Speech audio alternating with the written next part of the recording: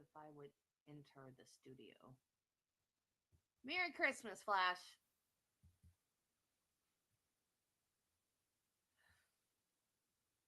Okay, where is everybody? I gotta learn the portal.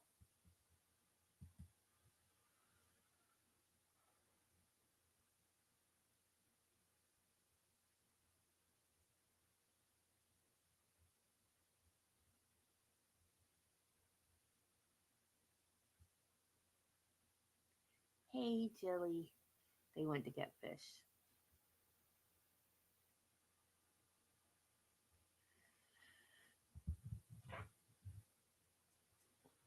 I go back to my doctor a week from Tuesday, I think. And I get to tell him it kind of worked. I guess it did work.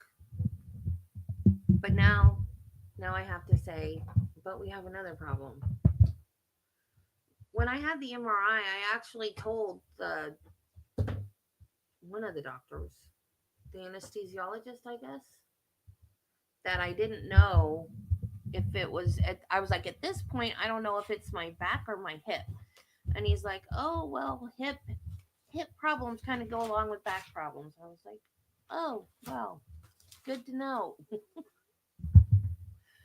Like I need any other problems. Okay, guys, are you ready for Todd? I don't know if I'm ready for this. I when we watched the PCR,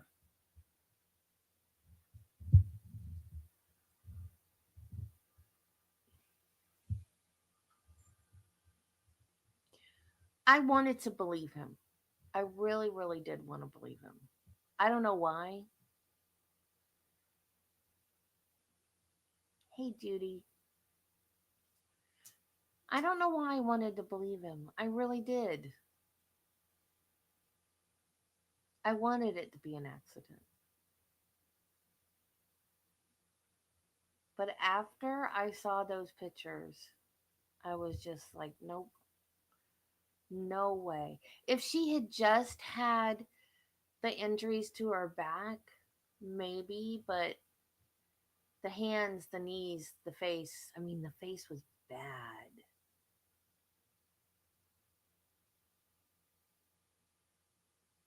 How?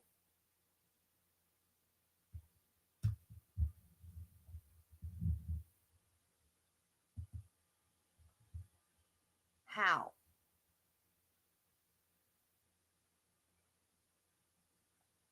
I set this for 10:15, but it wasn't live yet.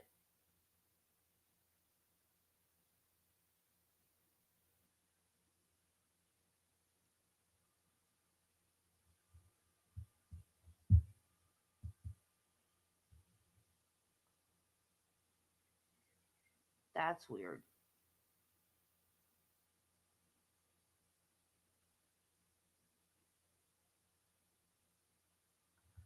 I don't know.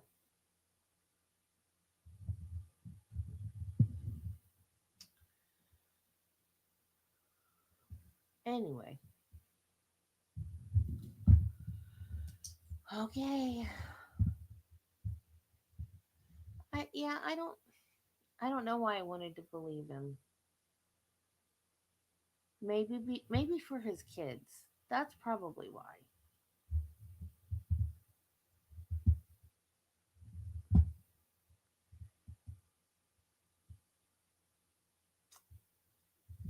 I think it was more the bruising on the ears and the knuckles. I mean, they're all over her hands, but they're more like, I mean, I don't think she tried to punch him, but or maybe she did. I don't know. But those look like defensive wounds. They don't look like wounds you get from falling down. Knees maybe. The knees look like if you were had fallen onto your knees, but the hands and the way under her chin, it's like if you fall and hit your chin, you hit your chin. You don't hit under. That's why I think he took the handle like this and went up under her chin.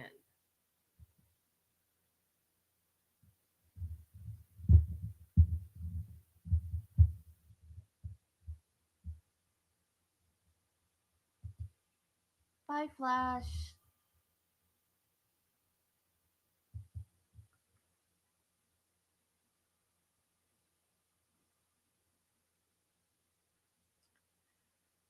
And I hate to blame the victim, but she should have gotten out of there sooner. Well, number one, she shouldn't have had an affair. And number two, she should have gotten out of there sooner.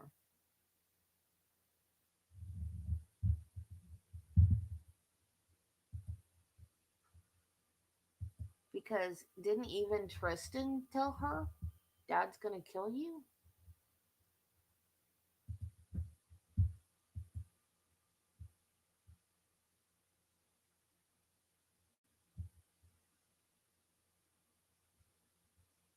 Although, I mean, I guess some people think that that's a euphemism and it's not true.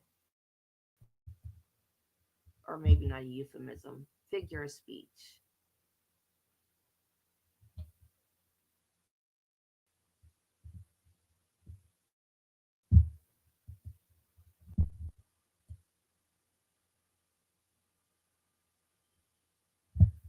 It looks too like linear. Do you swear and affirm that the testimony you give in this matter will be the truth, the whole truth, and nothing but the truth? Yes. Go ahead and have a seat. State your name, please. Todd Michael Mullis. Go ahead, counsel. His brother's name's Michael and his middle name is Michael? Mr. Mullis, where is your home? So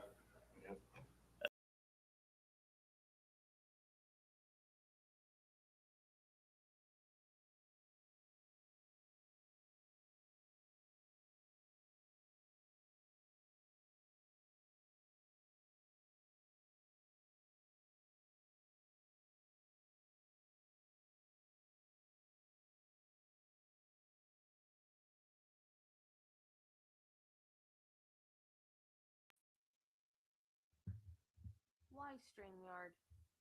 Why? Why? Why?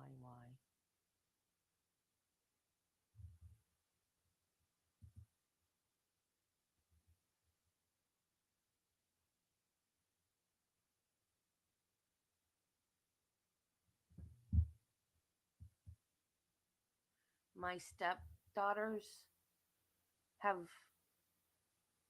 3 names, and 2 of them are the same.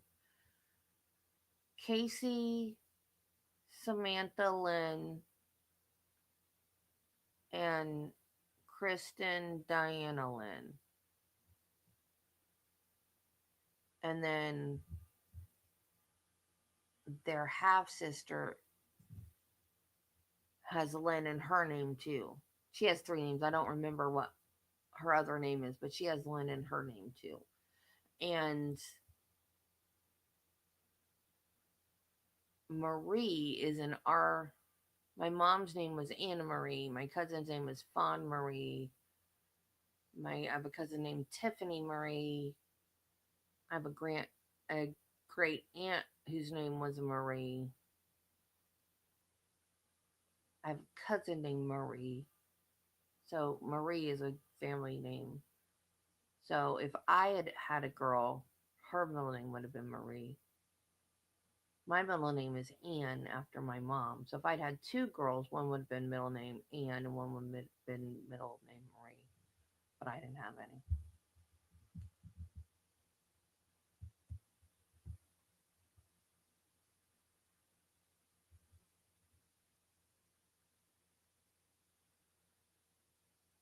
That that could, I mean, that's plausible. Todd Tristan could have done it and Todd could have just taken the fall for him.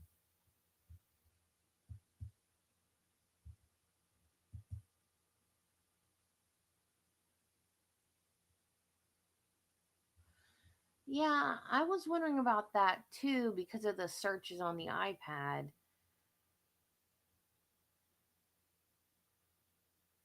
Only I was thinking that maybe Todd thought the kids weren't his, like maybe thinking she had an earlier affair that he didn't know about, and that maybe one of the kids weren't his kid. But it could have been Tristan thinking that maybe Todd wasn't his biological dad. I didn't think about that, but that's possible. And I wasn't thinking about Tristan knowing what happened, but somebody said yesterday, and I think it was just because it might not have been, I think it was him though, said that that Todd did it and Tristan knew about it, which is why his testimony kept changing. The little differences that he kept changing was because he was trying to cover up.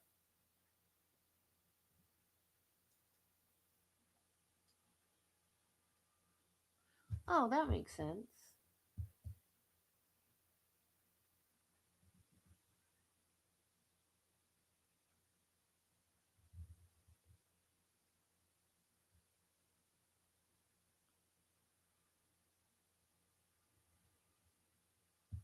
I love the name Jolene. I love, love, love it. One of my chemo nurses was named Jolene.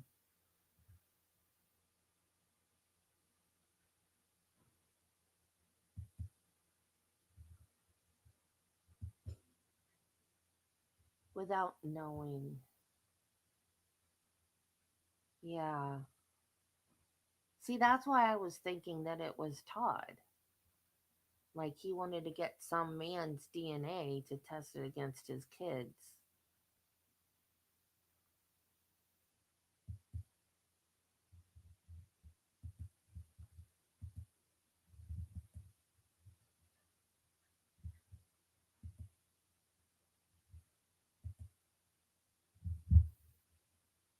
Seventeen 22, 255th Avenue in Earlville. How old are you? I'm 43. What's the extent of your education? I graduated high school, Where did you attend high school? Coconut Valley in Delhi. Tell us a little bit about your family. Are your parents still alive? Yes, my parents, Leroy and Elaine, are alive. They live just north of Burrillville. And I got two brothers and two sisters. What are your brothers' names?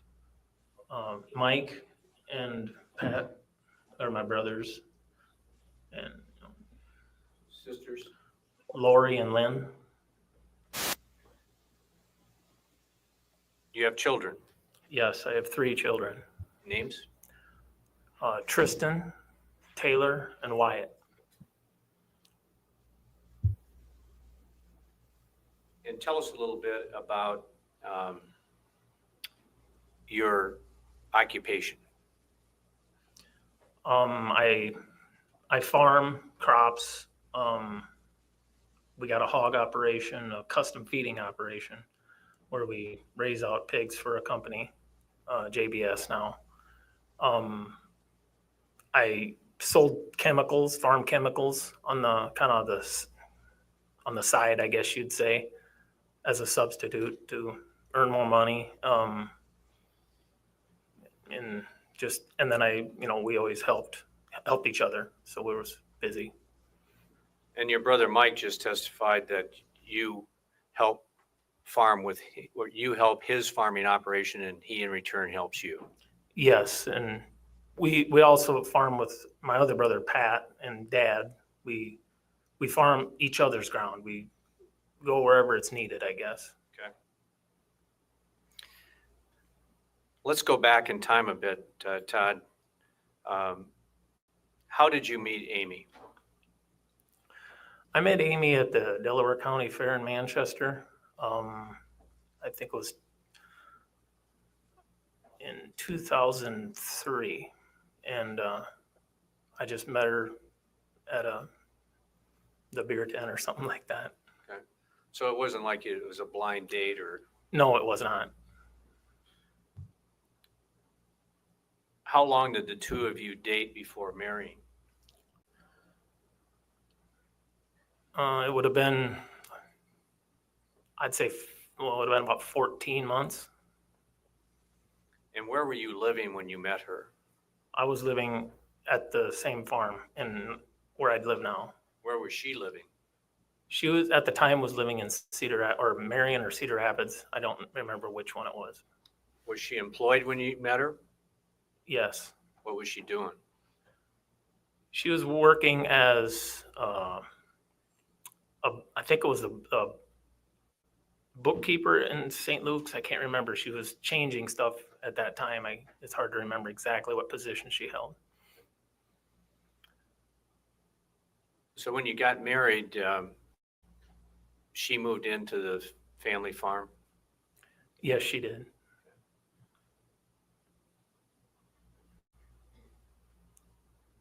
Did you own that property when you got married?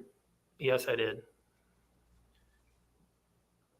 And what did you know about Amy's background in terms of where did she grow up? Was she a farm girl or a city girl or what? Yes, I knew, she told me right away she grew up in Eldora on a farm, that her dad lived there. She didn't spend a lot of time talking about other places she was, other than growing up in Eldora and then ending up in Cedar Rapids area. Now, what year did you get married? In 04. So at that time, did you have these hog buildings on the farm? Not at the time, no. Were you strictly a row crop operation, or did you have cattle? At the time we had dairy cattle at what I would consider my brother Mike's farm.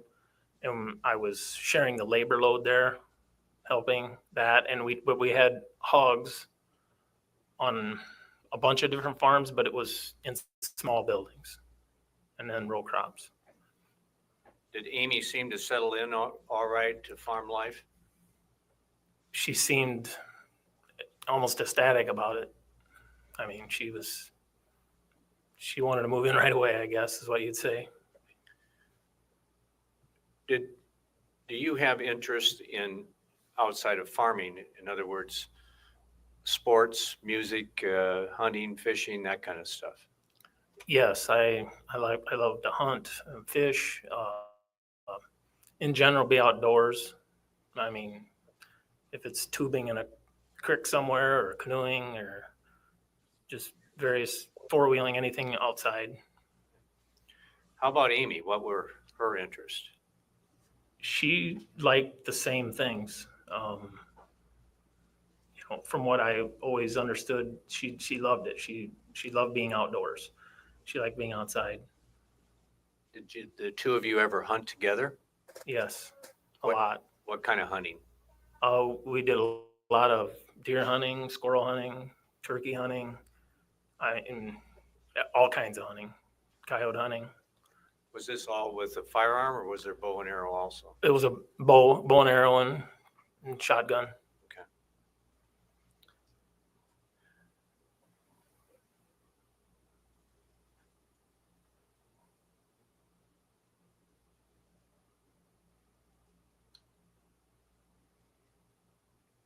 At some point, did Amy seek and obtain employment off the farm? Off the farm? Right? Did she work somewhere in town? Oh, yes. She was, well, she started off in St. Luke's and then she worked there until, I can't remember exact year, but then she went to Manchester because it was closer and we were having kids, and then she moved, or she switched to work up to there. What was her, did she have a degree in something? She started off, I think it was some type of a lower level nurse or a secretary.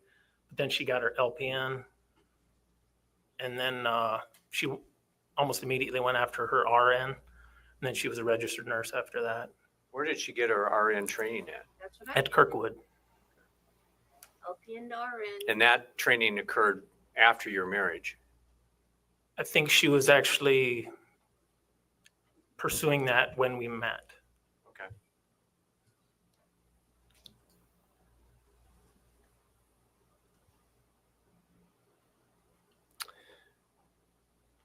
Todd, I'd like to then move forward to approximately 4 to 5 years ago in time.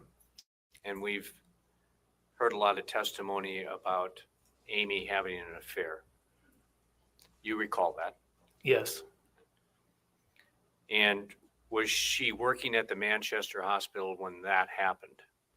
yes, she was. And we heard Terry Stainer talk about her and Amy were good friends at that time. Trying to think, what year was that now? When this first affair occurred. Yes. And after you learned of that situation, what did you and Amy do about it? Well, basically after we, I discovered it, we decided, immediately that she wanted to make it, quit her affair, go to counseling. She was sorry. And then wholeheartedly work it out. Terry testified that she encouraged you to both get counseling. Was that true? Terry encouraged, this was before I discovered it. She wanted Amy to go to counseling because she was sad or, depressed. This was before I knew about it. And then after I found out, Amy and I looked up a counselor out of the phone book, basically, but it was in Cedar Rapids. But Terry did encourage both of us to go. Okay. Did the counseling that you obtained, did that seem to help? Yes. We didn't go very long, but it really helped me to get a start, Did Amy seem to be all in on correcting the situation and moving in the right direction? Yes. Were you satisfied that she wanted to stay married and would be faithful? Yes. Was there any direction given to you by this counselor as to how to work on your marriage as you went forward? Yes, there was several suggestions. She said Amy had to basically be accountable for what she was doing. She, if she was to go somewhere, it was just courtesy to let me know. To, be open, don't hold anything back. If she had a problem, talk about it. Just that in general, just to be open. And Did the two of you try to practice that, to be open with each other? yes, we did. Did you talk about it? Yes, we talked about everything. If it was anything on our mind, we talked about it. Did she seem comfortable with that? Objection calls for speculation. I'll let him talk about his observations. Go ahead. Yes, it got a lot. Every week that went by and every conversation went by, it was easier and it really helped. It really progressed well. Okay. It's been talked about or mentioned by a couple witnesses that Amy complained to them that you were keeping too close of control or too close of contact with her when she was not with you. Did she ever complain to you about that? No, she never complained to me about it. It was actually her idea almost all the time to, if she went to town, she would just say, hey, headed to town. Got to stop at, you know, this place, and this place. I don't, just depended on where she was going. And just, it was just real simple. Here's where I'm at. Shouldn't take long.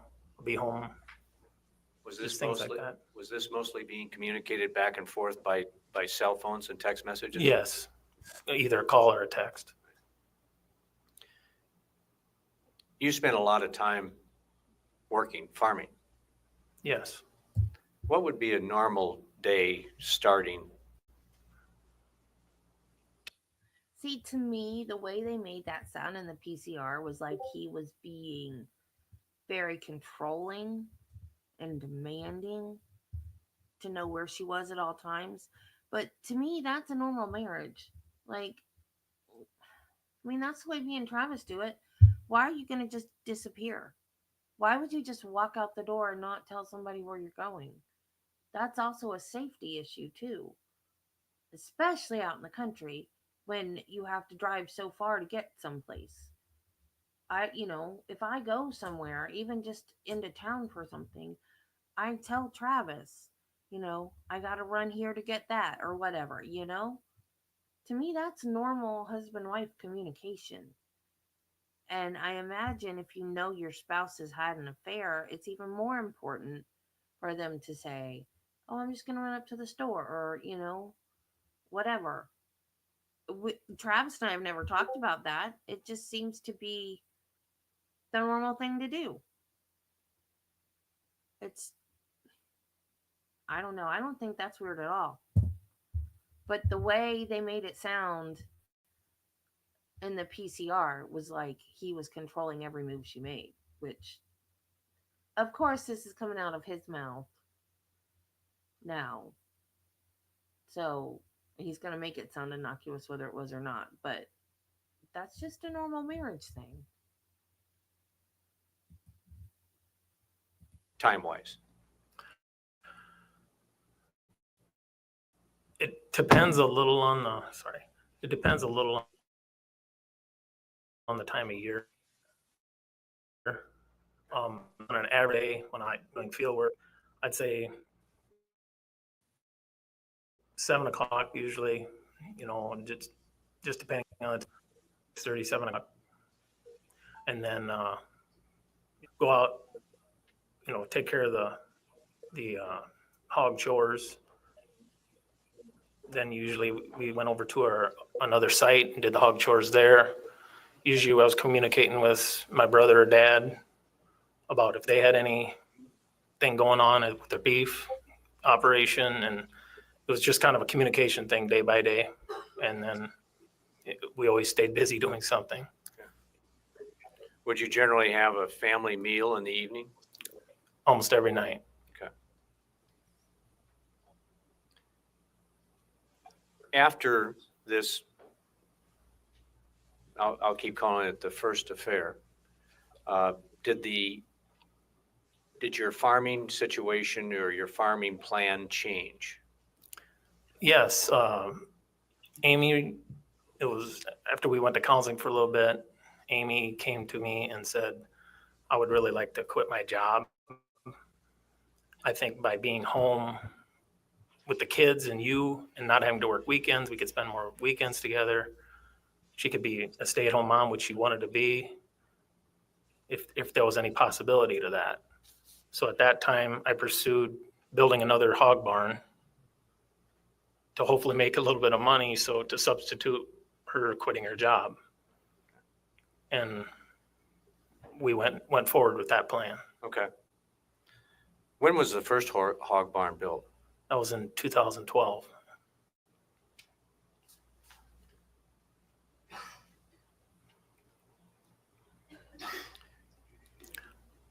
Can I add something to that too? We also expanded on, I sold chemicals on the side, And when she moved back home, she took the books for it and got it on a computer system, and which helped Move back home. expand that operation also. Okay. Move back In home. 2015, did you also acquire some ownership in some more land?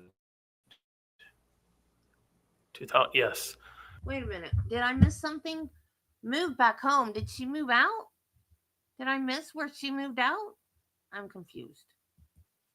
It's 2016, Yeah. or roughly. Yes, it was. There was a farm up by Greeley that my brother and dad and Amy and I purchased a farm up there at an auction. And was that all work ground, farm ground? No, it was actually there's a nice timber there on the one side of the road. There's some set aside acres, I guess you'd call them, where it's grass, I guess, but there's recreational ground and work ground together. Was there a house and buildings there? No, Was there any part of that farm that had a special interest for you and Amy? yes, the on the timber side, there was we had a pond. There was an old pond there, and we redid it and made it a real nice big pond. And we planted a bunch of trees where we planned to build a log cabin. And did you have a year in mind or a time in your family's life when you wanted to build that cabin? Not at first, but every time we would go up there, it seemed to be brought up more and more and more. And I think she was getting the itch to do it. I want to back up a little bit, perhaps.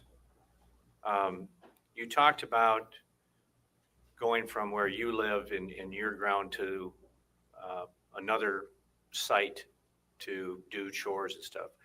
Was there ever any ownership in that other site or partial ownership? Yes, I had a partial ownership in that. And is that with your dad, Mike? Yes.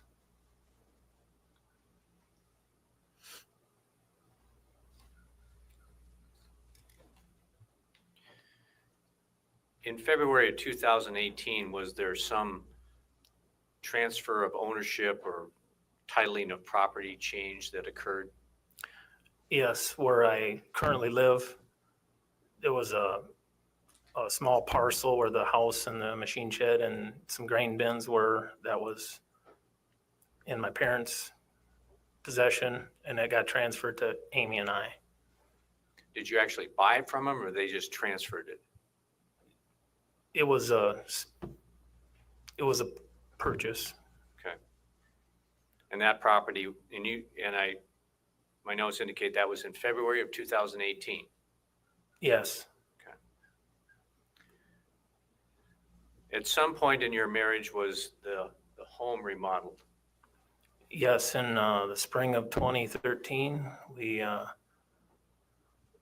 I proceeded myself in kind of gutting the house, the kitchen, living room, and remodeling the whole inside. Was that before or after Amy's affair? It was actually before and during.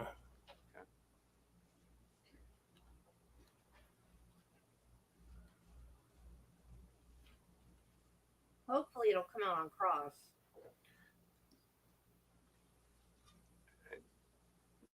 Did you force her to quit the hospital? No, I did not. She wanted to. She requested it, yes.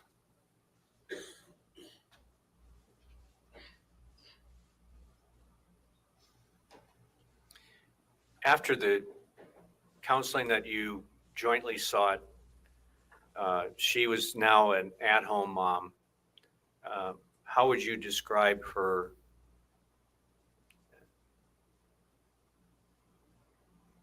feeling about that? In other words, did she seem comfortable with that? She seemed overwhelmingly happy. She loved it.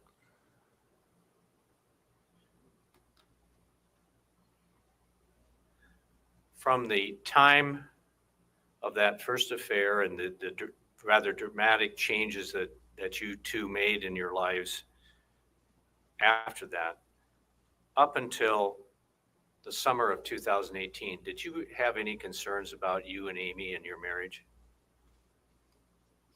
No, Did Amy participate in activities apart from you and the farm during those years? yes, she was. She liked to do the EMS voluntarily in Earlville. She liked to do that. She liked to go golfing with Terry. Pork producers, when she got into that, she always liked to do something with other people.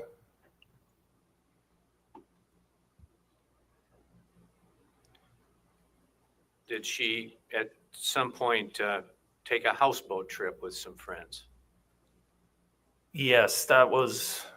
I think she was still working when she took that trip, Okay. but she did take a trip. I believe there was some mention in some of your documents of a trip to Alaska.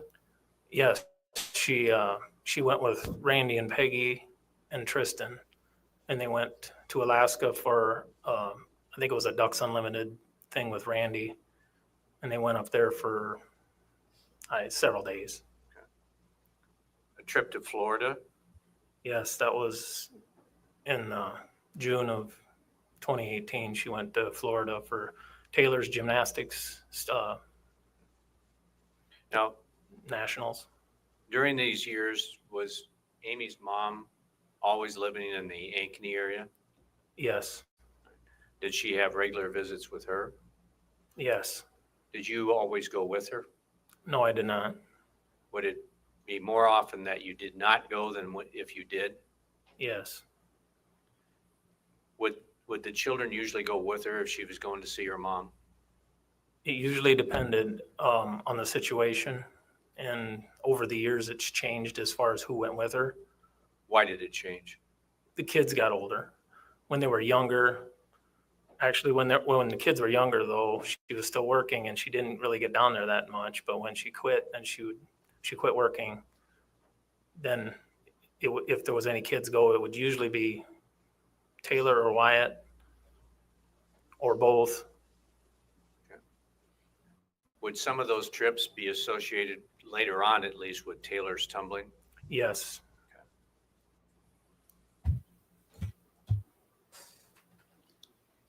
And were most of these things that you just described, golfing, lunches, trips, and so forth, those were being done without you being with her? yes. And were you comfortable with that occurring? Yeah, I actually encouraged it.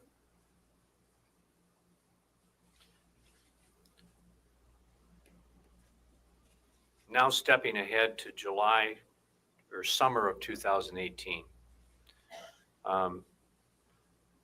Mr. Frazier has indicated that you contacted him, and it had to do with him and Amy. Do you recall that testimony? Yes, And you're not denying you made such a call. no, I'm not. I made the call. What prompted you, or what brought that call about? I had noticed that she was just acting a little different, and I had looked at a phone records, and I seen there was a large number of communications with him, and I just wanted to know what that was about. I was kind of curious. I wanted to know what was going on. Was it true that Amy and Jerry had a legitimate basis to communicate about the hog operation? Yes, But this amount of communication seemed excessive to you? it did to me. Yes. When you contacted Jerry, what did he say? He just said, he goes, "Really? It's that many?" Oh, Well, she's been texting me a lot, asking about show pigs, and she wants to get your kids involved in show pigs. And there's just a lot of communication that way. And then I think he said that Amy was asking him questions about gymnastics because Taylor was in gymnastics and his daughter was in gymnastics. And I think there was some talk about that too. Just general hog stuff or gymnastic stuff, kid stuff. Okay. Did he assure you that there was nothing inappropriate going on? Yeah, he said, I guarantee you there's nothing going on. Did you accept that? Yes, I did, but I was just a tad bit unsure yet. And what did that unsureness lead you to do? I called Eileen. I think I had text Terry about it too, and I said, hey, I just wanted to make sure that I'm not out of line, thinking that. And then Eileen said, well, I kind of asked her what she thought. She goes, well, I'd just call his wife and see what's going on. And I had also communicated with Randy too at that time what he thought.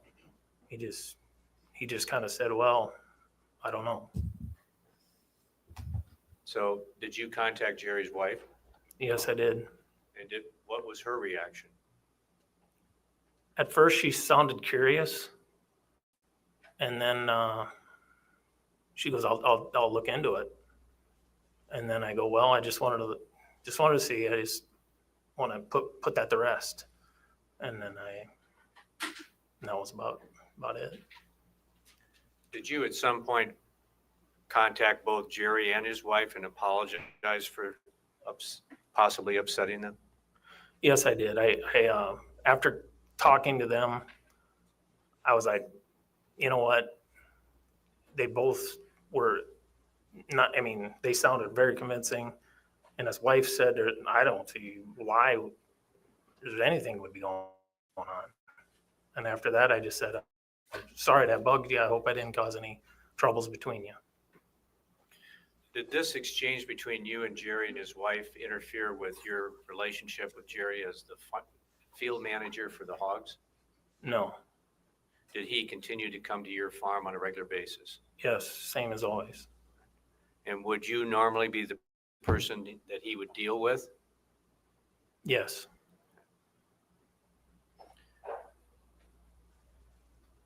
Was there ever any, did you ever get to a point with Jerry that you felt comfortable enough to talk about things other than business, like hunting, fishing, sports? Yeah, we talked kind of about everything. He would say, I got a buddy that farms, and he would talk about that, or he would talk about his show pigs and how they were performing or how good he wanted to do at the state fair, and just general other things. Certainly a friendly relationship.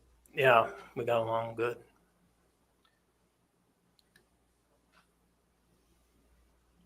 Todd, from the witnesses and text messages and so forth that we have seen introduced here, it appears that around the end of August of 2018, Amy contacted you indicating that there may be rumors about her behavior again.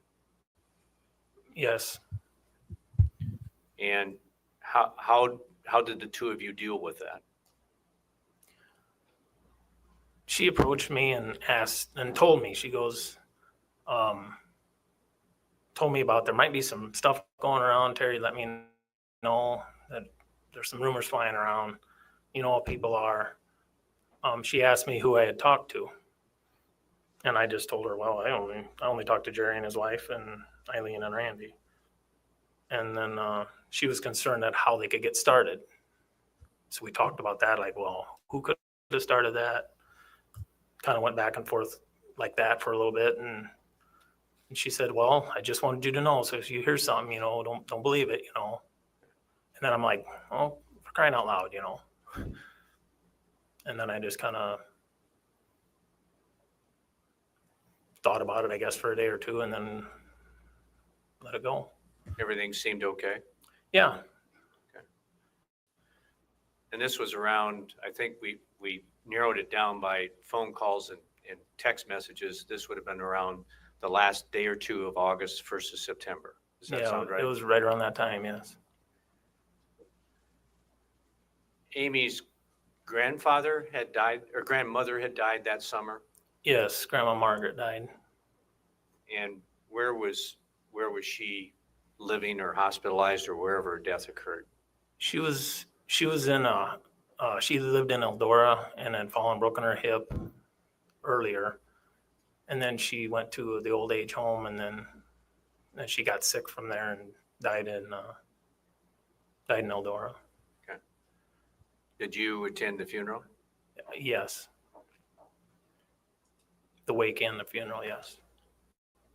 Was that the occasion that you met Patricia? Yes, I met her the day before the funeral at the wake. Had grandma's illness and the fall and injury, had that caused Amy to be away from the farm some? Yeah, she went out when she broke her hip, and I can't remember the amount of days, but she was gone at that time. And then when she got sick again, then she went out again and stayed for several days. And then she was out there when she actually passed. When she was doing that with her grandma, were the kids going with her? No, the kids were with me. Okay.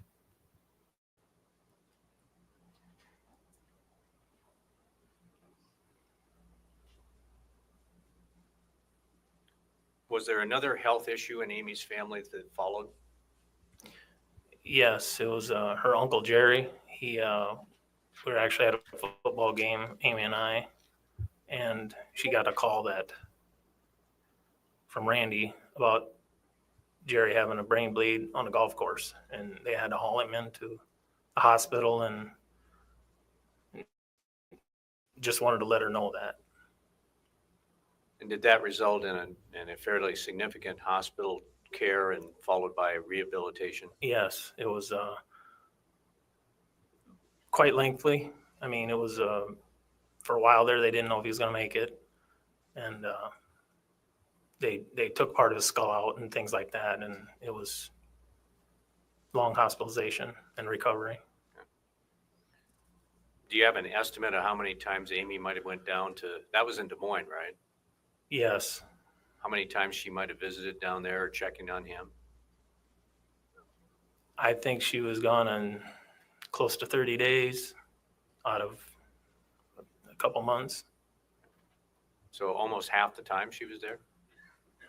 I'm estimating it, yes, but I think it was close to 30 days. Okay. Was she taking the kids there? No.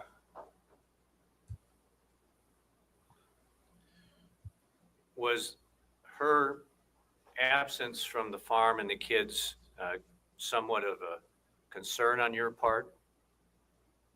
Not at first.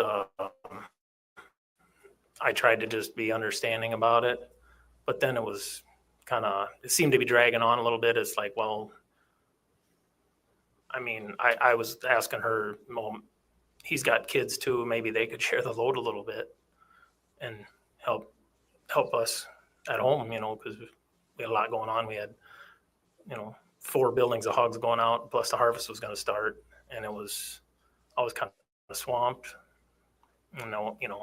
Getting the kids run around and to football practice and home and all that. Single Did parents do it all you the time. discuss that with Amy, that it was starting to kind of wear on you? Yeah, I kind of I mentioned it, but I didn't really press the issue. There were some text messages that we saw that between you and Terry, I think it was Terry, where this topic was coming up about her being away and not helping around home when she was at home and that kind of thing. Yeah.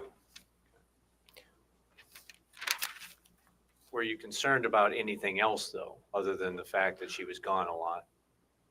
No, I was just, like I said, I was kind of swamped, and that's when I I text her and I go, I need, I was overloaded with work and I just wanted some help. So I wanted to know if she had any suggestions, but other than that, no. Okay.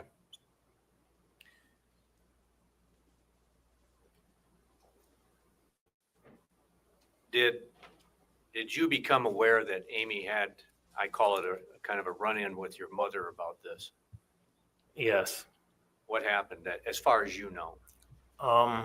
As far as I know, I had my son Wyatt at my mom's because we were harvesting and I had my daughter Taylor with me and Tristan was with Mike. And I was commenting corner and I got a call and Amy told me she was kind of upset.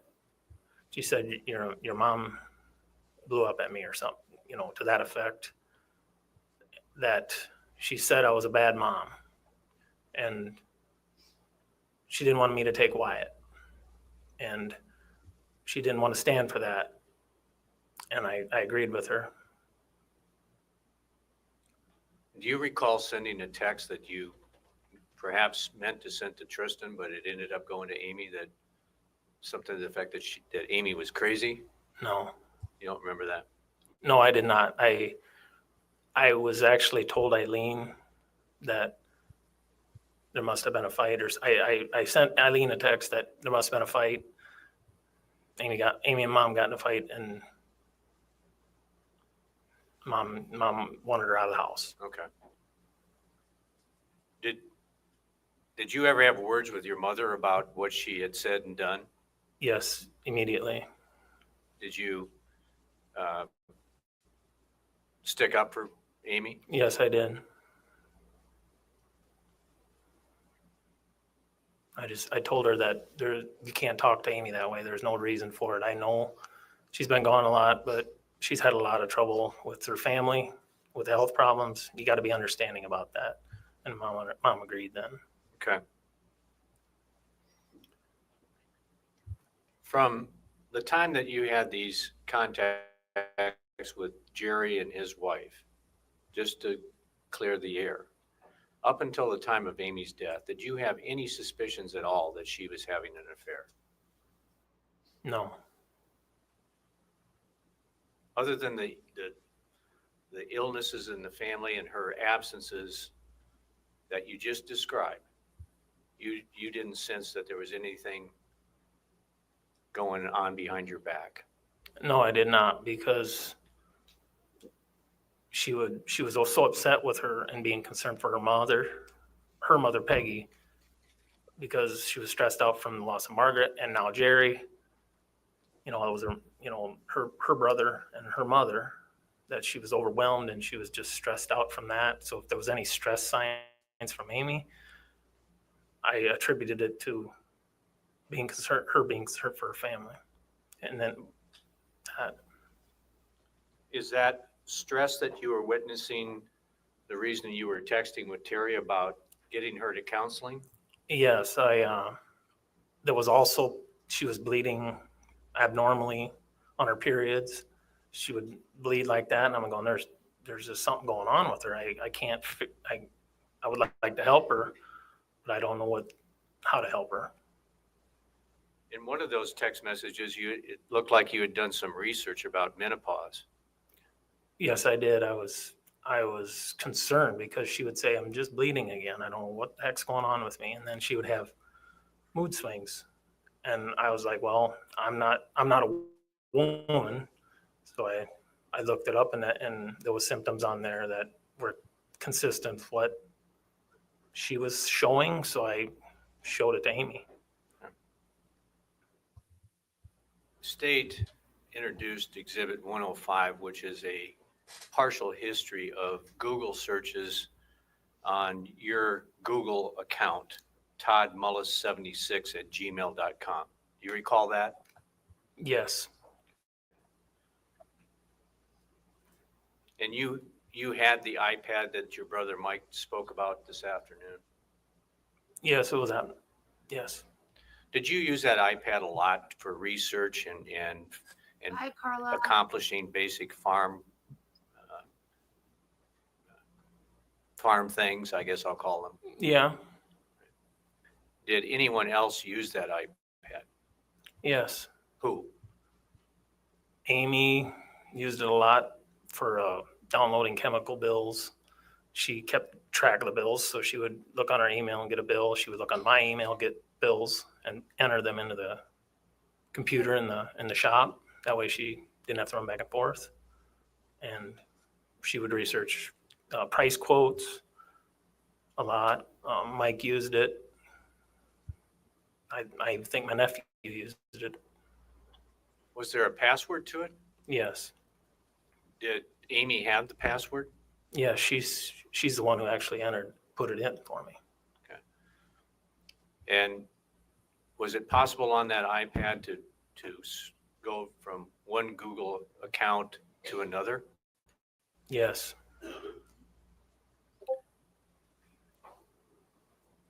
Were you aware, or did you ever become aware that Amy used that iPad to search for personal things like clothing or jewelry or that kind of thing? I didn't watch her every time, but she could have, yes. And you weren't, I assume you weren't contacting Google every month to get a printout of your activity. No, I didn't track what she was looking up or using it for. Okay. But you've looked through State's Exhibit 105. Correct? Yes. And today we printed off a larger, more complete version of that Google printout. And you've looked at that? Yes, I have.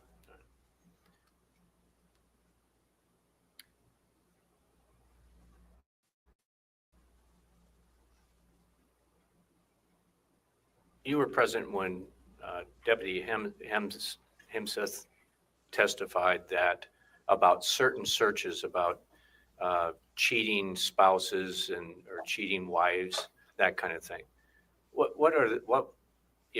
Did you do those searches? No, I did not. Did you know it? Do you know who did? I have no idea who looked that up.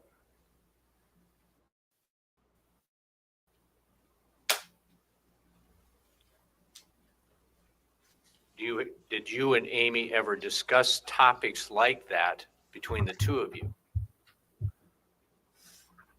If there was a movie or something, we might have talked about a little bit of something like that, but not extensively, no. Did the two of you enjoy together history programs? Yes, we watched History Channel a lot. Did that ever lead to a follow-up search by either one of you? Yes, quite often, actually.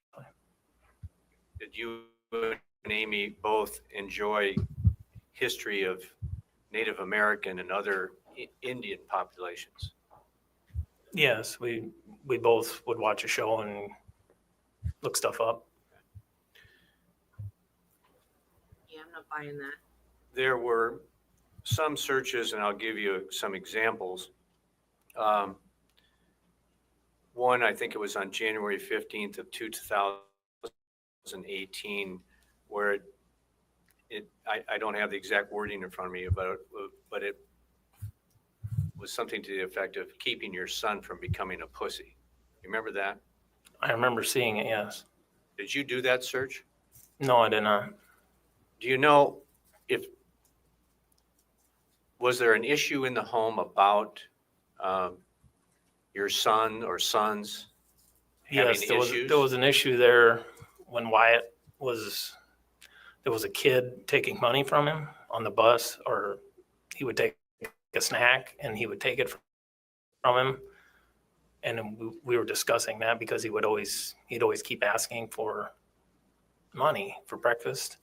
And we kind of questioned him about it. And then I think one of the other kids, I think somebody's taking his money every day. And we both discussed like, hey, we got to encourage him to stand up for himself. So you and Amy both discussed it. Yes. There was mention that I believe that Tristan was made to quit the band because band people were pussies. Is that something you conveyed? No, I did not. Why did Tristan quit playing music? Or being Yes, in he the band? did, but it was he just said he wanted to quit, at his own, that's what he told me, or us, that he wanted to quit. Did he participate in other extracurricular activities other than band? Yes, he was in football. Did he enjoy football? He loved football, but he was starting to get more all the time.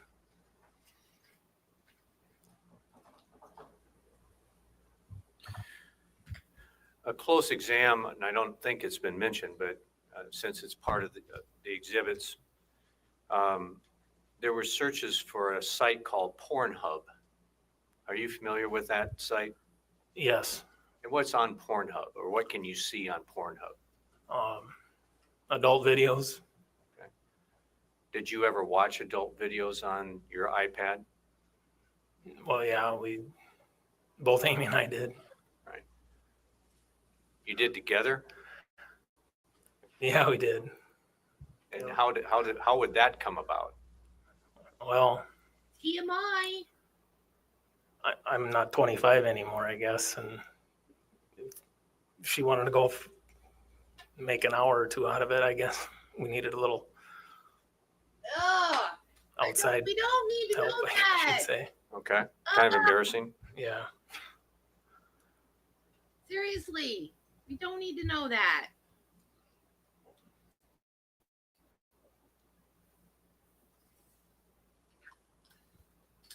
That's why she cheated on you, dude. There was a search that the deputy mentioned You need specifically. instruction, apparently.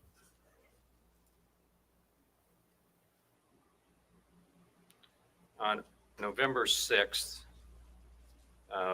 body organs, maps, and diagrams. You remember him talking about that? Yes.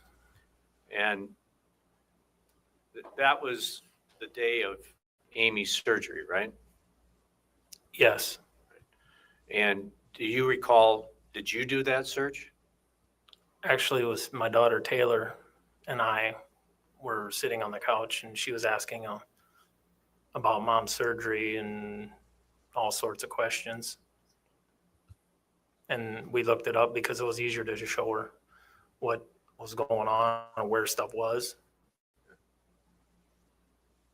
And there was an issue this morning that we brought up about the time of these things. Like that search on November 6, 2018, on this says 1:48 No, we don't. and 27 seconds UTC. Did you do that search at 1:48 in the morning? No, Do you remember about what time of the night or what time of the day or night you did I it? know it was in the evening sometime. Okay. And have you looked at this UTC thing to figure out what it is? I just, from going by what you said before, Okay. it was offset in time. All right. And you looked at some of these other ones, and that offset would seem appropriate for other searches that were done? Yeah, I would say, yes. There was also some mention of searches about starving to death, drowning, floating, those kinds of things. Do you remember did you do any of those searches? The drowning ones were with the kids and swimming. We were swimming in the pond, and Tristan would say, I can float so much better than Wyatt, and then they looked it up when they got home. And there was some other searches about chest wounds, gaping chest wounds, surviving in cold, start a fire, that kind of thing. What were those about? That was actually, Taylor was going through a hunter education program, and it was an online thing, and she was studying for it, and they had these questions on the computer, and I think, it was Amy trying to help her out. It was all about a hunter education course. Your Honor, may I approach? Yes.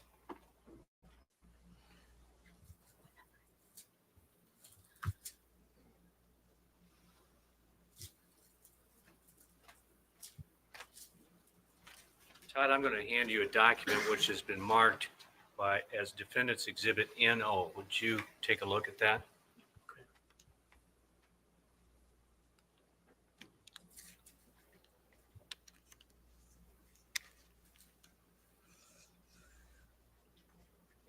On the front page up at the upper left-hand corner on line 3, what does it say? It says Google account Todd Mullis 76 at gmail.com. And on line 7, what is the last entry date shown? Say that again. What on line 7, what is the date? 11/16 of 2018. Go to the last page, please.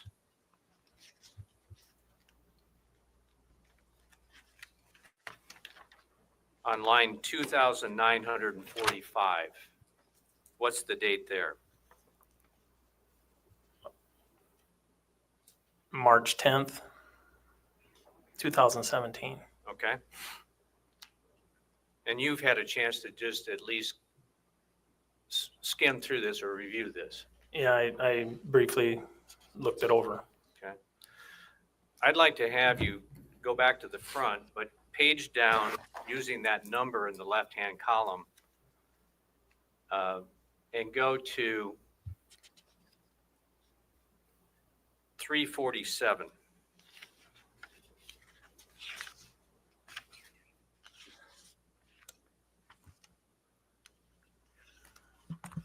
You found it? Yes, And what's the date there? it's July 22nd, 2018. And what is the search for? Wedding dresses. Did you do a search for wedding dresses that day? No, I did not. Have you ever searched for wedding dresses? I have never searched for wedding dresses. Okay. If you go down to a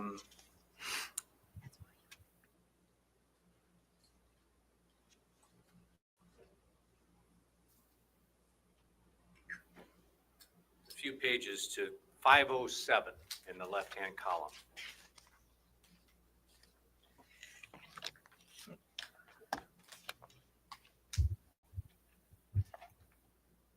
Okay. Found it. What's the date there? July 3rd, 2018. And what's the search for there? Ohana tattoos. Did you ever search for a Ohana tattoo? No, I did not. Have you heard that name before I hadn't until the other day.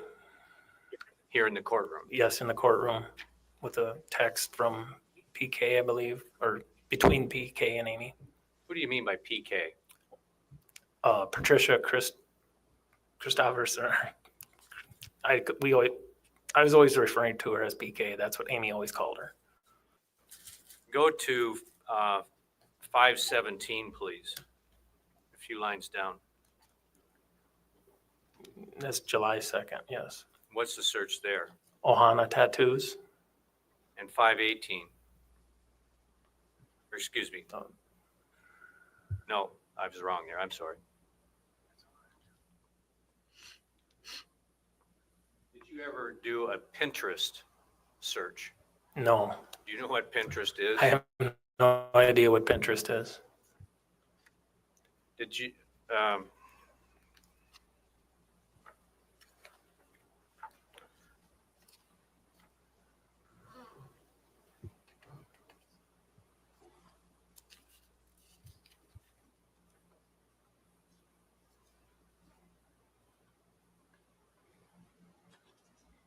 Where you pin things you're interested in.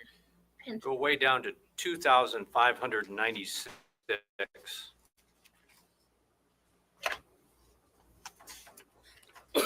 Hey, Bill.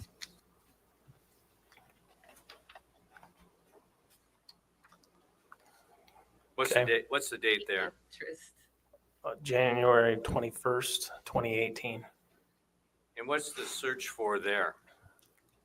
It says DNA testing, discreetly doing a DNA test without consent possible. What's the next one down? What's the search there for?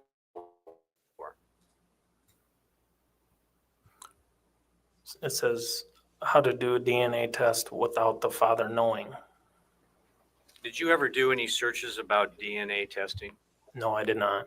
Did Amy ever talk to you about her doing such searches? No, Did she ever discuss at all with you any concern about DNA or some project she might be working on, anything like that? no, Well, somebody searched it. Didn't search itself. And I'm going to make you travel back to 432, I believe. Maybe Yes, it was 432. Tristan.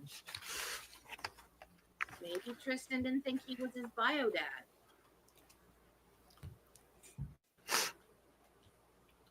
What's the date there? July 15th of 2018. And what's the search for? Zales.com. Did you ever search for Zales? No, I did Oh not. yeah. That would be bad. P interest. Going up to the top of that page, 417. What's that search for? Kay's Jewelry. Is that a search by you? No, it was not. And I think I asked the deputy this morning, there was searches for hotels in the Newton area during the summer of 2018. Did you do those? No, I did not. Have you ever searched, to your memory, for hotels on your iPad? I've never searched for hotels. Those are Amy. I guarantee it. So based What? on this review of the Google summary, do you agree with the deputy? Why would you search for hotels, wedding rings, and wedding dresses on your husband's iPad? If you were thinking about leaving your husband to be with another man, why would you do those searches on his iPad? That is the epitome of stupid.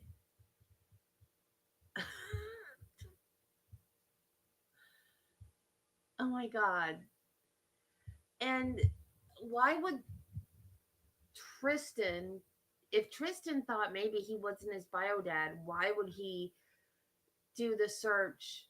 Can you do a DNA test on someone without them finding out? They lived in the same house. He could have got his DNA off of his toothbrush or his hairbrush. It would have been very easy for him to do a DNA test to find out. It would have cost money, though. That's the only problem. He didn't have the money to test his dad's DNA. Some of these searches are bizarre, though. No, she wasn't. With anything she did, seems like. At all. But I guarantee you, those were her searches. Who else would search for those things? If Taylor had been older, because, I'm sure you guys know how women are. When you're a teenager, you start to plan your dream wedding, or at least I did. So, but Taylor's too young. She wouldn't have started looking at that kind of stuff yet. And absolutely the hotel room, that wouldn't have been one of the kids. That would have been Amy.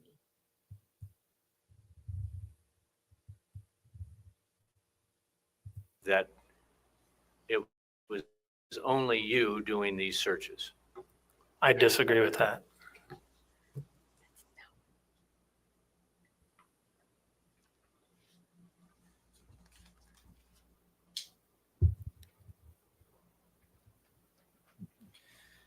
All right, Mr. Mullis, I'm going to move ahead now specifically to November 10th, 2018. And unfortunately, that was the day of Amy's death, correct? Yes. We heard from Tristan, 2 days ago, I believe. But I want to ask you, what do you recall from basically getting up in the morning? What were your steps starting out? We got up. I think we kind of hung around the house just for 10 or 15 minutes. Just, I was very tired yet from, the harvest and things like that. But we hung around the house. Tristan and I got dressed. We took the truck and went over to what we call the east site. And we did chores over there. We checked both barns, went through them. When we were done with that, I briefly stopped and talked to Mike about my nephew did some ripping the night before, chisel plowing. I asked him, hey, do you think it'll work today? And he said no. So I said, hey, well, I guess we got pigs coming next week, so we'll probably just go home and do that. And So why was the ripping or chisel plowing not appropriate that day? the ground was too froze. My nephew commented that when he got done the night before, he said, it's not going to work. So you and Tristan went back to the home? Yes, we went back home and we went in the house and ate some breakfast. And we were just talking to, the kids, and Amy was sitting there doing a puzzle, and she asked what was up. And I said, well, we're going to go out and start getting the buildings ready. Do you remember there being any discussion topic about holidays? Oh, yes. She had mentioned that Rainey and Peggy on her side of the family was having Thanksgiving. I can't remember exactly what day that was, but she said it was coming up in the coming week or two, and wanted to know how that would work with us and the pigs and all that. Did you as a family generally try to spend holidays with both sides of the family?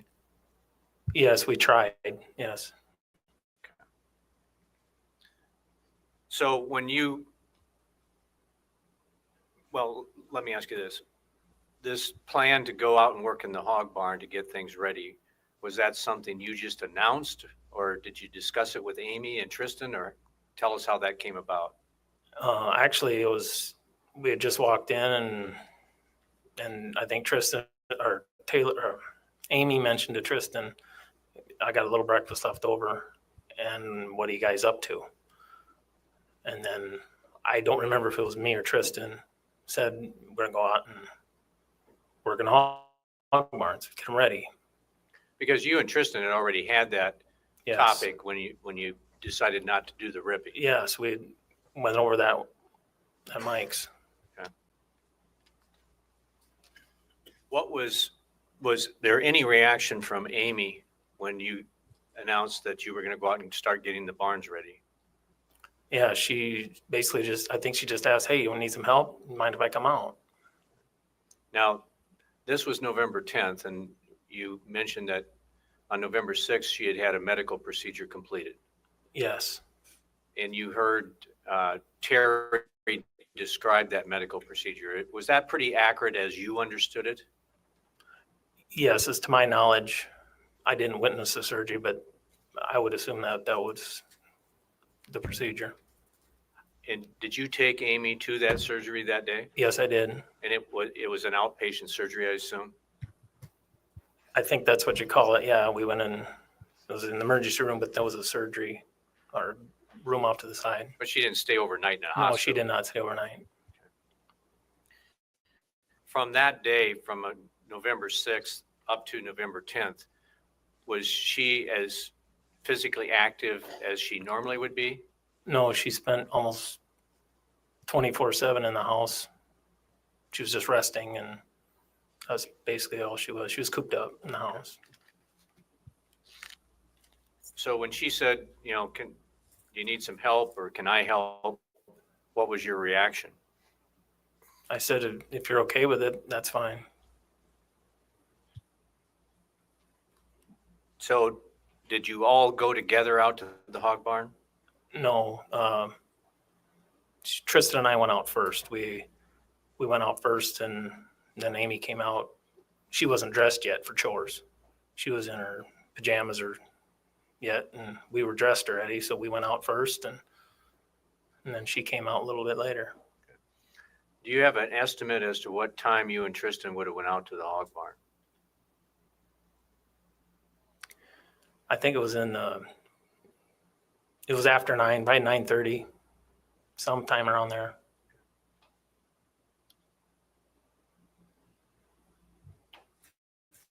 And Tristan described the various things that each of you were doing when he testified by video the other day.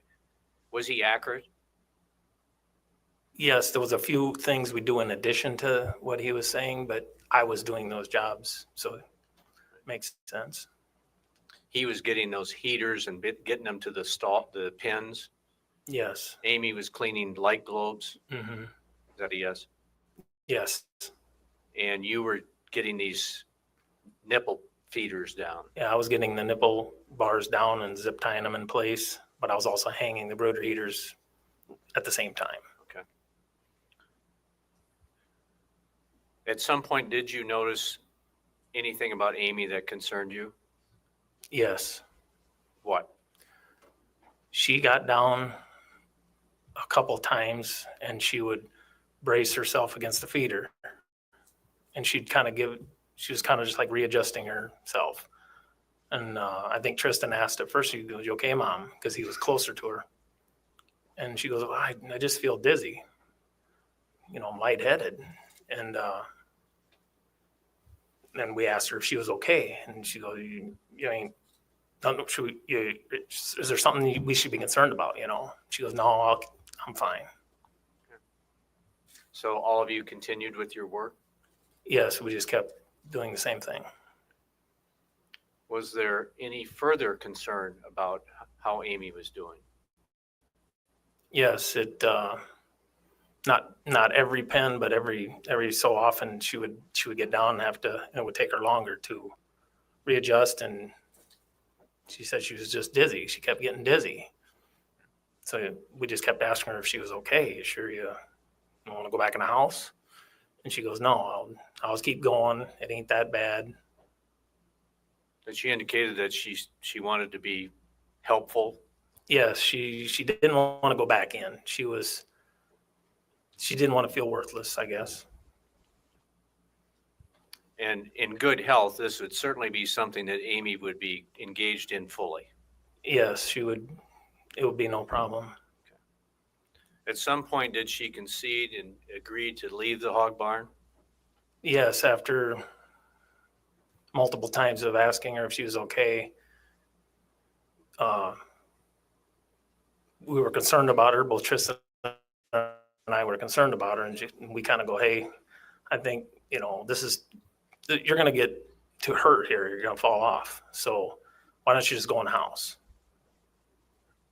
And she agreed. Yes, reluctantly, yes.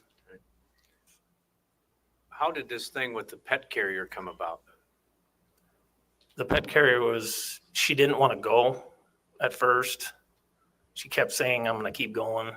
I'm all right. And then Tristan actually suggested, he goes, hey, Dad, we need to get that pet carrier out. And I go, yeah, Amy, why don't you go do that? Why don't you go get that pet carrier out of the shed? Because we're going to get the skid loader and water towed out. We don't want to run over them cats. The That'd be skid loader, something good to help us out. the skid loader and water tote was going to be used to water the chickens. The chickens across the road, yes. And these kittens had been orphaned? Yes, they were orphaned for a while. And what was the pet carrier what was that going to be used to do to help Well, with the kittens? Well, we're going to use the pet carrier to put the kittens in while we back machinery in and out. That way we knew where they were at and we could back them in and out and we wouldn't have to worry about running them over. Okay. So Amy left the hog barn. Yes. Tristan mentioned something about wearing boots in the hog barns. Did you wear special boots in and out? Yes. And what was the reason for doing that? We use that so we don't carry disease from one site to another. We would take our work boots off and then slip a slip-on boot on just for them hog buildings. Okay. So when Amy left the building, it was your understanding she was going to go to the shed, get the pet carrier, and do what with it? She was going to put it in front of the shop and then go in the house. What did you and Tristan do after she left the hog barn? We just continued working, doing our jobs, hanging nipple bars and brooders and washing lights.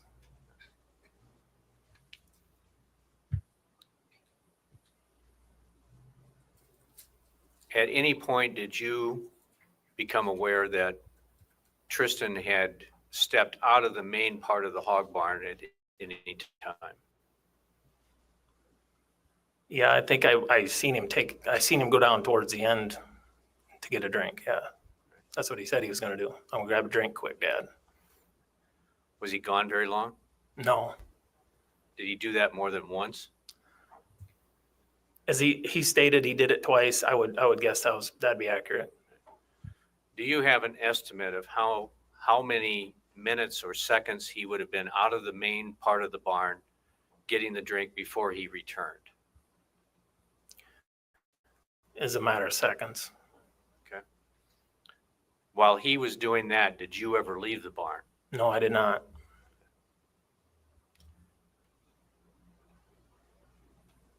About how long did you and Tristan work there before you decided to do something different or something else developed? We worked in there, I'd say a good hour, if not a little more. I mean, I didn't check the actual time, but I would estimate it as at least an hour or hour and 15 minutes or something. And then we were done with the barn. We had all the pens done. What was your plan once that work was completed? We were going to go in and grab some lunch. And then after that, we're going to go to the other barn. So did you go straight to the house? No, Describe what happened next. we went in to clean up, change our boots. And as we were doing that, me and Tristan were standing in front of the window at that time. And I go, that pet carrier over there. And he goes, yeah, I wonder what happened. That's what Tristan, and it was in a conversation. Well, what happened? We didn't know. Well, maybe she couldn't get it out of there. I don't remember which one of us said those words, but we were having a conversation of why isn't it over there? And then Tristan said, you want me to go check it out? And I said, yeah, why don't you go over there and check it out? If she might not have been able to get it out of there. Okay. So he went on his own? Yeah, and then he went over to see what happened. Okay. Well, he went over there to see Whatever. what went on with the pet carrier. Yeah, if she couldn't get it out, he was going to grab it. What did you do after he left the building to go do that? I was just finishing washing my hands up. I had to slip my boots off, slip onto my other boots, and then I proceeded to go outside. What happened when you went outside? I had just stepped out for a second, and Tristan yelled. Did you go to him? I looked over and I was kind of like, what, And then he yelled really loud again, and then I ran over there. Where was Tristan in relation to the shed? Was he inside, outside? He was yelling out of the opening. He was just outside the opening yelling at me. And then as I was running over, he was just standing just inside the door. And did he say anything to you about what was upsetting him? I don't remember him saying anything. He was more or less, Mom. He was just kind of speechless. What did you see when you stepped in through that door? Well, when I stepped in, I initially looked at Tristan, and I looked over, and I seen Amy hunched up, face down, laying next to the door, leaning against the door. Did she have this corn fork stuck in her? Yeah. What did you do? I more or less just dove down by her. I put my head down. I was like, Amy, I was yelling at her, trying to get her attention. Or I didn't know what to think. I was just looking at her, and I picked her head up a little bit, and it was just nothing. It was no response. So what did you decide to do? I just wanted to help her. I just wanted to, let's go to the hospital. Is there something wrong? Right now, I just reacted. Did you pick her up?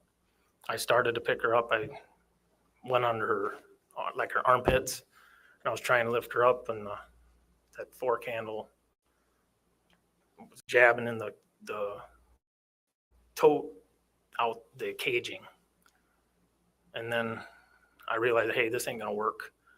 So I just set her down more or less a little bit in my arm. I just reached over, I pulled the fork out, I tossed it, and I got underneath of her, and I told Tristan, go get the truck, we gotta go. And he did. Yeah, he took off, and then I tried to get her up and get her out of the barn. Did she ever become responsive at all? No, How did you get her placed in the truck then? How was she situated? well, I got her out of the barn, and it was kind of hard. She was like a noodle, and I got underneath her, and I carried her like this, and Tristan was standing by the truck and get the door open, and he I told her, get in there, and you gotta help me get her in, and he sat down in the seat, and I go, you gotta hold her, because I can't get her in there decent, you know. It was hard to get her in the door. And then I set her on Tristan, and he was holding her up in the seat, and it was hard to get her legs in, and then I closed the door, and I ran around the truck and took off. At any point, did you think about just letting her there and calling 911? I did not. I didn't. I'm a doer, I guess. I wanted to help. Let's go. Did you call 911? Yeah, as soon as I got in the truck out of the driveway, I called 911. And that's the call that we listened to. Yeah. Did the deputies that described what they saw when they arrived, did they accurately describe what was happening there? Yeah. Yeah. My memories is such a hyped up moment. I would agree with that. I believe one of the witnesses described you as being excited. Yeah, I was very excited. I think I had adrenaline pouring out my ears. I was in reaction mode. I wanted to get her to the hospital. Let's go. Michael Krogman testified this afternoon that he kind of took over with Tristan at your request. Yeah, Michael and Tom showed up, and everybody showed up, and it was just kind of everybody showed up at once. And I think it was Michael and a couple of the EMTs. They said, you better turn him away. You know, he better not look at this. So Michael grabbed him and took him over there. And then one of the EMTs says, why don't you go over and comfort your son? So I went over by Michael and Tristan. And at that time, I remember telling Michael, hey, he's got blood on his coat. Maybe put your coat over him, you know. And Michael took his coat off and put his coat on him so he wouldn't see that. And then I thought of my other kids, and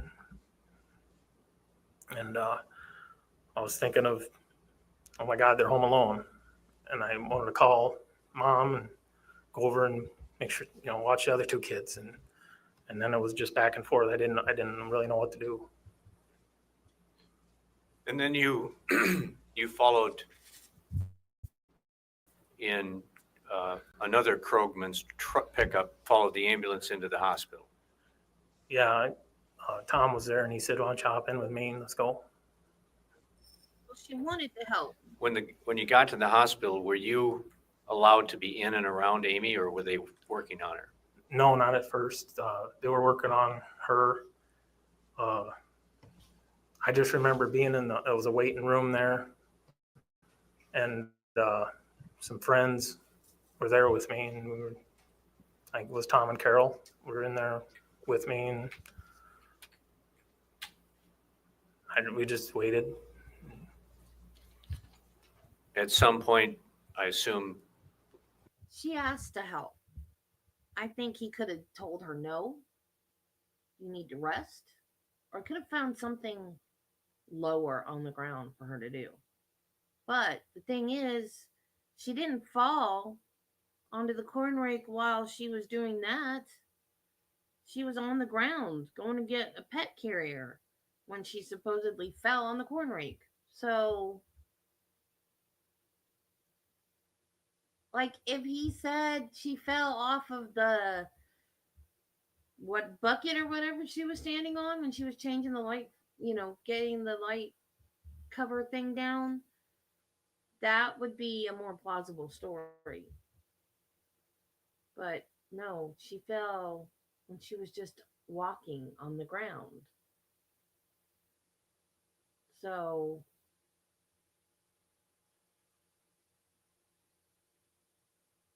why didn't I don't know. It's just weird. The whole thing is weird. It's just weird. No, he should have said, "No, honey, you need to stay inside. You just had a major medical procedure and you need your rest." Because she can't lift anything. You're not allowed to lift anything afterwards. And she's still bleeding. I didn't bleed anymore after mine ever again. So she's still bleeding. She needs to rest. She doesn't need to be up walking around doing stuff. medical people informed you that she had passed. Yeah, I don't know how long later. I think it was Gerst came in and told me that, and there was a priest, and they were all there. And By that time, had your family arrived? yeah, I can't remember honestly. I think Mike was there maybe. I just can't remember exactly who was all showing up at that time. I remember there was a bunch of people coming in. Out at the location where you met the deputies in the ambulance, do you remember expressing to them what you thought had happened? Amy speaking. I remember when I was on the 911, it was like the 911 call said, she must have fell in a corn fork. And then when I got over there, at Brian's, I think somebody asked me again, like, I really don't know what happened. I thought she fell on it. I don't know. And you spoke with Deputy Thompson at the hospital briefly. Yes, I think he spoke to me at least 2 times, yes. And a similar conversation or an explanation of what you thought might have happened? I don't know if I explained what I thought happened. I just explained what we were doing that day. He had asked what we were doing that day, and then I just said that I found her there, and I don't know if he specifically asked what I thought happened. So you gave him an idea of what you just told the jury? Yes, I didn't say I knew what happened. I just said, this is what my perspective was. This is what I witnessed. At some point, while you were still at the hospital, were you requested to go to the sheriff's office and have a conversation there? Yes, Luke Thompson came up to me and he said, "Hey, is it okay if we just take you downtown and explain it one more time?" the best of my memory, that's what he said. And you cooperated with that. And I said, well, if you need me to, that's fine. Let's go. After you left there, where did you go? I went back up to the hospital. He took me back up to the hospital. I wanted to be there for Randy and Peggy when they got there. So I waited there till they got there, and To be there and for them, but not his wife. and then after that, I Hey, went home. Were the kids at home when you got home? Yes, they were home at that time. Your mom and dad there? Yes, all my family was there at that time.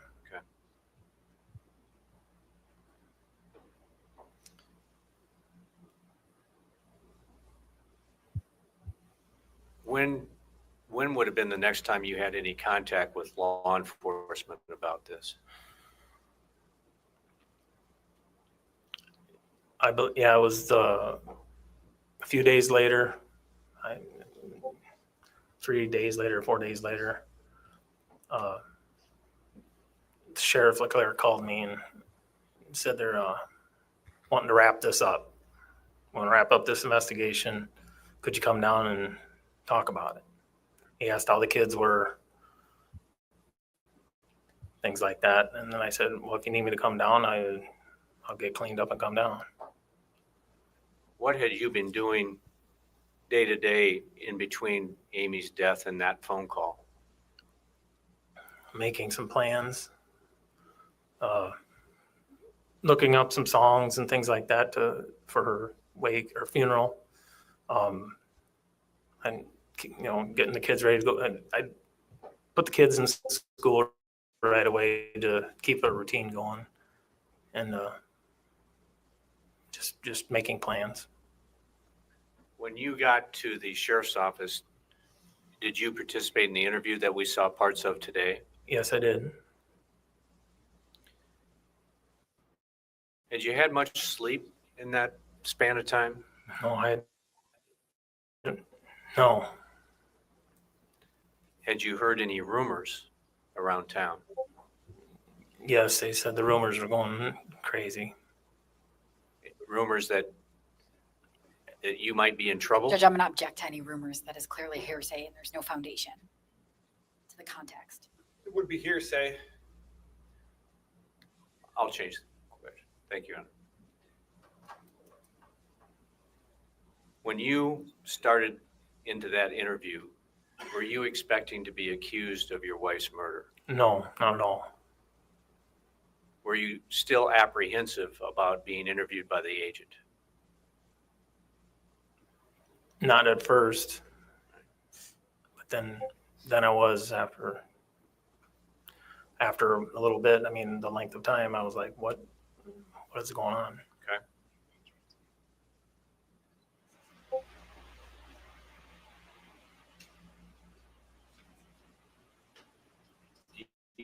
You believe, well, let me see.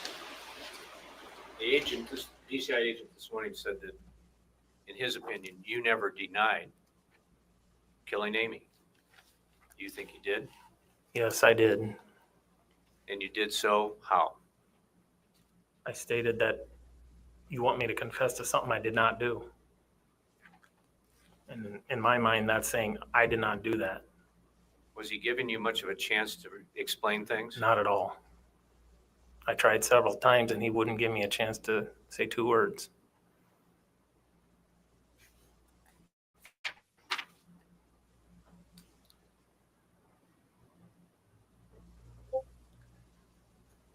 Just a few more questions, Todd. Deputy Hemseth said this morning that he went and checked the security cameras that were on your hog barn. You heard that? Yes, I did.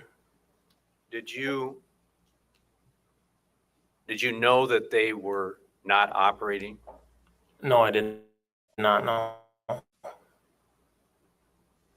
You heard your brother Mike's testimony about what would disrupt those cameras. Yes, I did. Do you believe that that's, in your experience, did that type of thing happen? The cats knock the antennas down? Yes, because the colder it gets, cats go to heat. and there's a heater right below the window. Sun comes up in the morning. They sit in the window. Now, he said, and I don't have my notes in front of me right now, but that the one, well, maybe I do.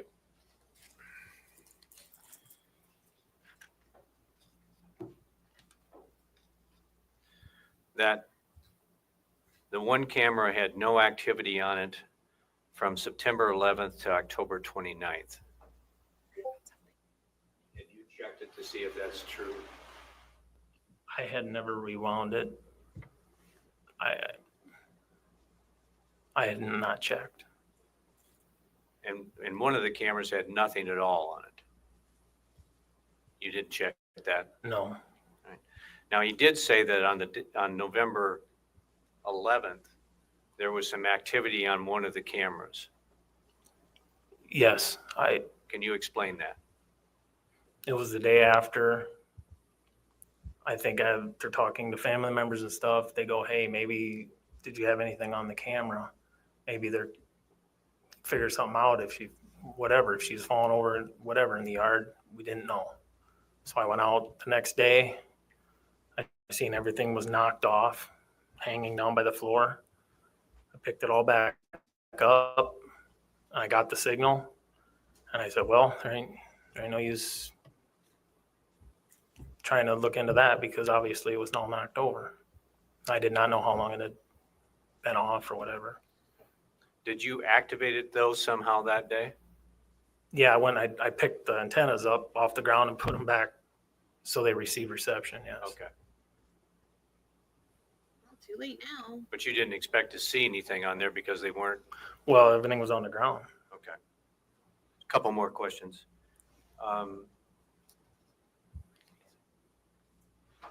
At the end of that short conversation that Deputy Thompson had with you at the hospital, I believe he asked you at the end if he could talk to Tristan. You remember that?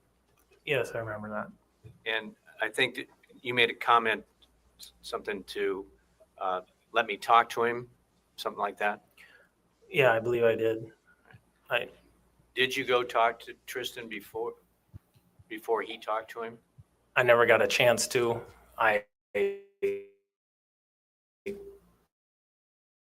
Basically, I went out and and I started talking to them. I never did talk to Tristan. See, that's suspicious. Why are you gonna talk to him before the cops? Don't tell the cops. Well, let me talk to him first. Don't be suspicious. No. Don't be suspicious. Don't be suspicious. Don't be suspicious. Don't be suspicious. Don't be suspicious. Don't be suspicious. Don't be suspicious. Don't be suspicious. Don't be suspicious. John Ralphio? Come to take his son. Go.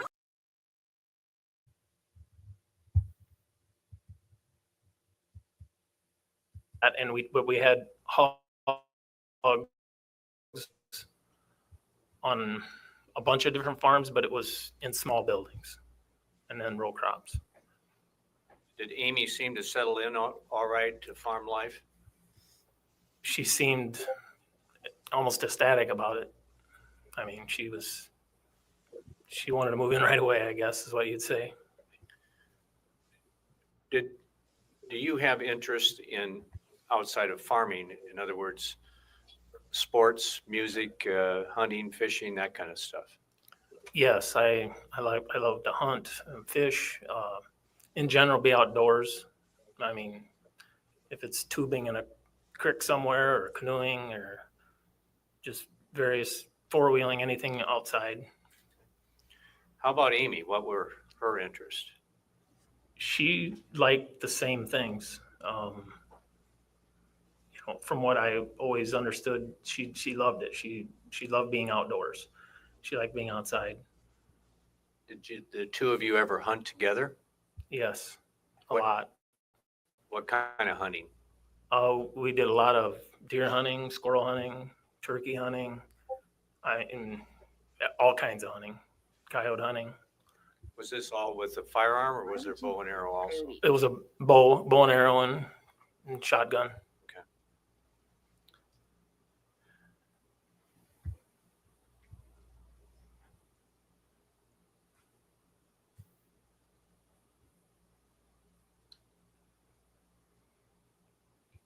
At some point, did Amy seek and obtain employment off the farm?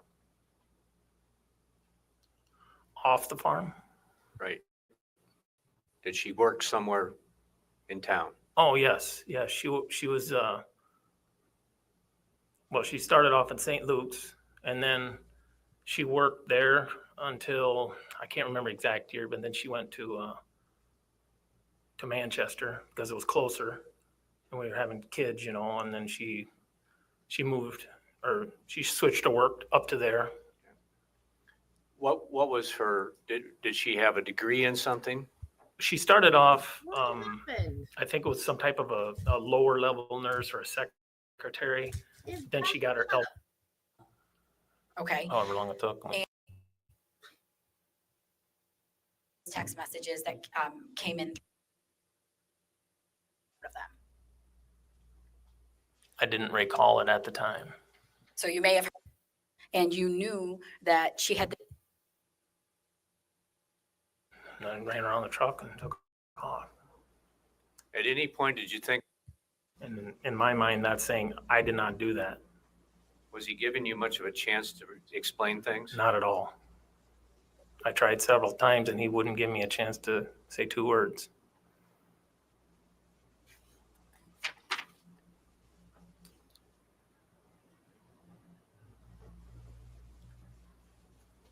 Just a few more questions, Todd.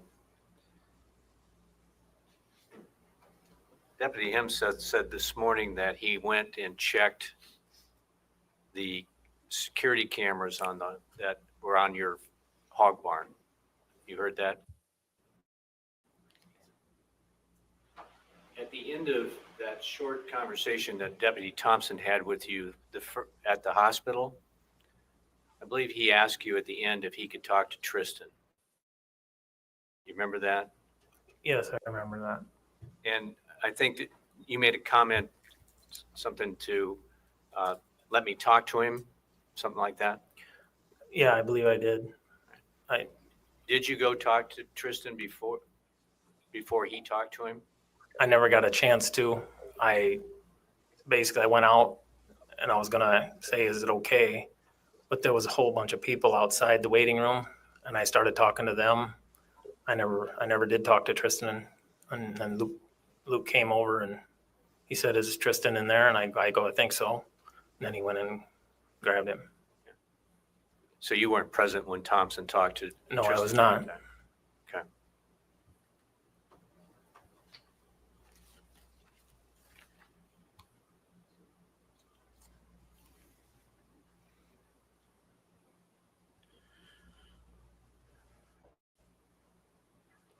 Todd, did you ambush your wife Amy in that shed that day and brutally beat her and chop her up with that corn fork?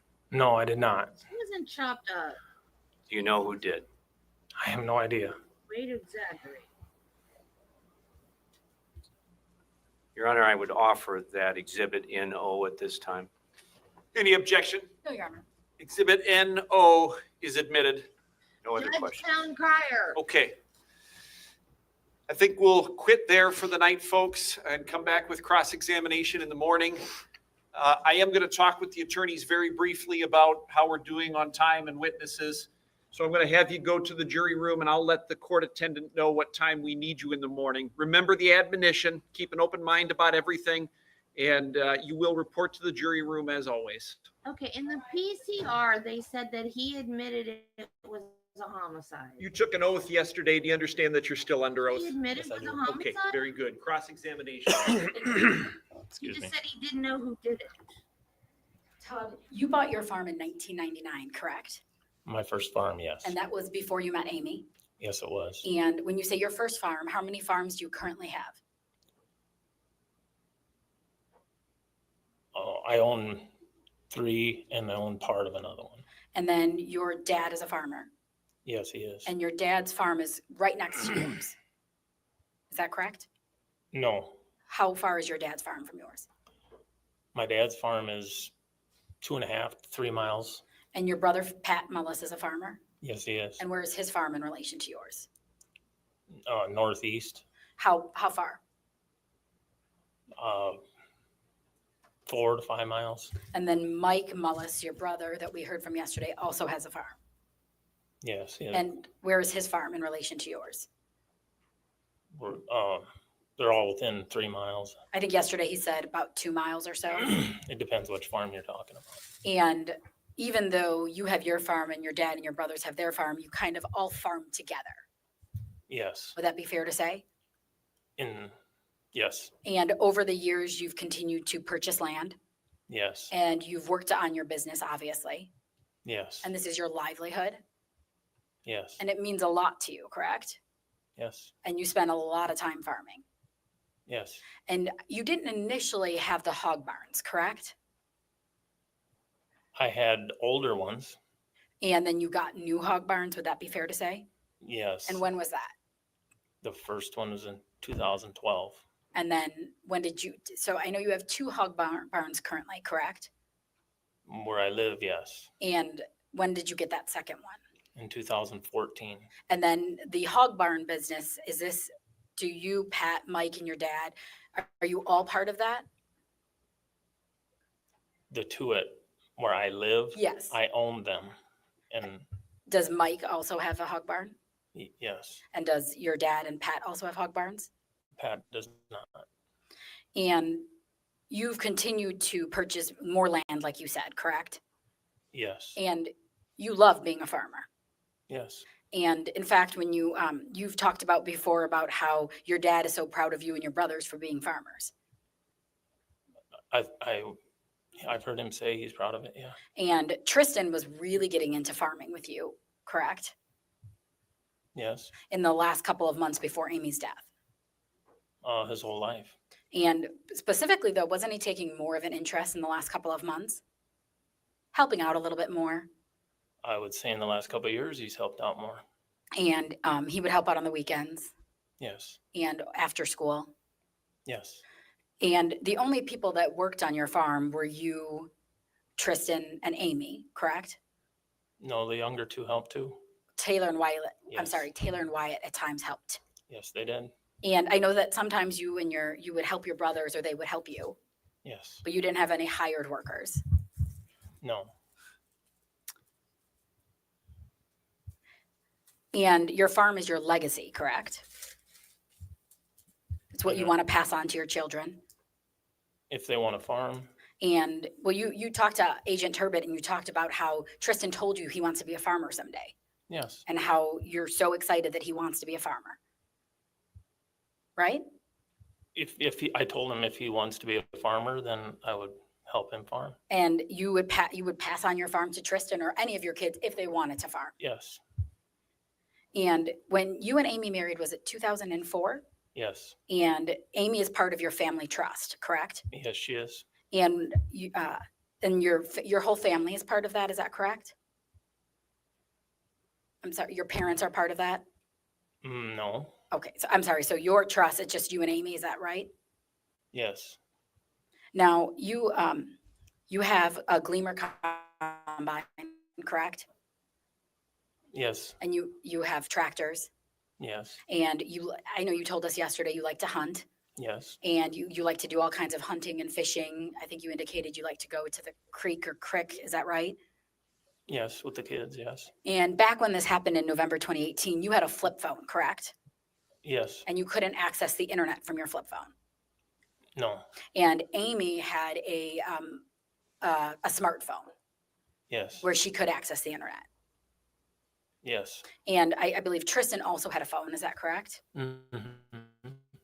Is that a yes? Yes. And Taylor and Wyatt, did they have phones at that time? Taylor had a phone. And were they track phones? I think Taylor's was. And Tristan's was also a type of track phone where you had to buy minutes or something. Yeah, I think you had to buy a card. Now, we talked a lot about the first affair that Amy had. You remember talking about that yesterday? Yes, And at the time that Amy had this affair, she was working at the hospital. yes, And you indicated that after this affair, it was Amy's decision to stop working. yes, She wanted to be a stay-at-home mom, yes. and she just wanted to be there for the kids She wanted to be there for the kids and us. and you. And all the kids were full-time in school at that time, correct? No, Who was not? Wyatt, How old is Wyatt now? he now is 9.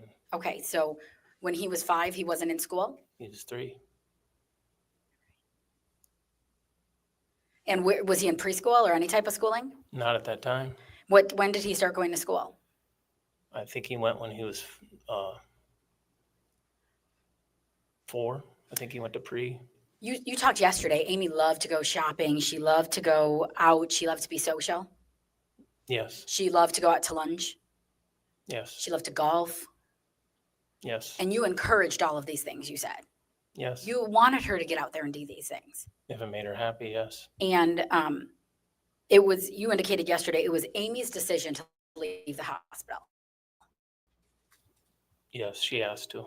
And Amy met the person that she had the affair with at the hospital, correct? I don't know if they met at the hospital or not. Okay, so you and Amy were so open about your relationship, right? After this happened. Yes, So you told us yesterday, you told Detective Turbot on November 16th, 2018, that after you guys reconciled, Mhm. it was picture perfect, essentially, right? yes, It was a great relationship. yes, You used the words over and over how open it was. yes. And you never talked to Amy about how she met this person that she had an affair with. She either met at at the hospital or at a boating event Okay, that was organized together with people at the hospital. So, okay, so somehow she met him through the hospital. yes, So now you do remember that. yes, Now, let's talk about November 16th, November 10th, 2018. That morning, you said that you just wanted to do some chores around the house, which was normal, right?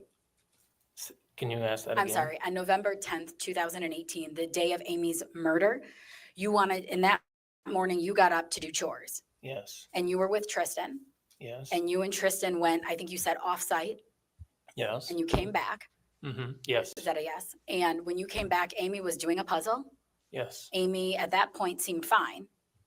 yes, And in fact, Amy had plans later in the day to go shopping, correct? yes, she did. She was going to go with Taylor and buy some snow boots. Yes, And then you said it was Amy's decision to come outside. she asked to come out and if we needed help. She wanted to help. And you and Tristan went out first, Yes, and you guys started working around the barn. yes, You were doing some things. Is that yes? yes, Tristan was, bringing heaters, correct? yes, And then Amy started helping as well. yes, And you indicated that Amy got dizzy, yes, and Tristan saw it, yes, and then you saw it too.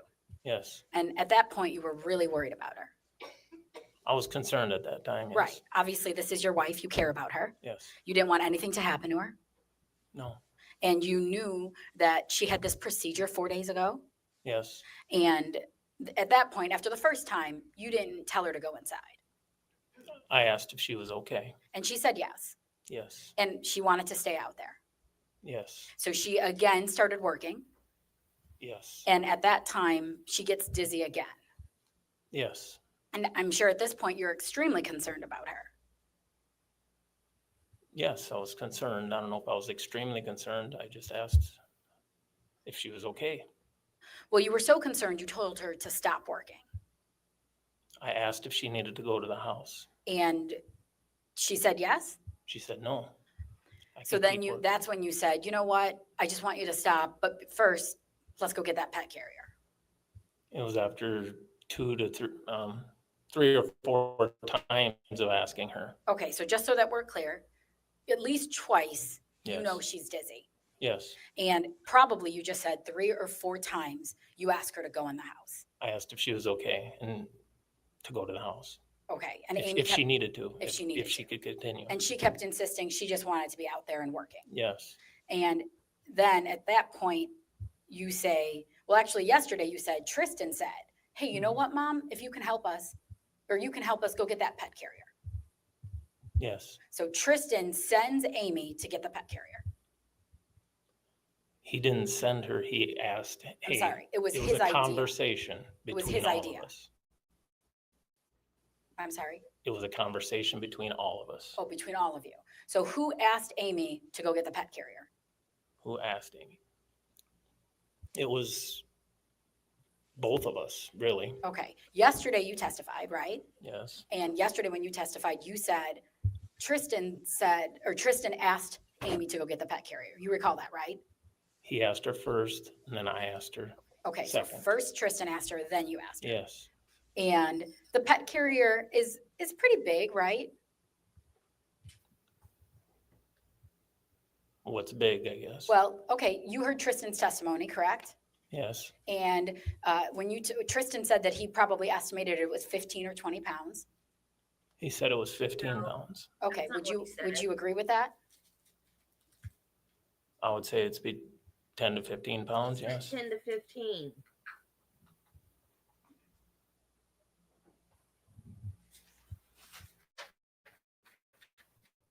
Sorry, just one moment.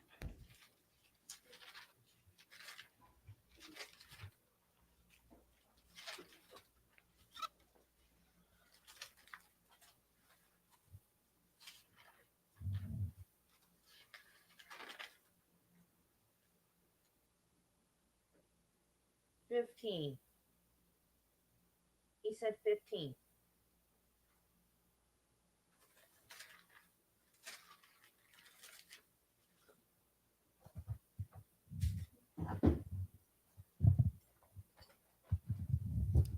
Todd, I'm showing you a State's Exhibit 16 that's been admitted to evidence. This is the pet carrier, correct? Yes, it is. And that's where that was where it was located in the red shed.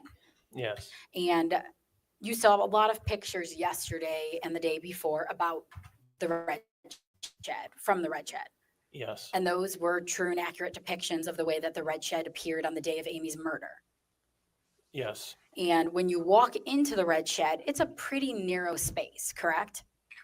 yes, And correct me if I'm wrong, when you walk in, you turn to the left, you turn to the left, and that's where Amy's body was found. yes, So you walk in, and you saw pictures yesterday, you couldn't get the door open, right?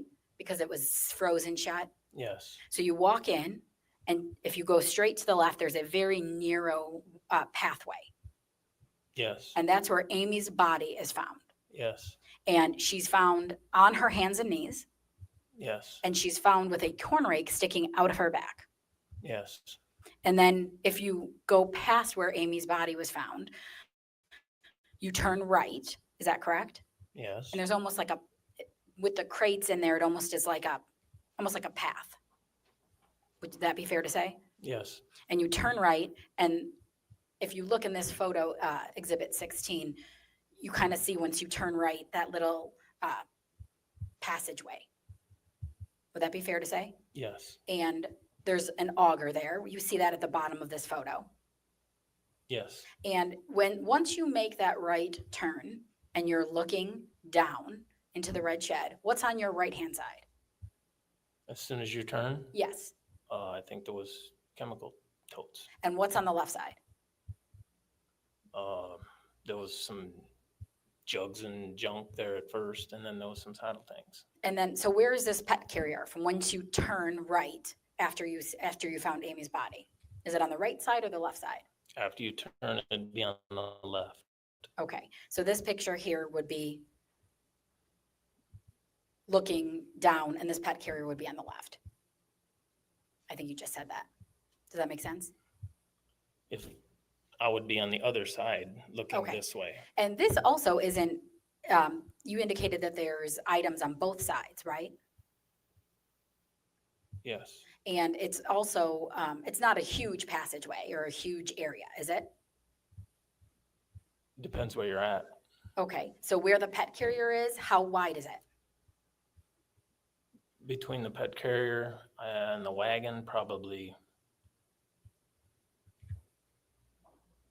don't know, 5 or 6 feet. Okay. And this is where the pet carrier was that day, correct? Yes, And this is the photograph, you know, that the police took this photograph after Amy's murder. yes, And this is the specific pet carrier that you and Tristan together asked Amy to go and get. yes, And you know that she had that procedure 4 days prior, correct? yes, And you actually took her to that procedure yes, I did. and you brought her home from it.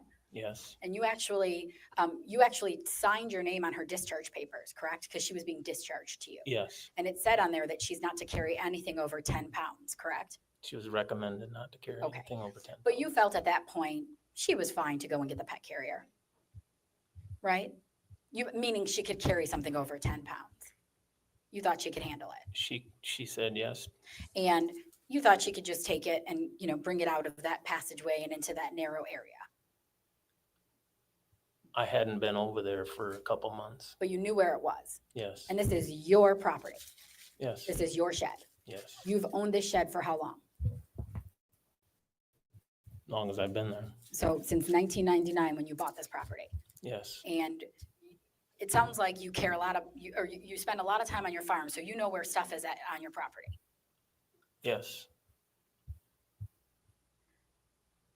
Now, it's at that point, or I'm sorry, you see Amy leave and you and Tristan are in the barn, the hog barn.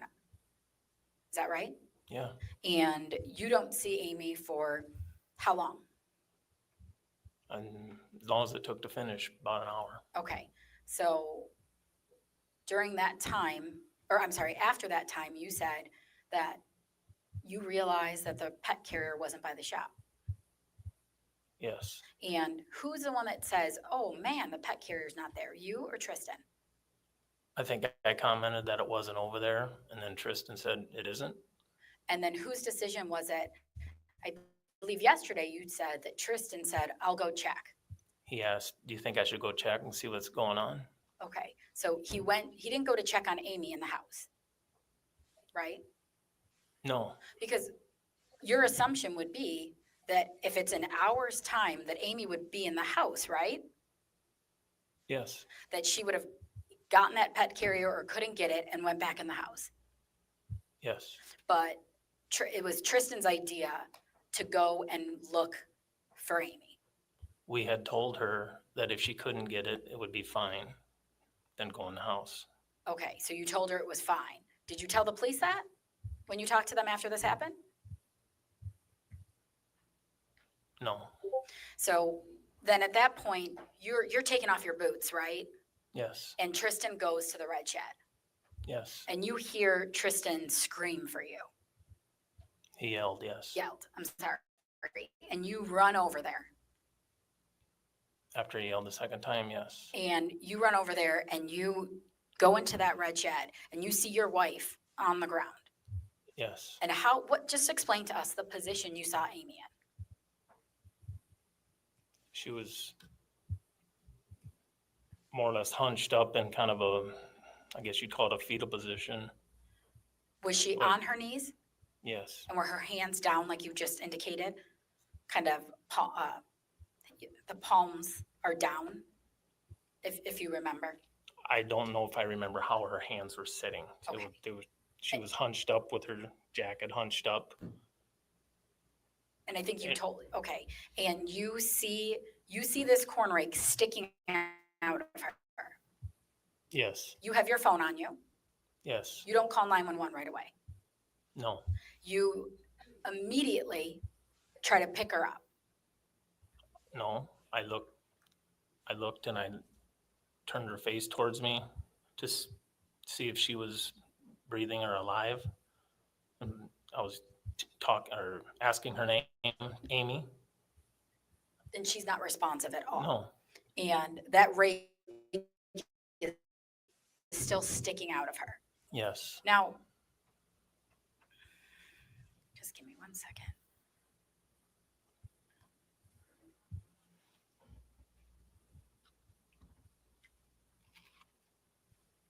That's when you start CPR and call 911. Don't pick her up and throw her in the car.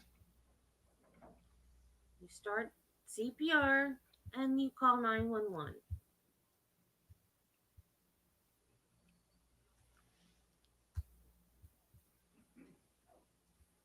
Todd, I'm showing you State's Exhibit 21. Is this the area that you actually saw Amy? Yes. So there's like a rag, it looks like a blue or gray rag on the bottom there. Do you see that? Yes. In relation to that rag, where do you see Amy's body? It was actually where the doors come together, where the white looking rag was. Oh, I'm sorry. So past that blue rag, you see the white rag on the floor.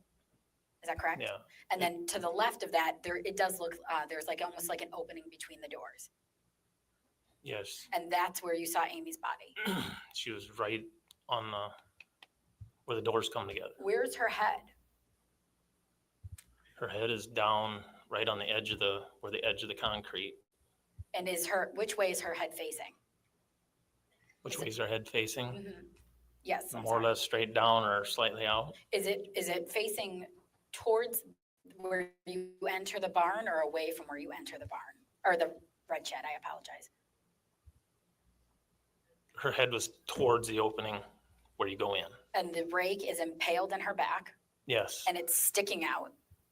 Yes. And it has a handle, but it's a broken handle. Yes. So where's the handle of the rake?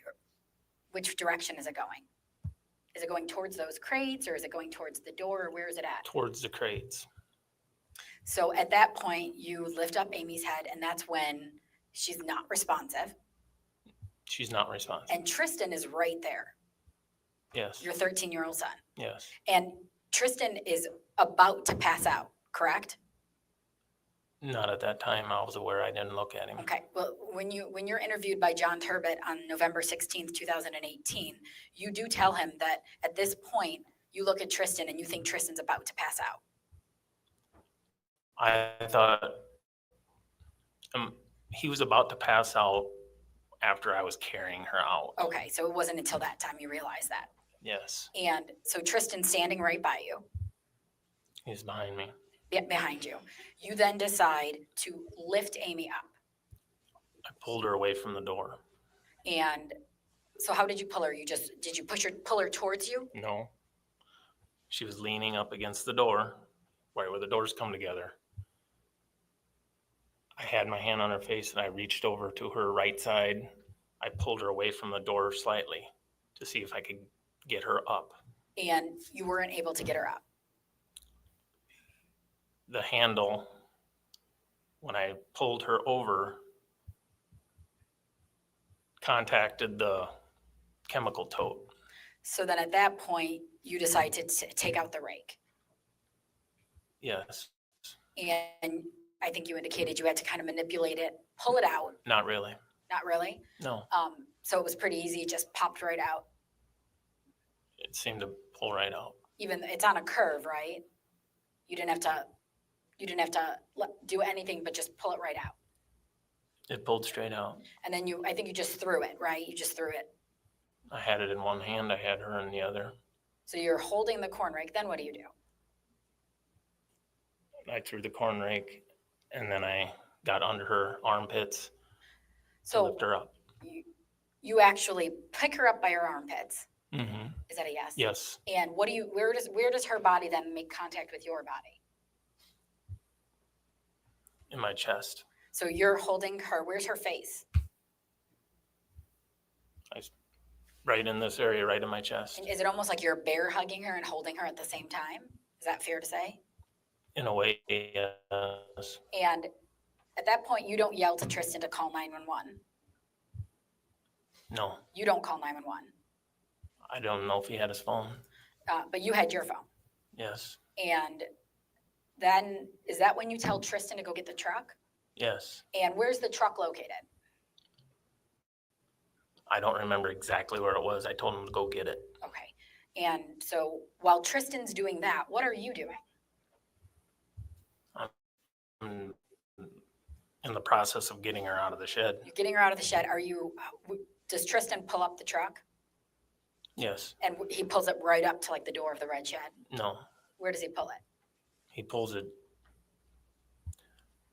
there's a U-shaped driveway, and then there's a small driveway that was behind, that connects the red shed to the other driveway. It's hard to explain. So how far would you say from the red shed he pulls up? I say 30 feet, 40 feet. So you're carrying Amy for how long would you say? It took a lot of manipulation to get her out, and then I picked her up, and I was carrying her like this in both arms. So you're asking time? Do you know how long? A minute, 2 minutes? Maybe a minute. I'm estimating that. So then Tristan pulls up the truck and he gets in the front passenger seat. He comes out.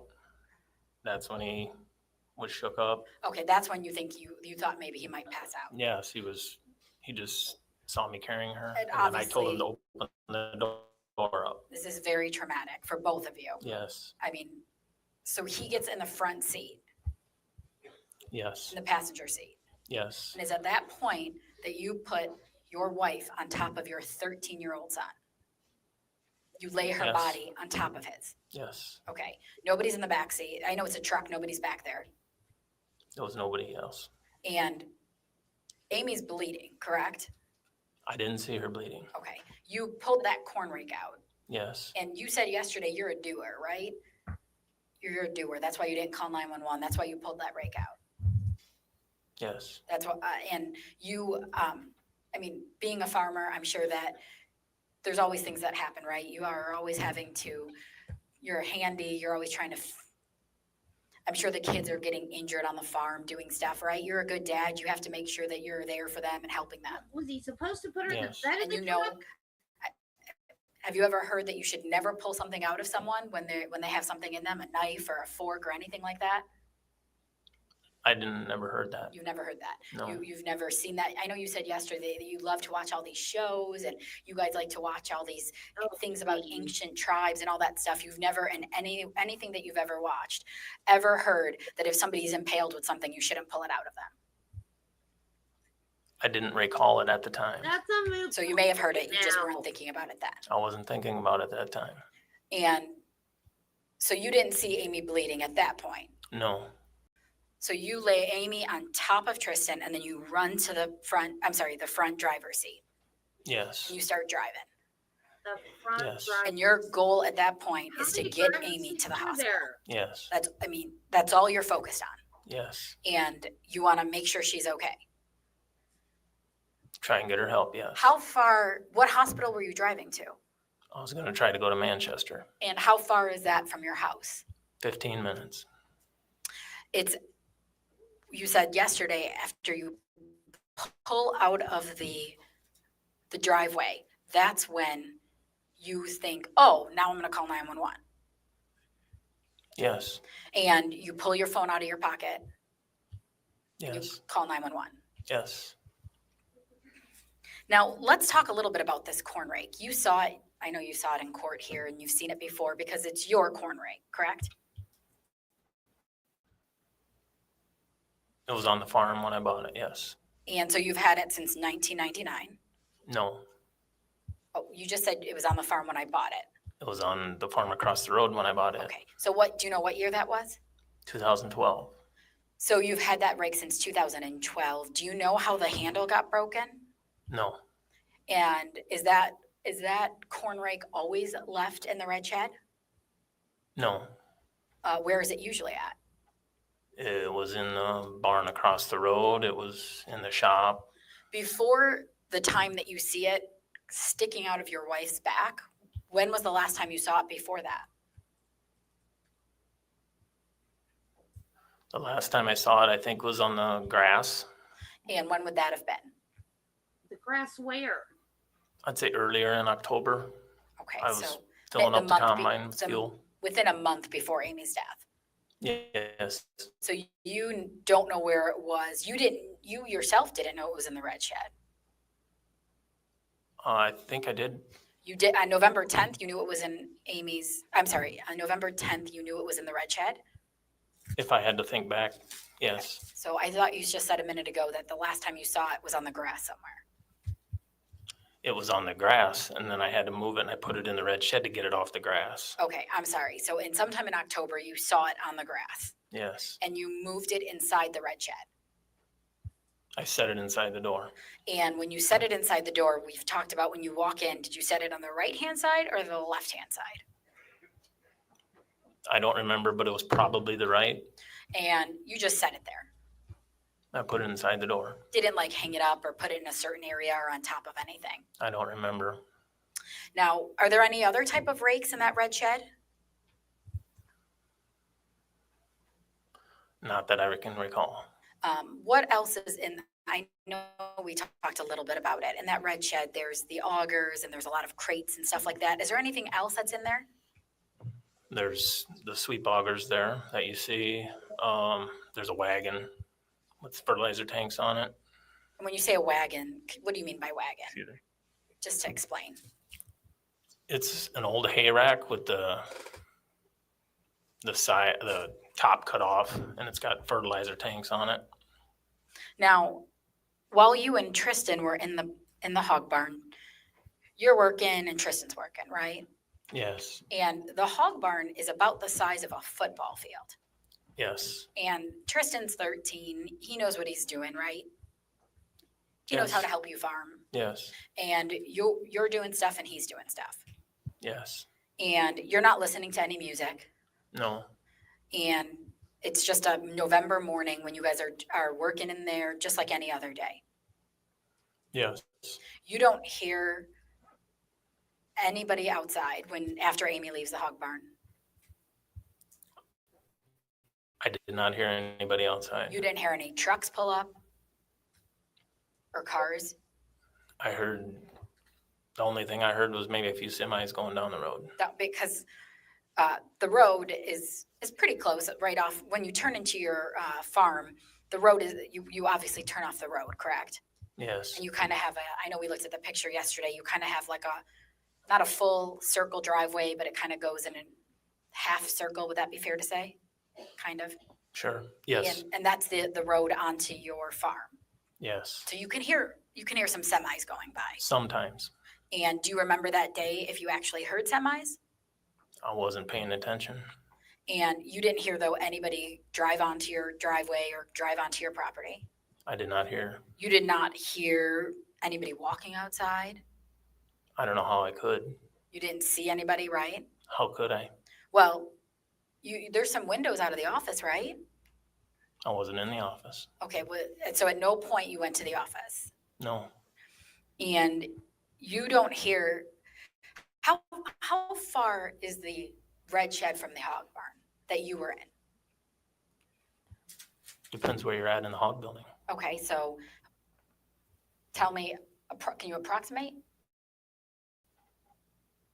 I think Tristan said about 30 feet. From the very southwest corner of the north hog barn to maybe the northeast corner of the red shed, I would estimate it at 150 feet. Okay, so that's from the furthest, so if you go the furthest corner away from the red shed, that's 150, is that No. right? Okay, so I'm sorry. The closest points, The closest point you said is 150 feet? I would say. And the farthest point is what? If you had to guess.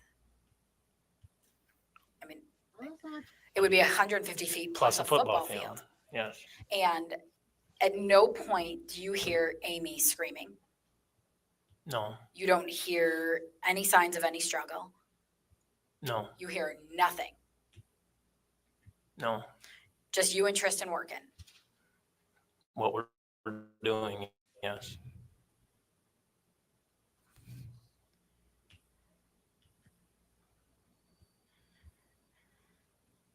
Now, after this happens, you go to the hospital, correct? Yes. And at the hospital, family starts showing up. Yes. Your parents show up. Those family and friends show up, yes. Okay, so your parents, your sister Lynn shows up, correct? Yes, Bob and Eileen, Amy's dad and stepmom show up. yes, Eventually Peg and Randy show up. They're coming from a little bit further. yes, And then there's also, I think there's some more family too showing up. yeah, Jeff showed up and There's friends, like you said, some friends are showing up. yes, Amy works at the hospital. Some people are stopping by that she used to work with. yes, And everyone keeps asking you what happened. not everyone. Well, you remember talking to Bob and Eileen about what happened, right? He asked what happened, And yes. you told him, I don't know, she fell on a corn rake. I said, I really don't know, Bob, what happened. Okay, you never said she fell on a corn rake? I don't recall the conversation. You said it in the 911 call that we listened to, right? Yes, I did, You said she fell on a corn rake, right? yes. You and also said, I sent my son to go find her, right? Yes, Now, that same day, you're at the hospital and Deputy Thompson asks to talk to you for a little bit. yes, Remember that? And there's a video of that, right? I've never seen it. You've never seen it, but you remember talking to him. I remember talking to him twice. And it's shortly after Amy is pronounced dead.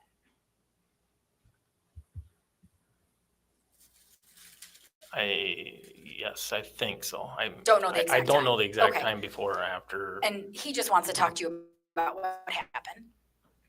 Yes, And you start telling him about your day. yes, And you tell him about how Amy was dizzy yes, and how you sent her in to get the pet carrier, everything that you said today, right?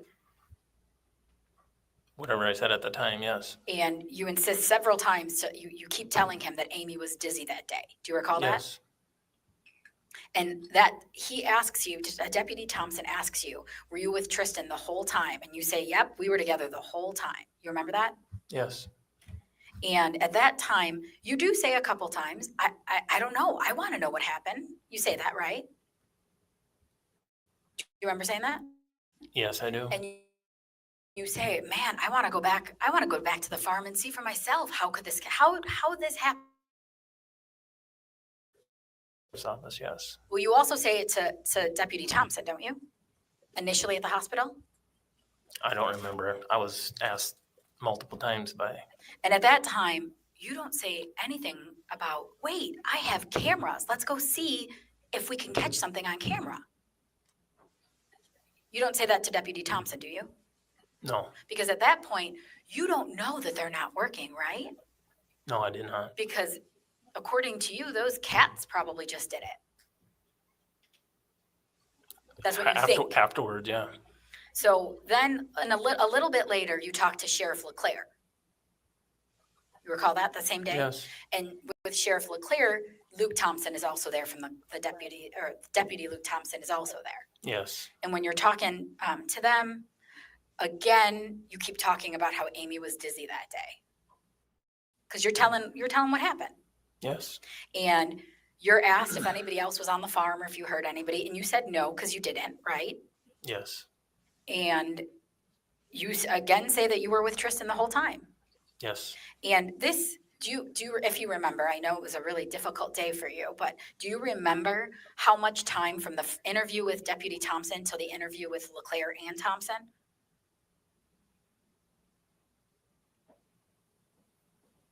Well, I remember Luke asking me 2 different times at the hospital. Okay, that's right. I'm sorry. You talked to him twice. And then he asked me if I could go downtown. So would it be within a few hours, would you say?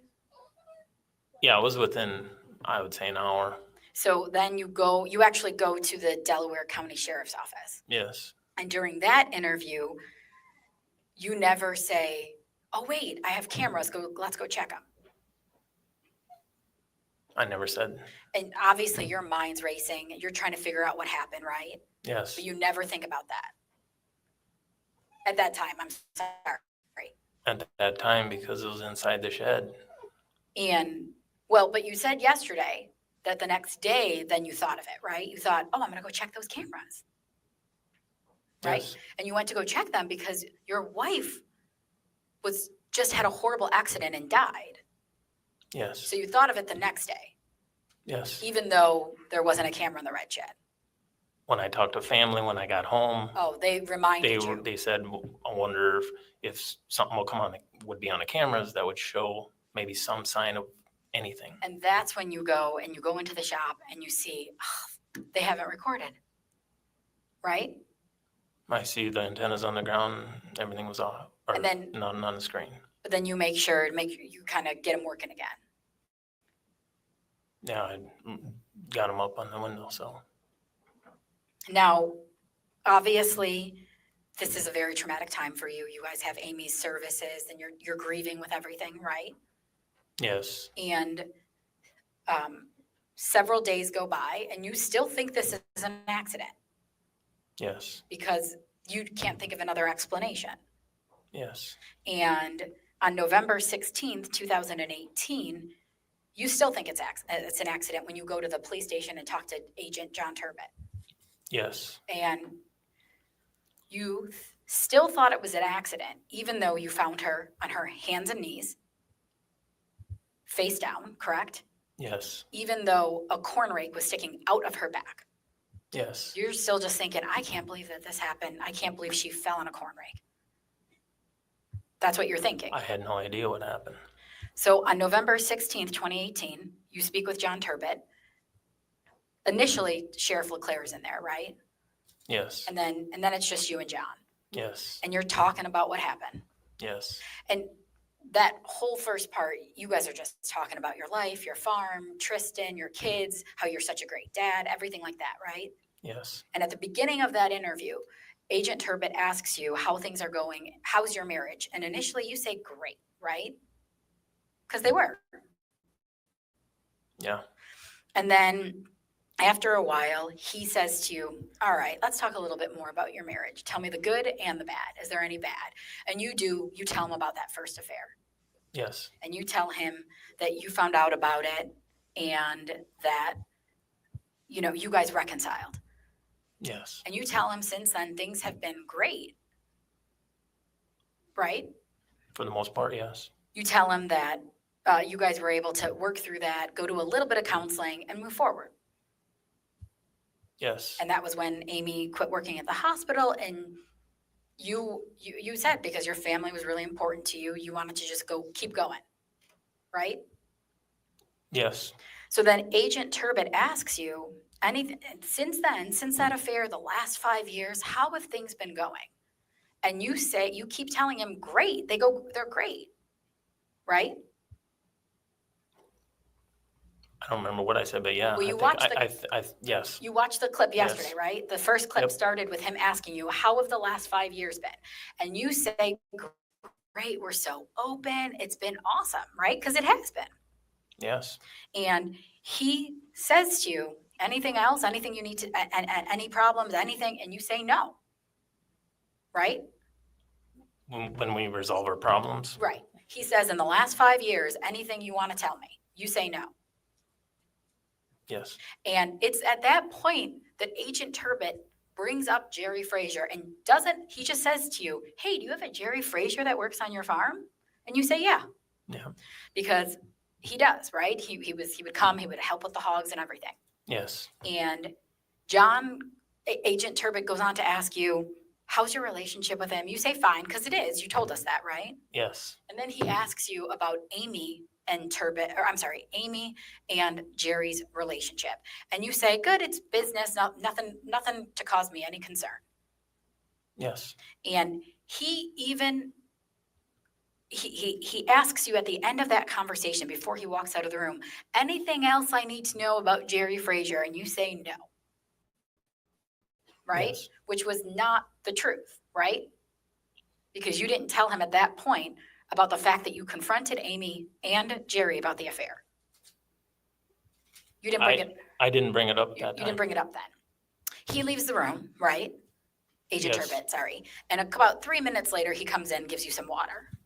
Yes. It's at that point that you do, as soon as he walks in, you say, you know what? I want to tell you something. There was something with Jerry and Amy, right? Yes. And that's when then you tell him that that, initially you say that, I was a little bit uncomfortable, but it wasn't a big deal. But then I told them, keep it professional, right? Yes. And that's what happened. Yes. You just wanted them to keep it professional. Yes. Now, you and John then go on to talk about this, and you say you put that past you, right? Yes. And that's what you told us yesterday. You put this all past you. Yes. There's some rumors that come out in August, but you weren't concerned about them, right? Not after Amy and I talked, no. Right, because you felt confident that Amy wasn't doing anything. Yes. Now, back to this interview on November 16th. Up until that point, for 6 days, you're dealing with Amy's death, right? Yes. And you're taking care of the kids, Yes. and you're arranging pretty much everything for her services, and just obviously, I know your family's helping you, is that right? Yes.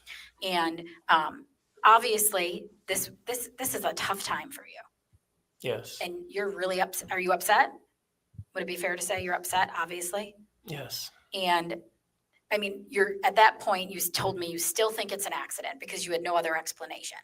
Yes. So Agent Turbot tells you that this is a homicide, correct?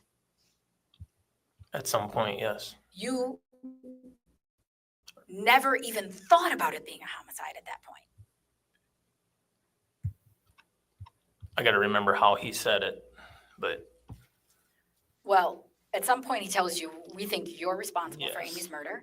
At some Yes. point he says, you killed Amy. yes. And he does tell you that at some point the medical examiners have ruled it a That homicide, was a weird answer. right? Yes, at some point. And that was not out in the news yet. That report was not released yet. So that's the first time you're hearing it. Yes. And you didn't really respond. Would you agree with that? I didn't know what to think. Right.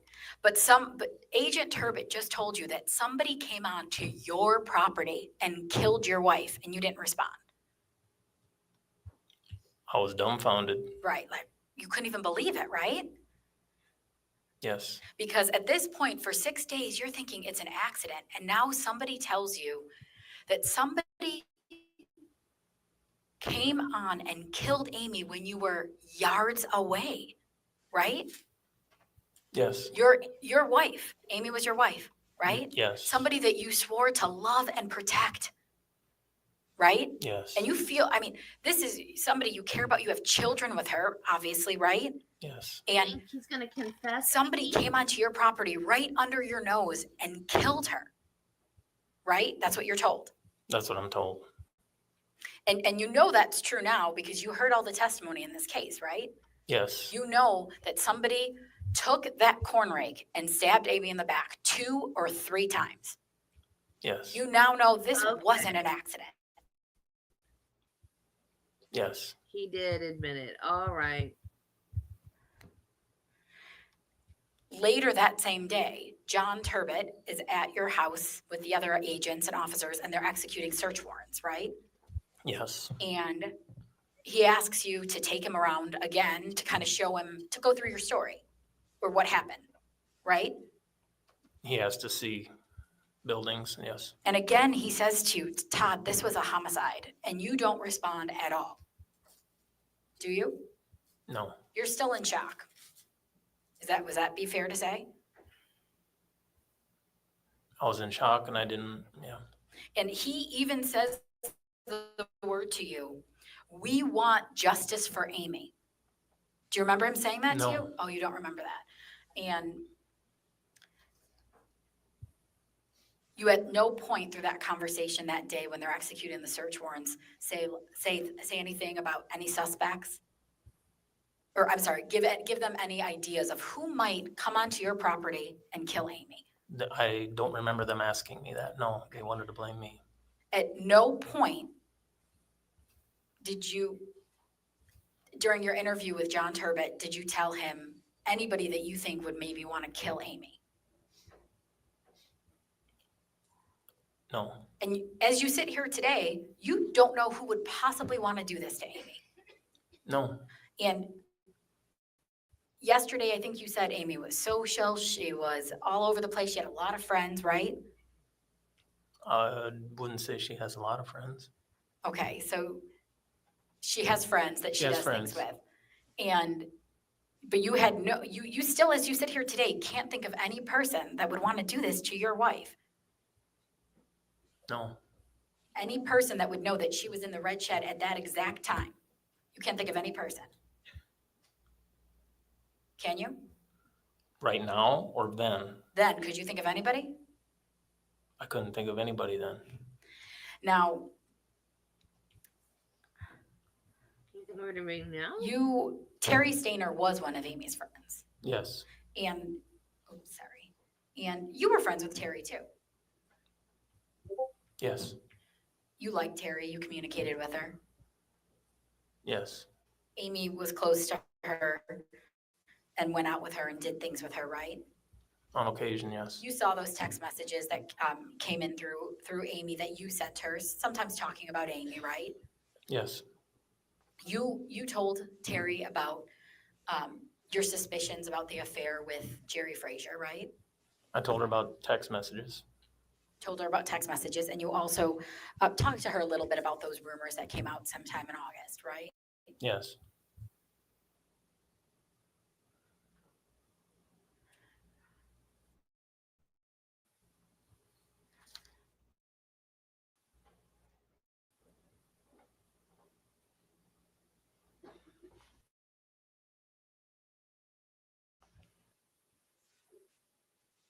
About this a little bit. Let's go back to your flip phone. You have a flip phone that you cannot search the internet. That is, your Gmail account is toddmullis76@gmail.com. yes, And Amy had her own Gmail account, correct? yes, And I believe it was mullisrn@gmail.com. Does that sound about right? yes. And that iPad is yours. It's the farms. It's the farm's. Well, there's a laptop at your home, correct? Yes, And that laptop is used for the family. It kind of stays generally in the kitchen or living room area. yes, And then the kids, there was 3 Kindles that were recovered from your house, correct? And then the iPad. You recall that? You recall the police asking you about this iPad that day when they were executing the search warrants? they asked for all computers. They actually ask you, hey, anything else? And you volunteer, you say, oh, I have an iPad, right? You say you do. And you say it's in your tractor. I said it's not mom and dad's. Okay. And you're there, your sister Lynn is there, right? Yes, And you're talking to Agent Turbot and Travis Hemsath from the Delaware County Sheriff's Office. yes, And they ask you if you can get that. Do you recall that? say that. They ask you because you can get it. And actually, it's your sister Lynn that calls your brother Mike and says, hey, will you bring us the iPad? Yes, So a few minutes later, Mike comes and he hands you the iPad. he hands it to the He hands it to the police interview, right? And the officers ask you for the iPad, and you say, yeah. yeah, And you say that it has a wireless or cellular service, so you can use it when you're out on the farm if I'm out in the field. I'm sorry, because so you don't have to be connected to Wi-Fi. Yes, And they even ask you if anybody else uses it, right? I don't know if they asked me that or Well, not. they asked you that, and you said sometimes the kids do. Does that sound about right? Yeah, I can't remember exactly what I said, yeah. Okay. And you heard your brother Mike testify yesterday that he remembers one time searching for something on that iPad, That's what he said, yes, and he knew the password. yes, And after this iPad is handed over to Travis Hemsath asks you for the password, yes. and you don't give it to him right away, right? I hesitated because I never been through this before. Right. I didn't know if it was, Like, no idea what I was had going on. no idea what was going on. And you look at your attorney, Bob Sabers, Yeah, I looked at him and, and yes, he says, go ahead and give it to him. Yes. And so you give it to him. Yes. And did you actually set up that iPad? No. Who would have set it up? Amy. So she set it up with your Gmail account. Yes. And you're familiar, you have an actual Gmail account. That she set up. Yes. Okay, but you sent emails from it. A few. So you understand, do you understand how Google works? Do you know how that works? No. Well, so on your iPad, you have a Google app, right? Or you can go to the Google website. Yes. Because Yes. we'll get into it, but some of Yeah. those searches are yours, right? Yes. I mean, you admit there Yes. are times you use that iPad to search things. Yes. So you know that you go and you can either go to the app or you can go to like Safari and go to Google through there. Yes. Does that make sense? Yes. You also have a way on your iPad to get your Gmail, which is just your email, right? I usually went Amy did on that. Safari, Okay, put Gmail in, and then my Trust me. email would. then your email would pop up. And when you wanted to do a Google search, would you go to Safari or would you hit the Google app, if you remember? It was a button. Okay, but every time you went on that Who iPad, doesn't know? you didn't have to, you didn't go to settings and connect your Gmail account, right? Settings, no. No, because your Gmail account was already set to that iPad. I guess. Who doesn't know? And And like you said, some of those Google searches were yours, Yes. but sometimes Amy would use your iPad. She would use the iPad, yes. Okay. Amy would physically use that iPad, right? Like to Yes. search things, obviously yesterday, like that wedding stuff and bride stuff. I mean, like you said, you didn't do that, right? No, I did not. Pinterest, none of that stuff. No. That wasn't you. But there are lots of Google searches. I know it's like 80 pages. You said yesterday you briefly went over those Google searches, right? Yes. I think when your attorney asked you, you said that you started looking through them. And, but I mean, if you look through them, and I know you looked through them briefly, there's lots of ones that you know you did do, Yes. that you actually typed in and searched things. Yes. And things about hunting and combines and bows and all kinds of things. Right? Yes. And on July 26, 2018, there's a bunch of searches about Jerry Frazier's address, Christy Frazier, and you did those. Yes. And that was right around the time that you confronted Jerry and his wife, or I'm sorry, confronted Jerry and then called his wife. Right? Yes. And a couple days before that, there's a search for menopause symptoms. And you told us you were looking up about whether or not you thought Amy was premenopausal, right? I don't remember when I looked that up. But you do remember looking it up. Yes. And and I know I asked you this, you have a flip phone, so you can't do internet searching on your phone. No. So when you would look things up, it would be on that iPad. That or on the computer. Or on the computer. Whose Gmail account was connected to the computer? All of ours. Okay, well, I don't know who's. you don't know whose was, okay. I'm not. So it would be, all right, sorry. So Is a computer a Mac? They're all synced if it's a Mac. so, let's see, sorry.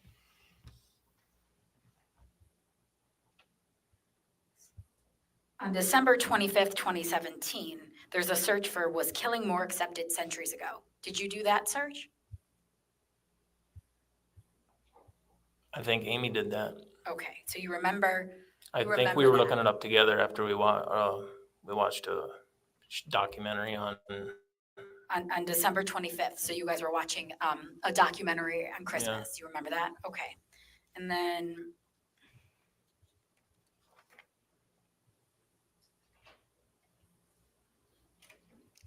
That was almost a year before. now, I know yesterday you were asked about the search, boys being raised like pussies. You remember that? Yes. And you said you didn't do it, right? I didn't do the search. No. You think Amy did that one? We had talked about it, and So- I'm assuming So she you're did it. assuming she did. You don't know if she did it. I don't know. And it was because somebody at Wyatt's school was like, was it Wyatt's? Somebody from Wyatt's school was picking on him? I don't know if he's picking on him, but he was getting his money somehow. Okay. Which is also known as like a bully, right? Yeah. Now, on January 5th, 2018, there's a search for characteristics of cheating women. Did you do that search? No. Okay. Do you know who did that search? No. You have no idea. No. I bet he did that one. And just around that same date, there's a search for what did ancient cultures do to infidelity? Did you do that search? No. Again, you have no idea who did that search. That would be a No. history search. You should have said, yeah, we watched a documentary on that.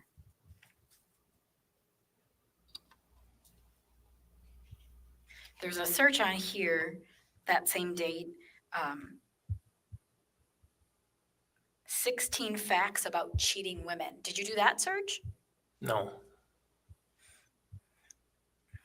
That's And oddly right specific. around that time, did ancient cultures kill adulterers? Did you do that one? No. Now, let's see, a couple days later, there's search for thrill of the kill. Do you remember that one? Yes. And looks like there's a few visited sites, and then after, in that same bunch, there's search for thrill of the hunt. So did you do that one too? Yes. And then go one more, and it's actually typed in, once you hunt man, will you always feel the thirst? Did you write that too? Yes. Now, yesterday, your attorney asked you about this series of searches that talks about being the biological father of their children. You recall that? DNA. I'm sorry, Yes. DNA. He asked you some questions Yes. about that. And actually, the first search of that bunch is how to make sure your kids are yours, right? If that's what it says. And then after that, it's biological father, things like that. That's what your attorney showed you yesterday. Does that kind of, you remember those questions? So you don't remember doing those searches either? No. You didn't do them? No.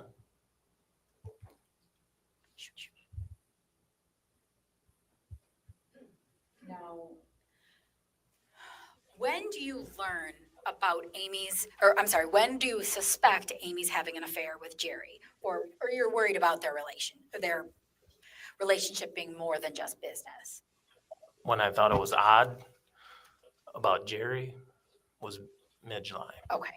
Now, you've heard testimony from Jerry that he did have an affair with Amy. Yes. And you were probably pretty shocked to hear that when you heard about that eventually. Yes. And you heard testimony that affair started in May 2018, right? That's what I heard. That's what you heard. He said June, so. And on May 10th, 2018, there's a search for what happens to cheaters in history. Did you do that search? No.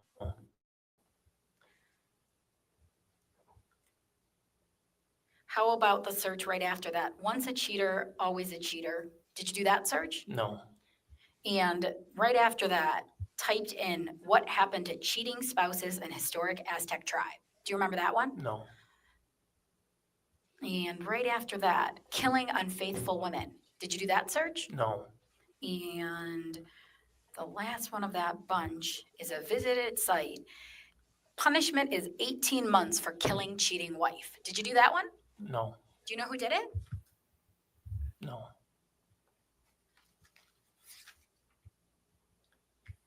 Okay. Now, yesterday you did talk about, you remember the searches on your iPad about swimming and buoyancy. Yes. So you remember that you're out by, and I apologize. Techie people, help me out. When she says visited site, what exactly does she mean? Does that mean that they typed in the URL to the actual site? It wasn't just like a Google search? Is that what she means when she says visited site?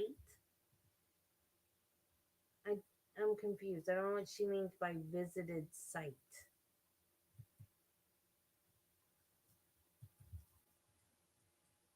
I think you called it crick. Is that the right wording? Or is We it were in the pond. the pond? And that's the pond that you guys built on your farm. Yes. And that you and the kids are out swimming, and it kind of comes up as a joke, like about people drowning. No. Okay, I'm sorry. What can you just tell me briefly about how that came about? Pay attention. We were all swimming in the pond. I sink like a rock. The boys were floating, and they were going amongst themselves, who floats better? And I made the comment that some people don't float as good as others. Okay, so then who actually physically typed in, are some people less buoyant than others? I did. You did. And then after that, you visited some sites, and then including That was something about relax and swim buoyancy. Does that sound about The right? boys and I were looking at that, yes. So you're looking with, and this says here, July 13th, 2018. So you're looking with, are you with Wyatt and Tristan? I apologize. Are you with both of them? I think I was with both the boys, yes. Were you with Taylor too? Taylor might have been there too at home. So at this time, Tristan's 13, Taylor is 10 or 11, She'd have been 11, and then Wyatt would have been how old? 8. So you're with your 8-year-old, your 10 and 11-year-old, and your 13-year-old, and you're looking up buoyancy and people sinking and swimming. Actually, Tristan would have been 12. Oh, sorry, 12. That's when are you guys searching this out when you're by the pond, or is it when you're back home? We got back home. Okay. Now, in July 21st, 2018, there's some searches for, can my husband read my deleted texts online? Did you do that search? No, that was So, and I know there's some other ones around there about text messages on phone and stuff like that. You didn't do those. no.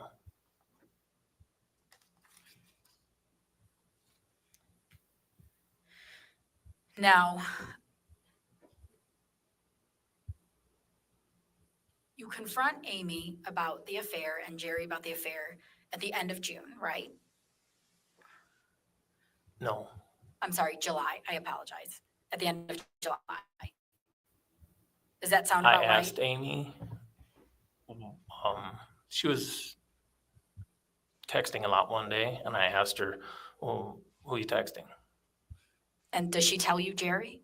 No, But you actually at some point do look at some phone bills, yes, and you see that there's a lot of text messages between them. yes, And then that's when you say something to Jerry yes, and you say something to Amy. yes. But you're like you told us, you're totally satisfied after that conversation. I was a little unsure yet.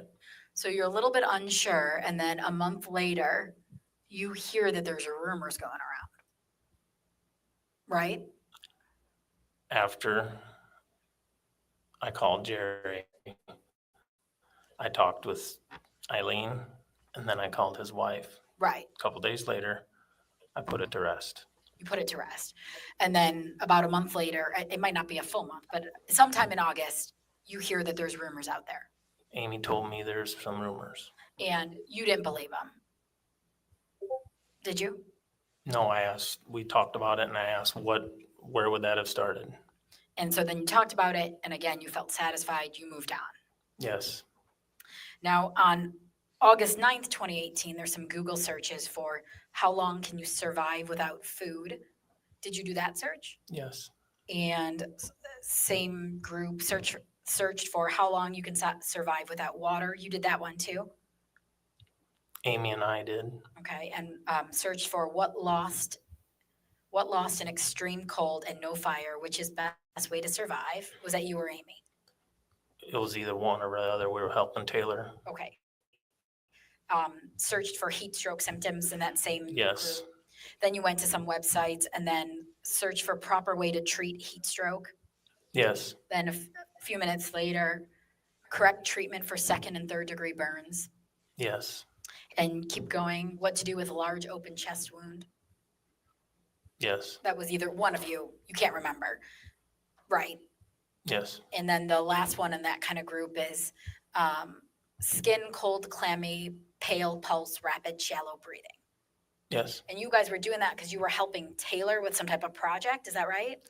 She was taking her hunter's safety course. Okay. So these are all things that came up then. There was questions on the test. And so, and where did she take that course at? Online. So you do, or it was either you or Amy helping. Well, you were both helping her. Yes. Now, let's talk about November 6, 2018. So that's the day of Amy's procedure, right? Yes. And this is a somewhat simple procedure, right? What you knew of it. I know you don't know that much. Yes. So you took Amy there and brought her back. We voted. We went to the hospital. Okay. However long it took. We came And home. you remember that day, Taylor was asking you some questions about Amy's surgery. She was asking all sorts of questions. Okay. And is she asking you or Amy or both of you? She was asking me because Amy was, I think, in the bedroom. Amy was in the bedroom. And so she's, and even, I mean, Amy came home and she appeared to be okay, probably tired, right? Yes. And the kids, they were able to still talk to her, right? Like she's probably hanging out in bed, but she's not like not available for them to talk with her. Yes. And Amy's both an RN and a medic, right? Registered nurse. And Yeah. she was a medic at different times for, is that the Delaware Fire Department or Earlville. Earlville? And it's your testimony that Taylor asks you about Amy's surgery. Yes. And what did you know about Amy's surgery? You knew it was for like her lady parts. Would that be fair to say? Sure. Yes. Did you know what it was called? DNC or something like that. Okay. And did you know, did Amy at all explain the procedure to you? Not really. Okay. So you knew she wasn't, so who actually types in organs in the body? Is that you or is that Taylor? I think I did. So Taylor asks you about Amy's surgery, right? Yes. And you tell her it's a DNC, I don't really know. Or is it, what do you say to her? Do you remember? I said it was, mommy had a procedure done. They had to knock her out. And Amy never indicated to you that any of her organs, she wasn't having surgery on any of her organs, was she? No. Your uterus is But an organ. when Taylor asks you about it, you decide to search for organs in the body, right? She was asking a lot of questions. So, but she was asking you questions about Amy's surgery Yes. that had nothing to do with organs of the body. Lady, what the hell do you think a uterus is? Yes. But you wanted to show her a picture. She asked if they had monitors on her. She asked, what did they do? Did they cut her here? Did they cut her there? Okay, so All then sorts of stuff. you didn't search like pictures of the body or anything else. You searched organs of the body, right? Yes. And 4 days later, your wife's organs are impaled with a corn rake. Yes. Objection. The uterus is an organ too. After this happened on November 10th, 2018, you weren't arrested for almost 3.5 months, correct? Yes. And obviously the kids are staying with you.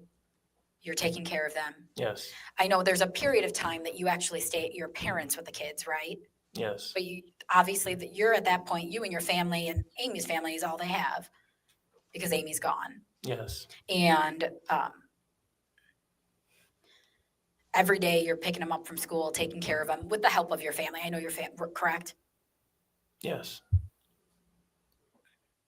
Todd, I just want to talk a little bit more about a few more things. So when you call 911 on November 10th, 2018, and you pull over because 911 tells you to, right? Yes. And you pull over and they tell you to get Amy out of the car. No. Or I'm sorry, to lay her flat. Yeah, Because they want you to be able to do CPR. You remember that? Because Yeah. eventually you Yep. do some CPR. Is that Yes. right? And just so that where we all understand, where is it that you perform the CPR on Amy? I started in the truck. In the truck. And are you in the truck until Luke Thompson arrives? I'm standing. Or I'm sorry, you're like leaning inside the truck. Would that be fair to say? Yes. And is she seated in the passenger seat with the seat down? Yes. Or, okay. So when they tell you to do chest compressions, half of your body's in the car and that's what you're doing. You're using your mouth and your hands to do that. I did not use my mouth. Oh, I'm sorry. So you're just pressing. Where's Tristan at that point? I told him to go stand by the road to flag them down if they were coming. So as you're doing those chest compressions, is anyone else there initially? No, And you're holding onto that phone and you're doing the chest compressions. I had my shoulder holding my phone against my ear. So at that point, the only people in the car are you and Amy, right? Yes. And at this point, you don't at all think that Amy's cheating on you. No. You confronted her, you put it to bed. Yes. You, even after the rumors a month later, you still didn't think she was cheating on you because she told you she wasn't. Right? Yes. And even in those months, I know you told some people she was really moody. She was having some issues, right? She had a lot going on all summer. So because she had all the stuff going on in Ankeny, right? Yes. She was going up there. She was visiting a lot. She had her grandma die. Her uncle had problems. You said in those 2 months, in September and October, she was gone about 30 days. There was a stretch in there. Yeah. And she would come and go, but she was gone quite a bit, right? Yes. And things are getting a little bit tense at home. No. So you're not upset at all about this? So I why was can't con- the I kids was not home? needing help at home, and Right. And well, I guess you could call it some tension, I guess. well, and you're Some- calling Eileen Fuller, Amy's stepmother, around this time, right? Yes. And you're telling her, this is hard, right? I'm harvesting, I'm Yeah. taking care of the kids, and I know Yeah. Amy's got stuff going on, but I need some help, right? Yes. And thankfully, you have your family close by, and they're helping a lot. Yes. But still, throughout those months where she's spending a lot of time in Ankeny, you're not worried that she's cheating, right? No. You know she's just dealing with her family, right? Yes. And would it be fair to say you almost like forgot about the whole thing with Jerry Frazier because you didn't think anything was happening? I did not put Jerry in And at all. So on November 10th, 2018, when this happens to Amy, you're not at all suspicious that she's cheating. Is she cheating? No. At that point, you don't have one worry that she's cheating. No. And when you're actually there giving her CPR and you're giving those chest compressions, all you're thinking about is your wife, right? Yes. You're thinking about how you're trying to save her life. Yes. And you're thinking you're doing everything. Because I think you even say on the 911 tape, I'll do anything, right? When they asked me to do CPR, I said I'll do whatever And, will help her. and you mean that. You'll do anything at that point to help save your wife. Yes. And you start those chest compressions, right? Yes. And you heard that tape when we played it the other day, right? Yes. And at that point, what are you thinking when you're doing that?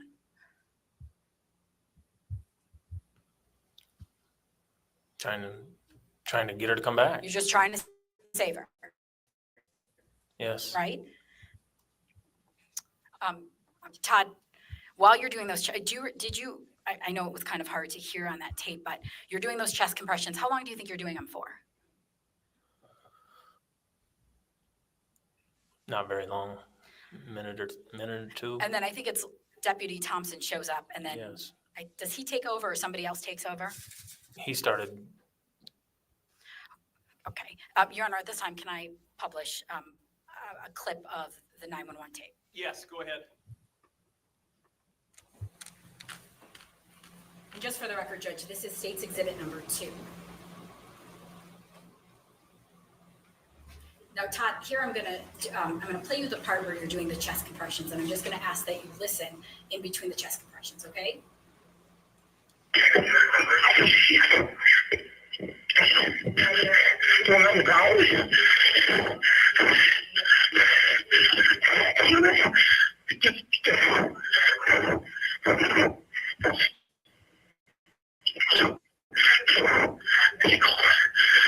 Now, Todd, did you just hear that whisper at the end of that?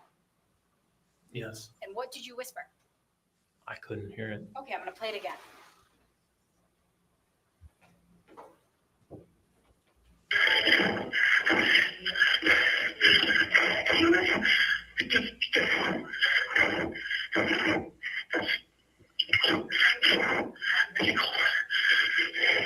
Todd, do you whisper cheating whore right there? No. So you don't remember what you whispered? No. Okay, I'm gonna play another clip for you.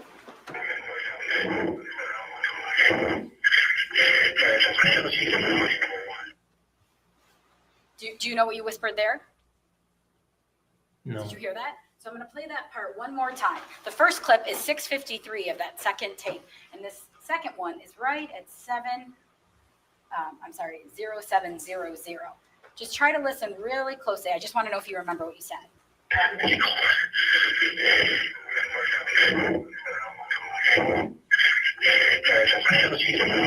Right there, do you say go to hell, cheating whore? No. So you don't hear that. No. You didn't hear at 6:53 cheating whore. You didn't hear that. I didn't hear that word. And it's right at that whisper. I couldn't hear it. Okay, I'm going to play it again.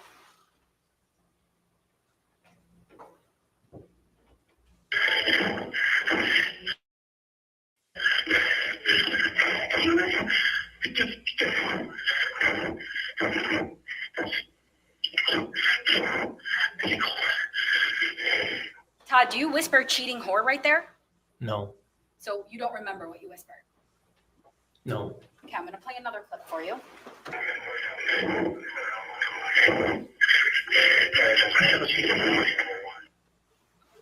Do you know what you whispered there? No. Did you hear that? So I'm going to play that part one more time. The first clip is 6:53 of that second tape. And this second one is right at 0700. Just try to listen really closely. I just want to know if you remember what you said.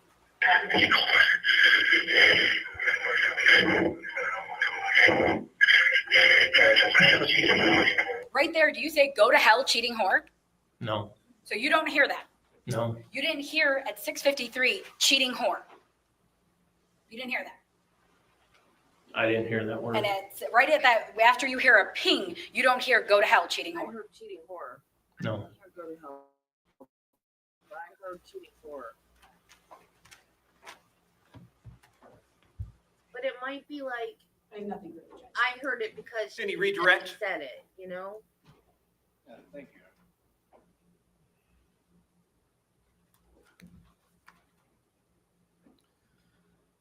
Like an EVP. You can't understand it until somebody tells you what it says. Todd, the state asked you if Amy wanted to quit the hospital after this first affair. Remember that question? Yes. Do you remember her announcing to her friends and coworkers that she was leaving the hospital? Yes. How did she do that? She did a Facebook announcement, and she even had a party at a bar. But she celebrated it.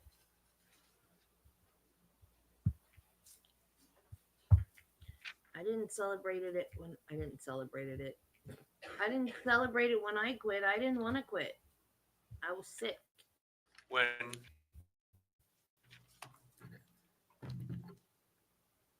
When you and Tristan realized that the pet carrier wasn't up by the shop door, what did the two of you try to figure out, or what did you decide to do, I guess is the better question. We were just talking to wonder why it wasn't there. What she either couldn't, we were thinking that She either couldn't get it out of there or she didn't even attempt. She didn't even go over there in the first place. One or the other.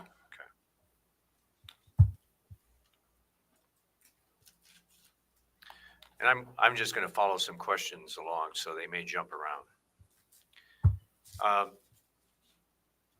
There's a series of questions about where Amy was located when you first saw her in the shed. And they also ask you about your knowledge of the advisability of not pulling something out of a person that's penetrated them. You remember those questions? Yes. Were you able to get Amy out the door with the fork stuck in her back? There's no way. So you didn't have a choice. No. You were also asked about when you last saw that fork, and you said something about on the grass, and that you moved it. Yes. In that shed, have you looked at all the photographs that the state took in there? Yes, I think so. Were there any children's toys in there? Yes. What were there? There was a multitude of stuffed animals and play items on the wagon. The kids obviously played out there then, Yes, they played a lot. and things might get moved out of the shed that shouldn't be. Yes.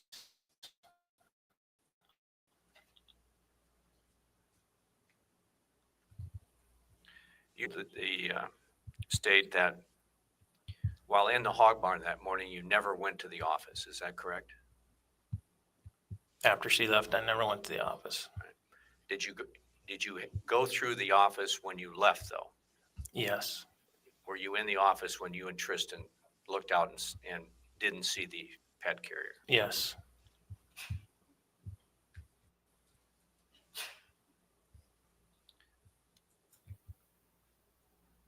There also was some questions about the closest point between the hog barn and the red shed. And you tell us again what that would be.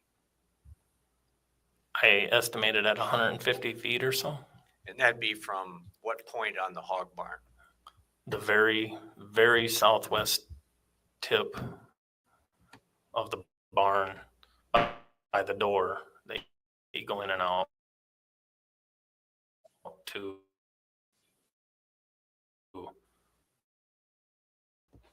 the very north.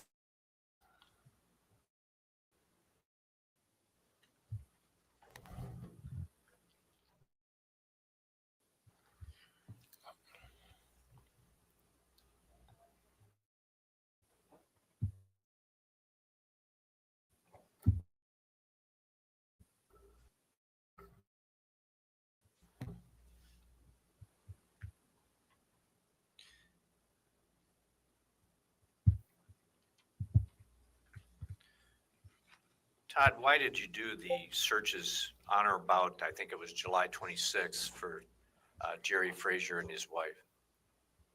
I was trying to find a way to contact Christy. Christy being his wife. Christy was his wife. I was trying to find a way to contact her. So if the search related to Jerry, you had Jerry's contacts. I had Jerry's contact, but I had no way of getting her phone number. On some of those entries, those searches that the state asked you, a few of them about thrill of the kill, thrill of the hunt man, thirst for hunt, that kind of thing. You indicated you recognize those. Yes. And what did they relate to? There was a quote stated in a movie, and it was actually ended up being an Ernest Hemingway quote. And we were trying to remember what it was. Do you remember what the name of the movie was? I think it was Predators. And there's lots of serial killers that have stated that. There's other books that have stated that. That's a There's nothing nefarious about looking that up because it's in literature.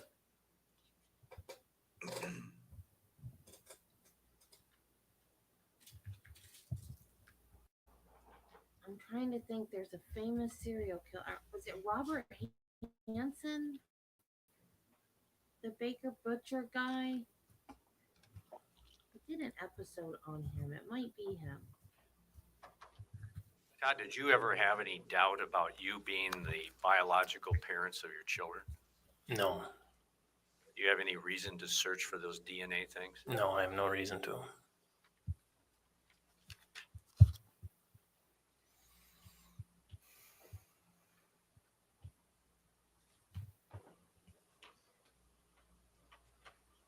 I don't know about ineffective, but he's certainly When the lackluster. state asked you questions about you contacting Jerry and his wife in July of 2018, they said, I think the words they used was, did you confront them about the affair?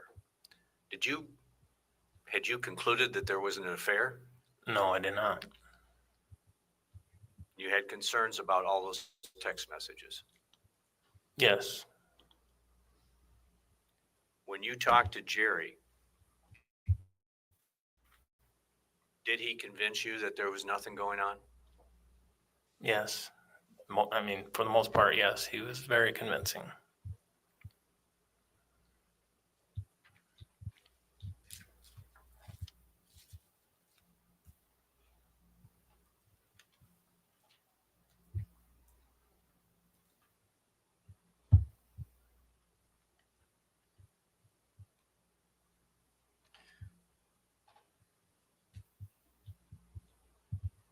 Todd, when you were doing those chest compressions if I understand you correctly, you had put Amy somewhat upright in the seat of the pickup, but leaned it back as far as it would go.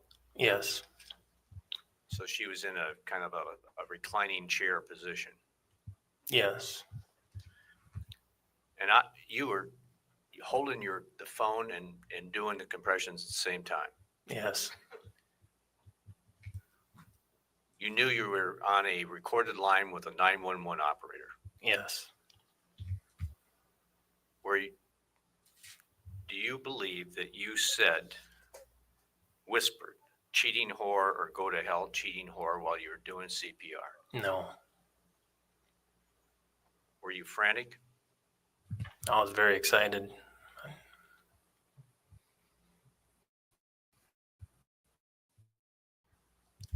Were you doing everything you could to keep her alive? Yes, No other questions?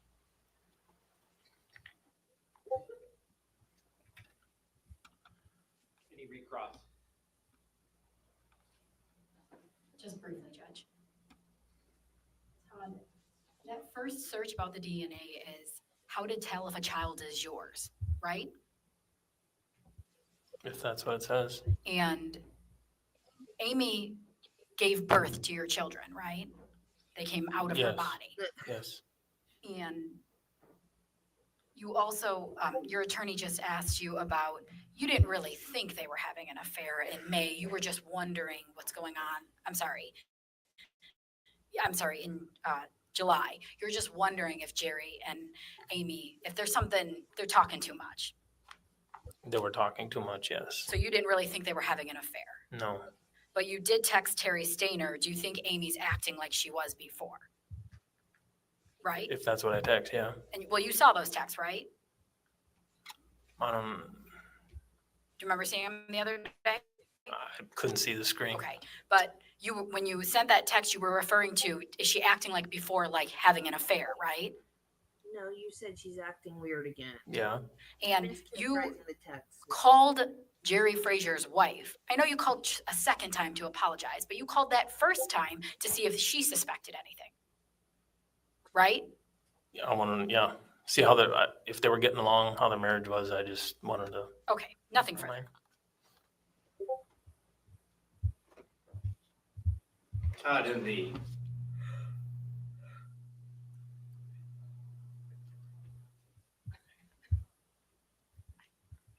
search records, they just ask you about the DNA searches. Did you look at some of these that on January 21st, 2018,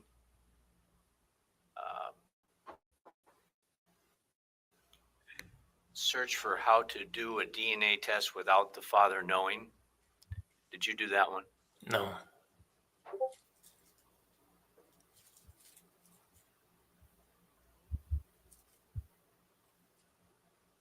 No other questions? Nothing, Your Honor. Okay, thank you, sir. You can step down.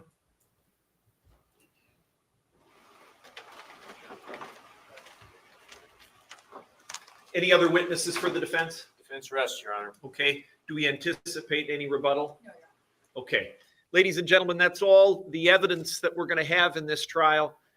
When we started on the first day, I explained to you sort of a roadmap of what you could expect from trial.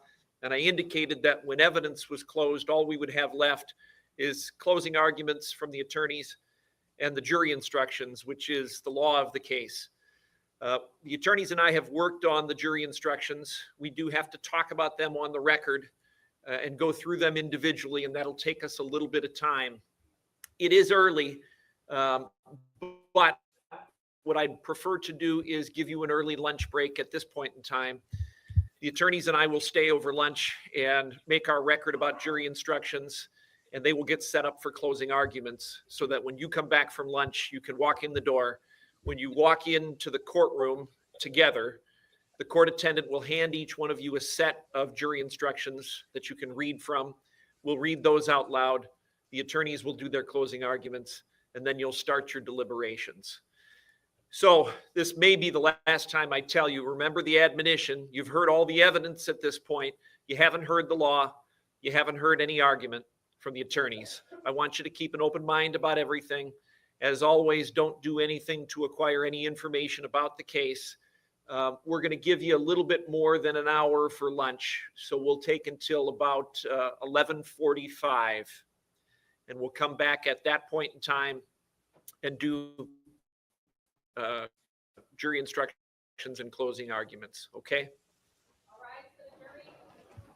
The record should reflect that we are outside the presence of the jury. We are still in the courtroom with the attorneys. Both parties have rested. Is there any motion the defense wants to make at this point in time?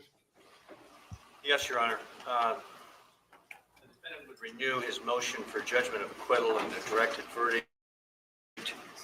I'm not going to read through my outline of that motion that I made at the conclusion of the state's case, but I would reallege or restate that motion at this time for the same reasons on the same set of facts and circumstances that I set forth there. And once again, using that standard that the court must use, I believe the state's case still fails. For purposes of the record, I will consider the prior argument that you made on your motion for judgment of acquittal as if it were made in full at this point in time. Does the state want to respond? I think at least the court, the state would respond exactly the same way it did before and on the same grounds and on the same record. Thank you. Okay. And I will take the state's argument previously given as if it were given at this point in time. For the same reasons I gave before, I do believe that the state has put forth enough evidence to generate a jury question on the charge that's been filed. The motion for judgment of acquittal is denied at this time. Any other motions the defense wants to make? Not at this time, Your Honor. Anything from the state? No, Your Honor. Okay. We'll go off the record. I do want to see the attorneys in chambers briefly about instructions, if we can do that now.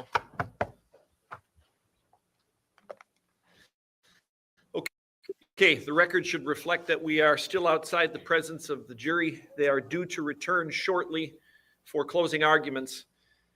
Each of the attorneys has a set of jury instructions in front of them. We're going to make our record about instructions. Let's take the first page, has instructions 1 and 2. Any objection to either one of those from the state? From the defense? No, Your Honor. The next page has 3 and 4. Any objection from the state? From the defense? No, Your Honor. Instruction number 5, any objection from the state? No, Your Honor. From the defense? No, Your Honor. Let's take 6, 7, 8, and 9. Take a minute to look at those. Does the state object to any of those? No, Your Honor. Does the defense? No, Your Honor. Instruction number 10, I will say we talked about that informally, and I want to make sure each party has a chance to look at it the way that I've drafted it. Any objection from the state? Yes, Your Honor. Thank you. May it please the court. The state has just a minor objection, and that has to do with a sentence in the third paragraph that reads, "A reasonable doubt is the kind of doubt that would make a reasonable person hesitate to act." We have filed a brief regarding the instruction we would prefer, which is the stock instruction from prior to 2009, when the change was implemented to include the hesitate to act language. And so what we are asking for is the firmly convinced instruction. And as the court is aware, essentially based on our brief and from Iowa criminal practice 2018-19, there's still controversy regarding the language that the court has decided to use. And so we would just ask for the firmly convinced versus what we consider objectionable language, which was the hesitate to act language, and primarily because it conflicts with instruction number 29, where you say do not hesitate, where here you say hesitate. Thank you. Okay. Mr. Firehelm, let me ask you first of all, the way I have instruction 10 proposed, any objection to that? No, Your Honor. You want to respond to the state's position? Your Honor, just briefly, I believe that as the state has indicated, this version has been the stock for a number of years. I know that there was quite a bit of input into the jury instructions committee, and this has been tossed about. And I understand there's still continues to be some controversy, but I don't believe that there's a risk of any confusion between this instruction with that hesitate word versus 21, whatever one that was. So we'd ask that we use the one as in these proposed instructions. Again, for the record, we talked about this informally. I let the parties understand that my position is the language is not confusing to the jury. Both places do use the word hesitate, but they refer to something different. I think it's the stock instruction that we've been using most recently, and I don't think it causes confusion.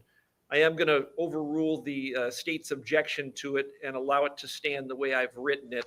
Let's turn on to the next page. 11, 12, 13, and 14. Any objection to any of those from the state? No objection. From the defense? No objection. 15 starts with the marshaling instruction.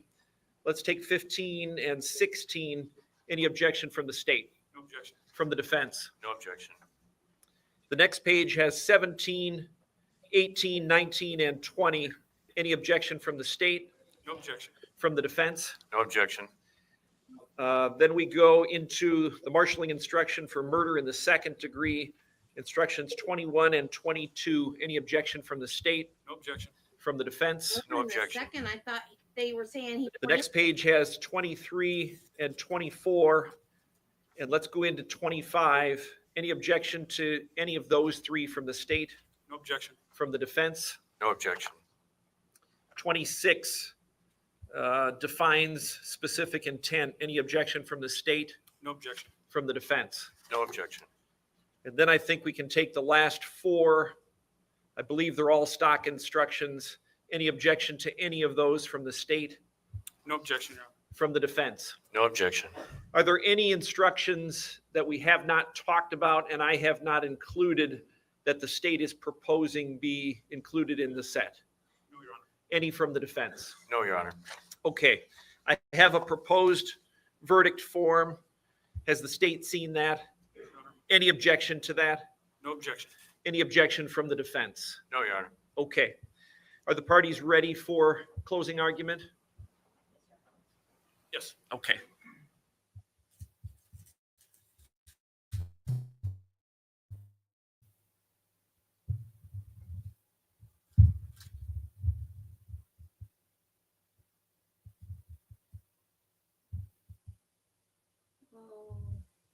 wrong.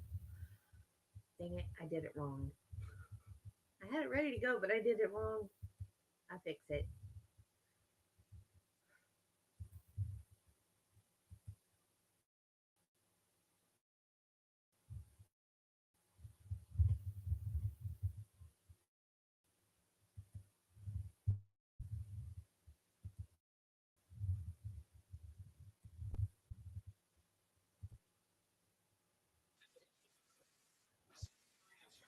These instructions now.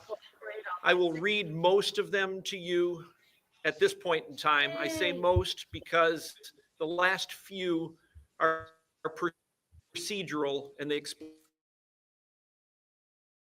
to you what you should do procedurally when you start your deliberations. We'll save those until after the attorneys. The most that I'll read right now, the beginning instructions, are sort of the meat of the law. You can put them in your lap and listen, whatever works best for you. Instruction number 1, members of the jury, the trial information charges the defendant, Todd Michael Mullis, with the crime of murder in the first degree. The trial information includes the lesser crimes of murder in the second degree, voluntary manslaughter, and involuntary manslaughter. Instruction number 2, Todd Michael Mullis has entered a plea of not guilty. The plea of not guilty is a complete denial of the charge and places the burden on the state to prove guilt beyond a reasonable doubt. Whenever I instruct you the state must prove something, it must be by evidence beyond a reasonable doubt. If the state does not prove the defendant guilty beyond a reasonable doubt, your verdict must be not guilty.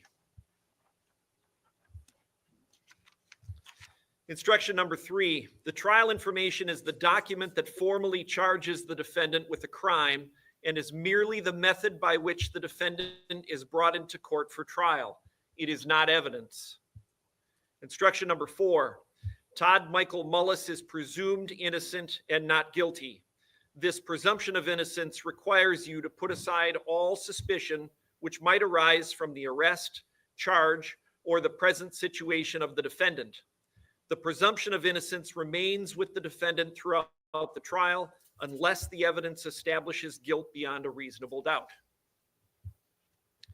Instruction number 5, you shall base your verdict only upon the evidence and these instructions. Evidence is 1, testimony in person or by deposition. 2, exhibits received by the court. You may examine the exhibits closely, but be careful not to alter or destroy them. 3, stipulations, which are agreements between the attorneys. Facts may be proved by direct evidence, circumstantial evidence, or a combination of both. Sometimes during a trial, references are made to pretrial statements and reports, witnesses' depositions, or other miscellaneous items. Only those things formally offered and received by the court are available to you during your deliberations. Documents or items read from or referred to, which were not offered and received into evidence, are not available to you. The following are not evidence. 1, statements, arguments, questions, and comments by the lawyers. 2, objections and rulings on objections.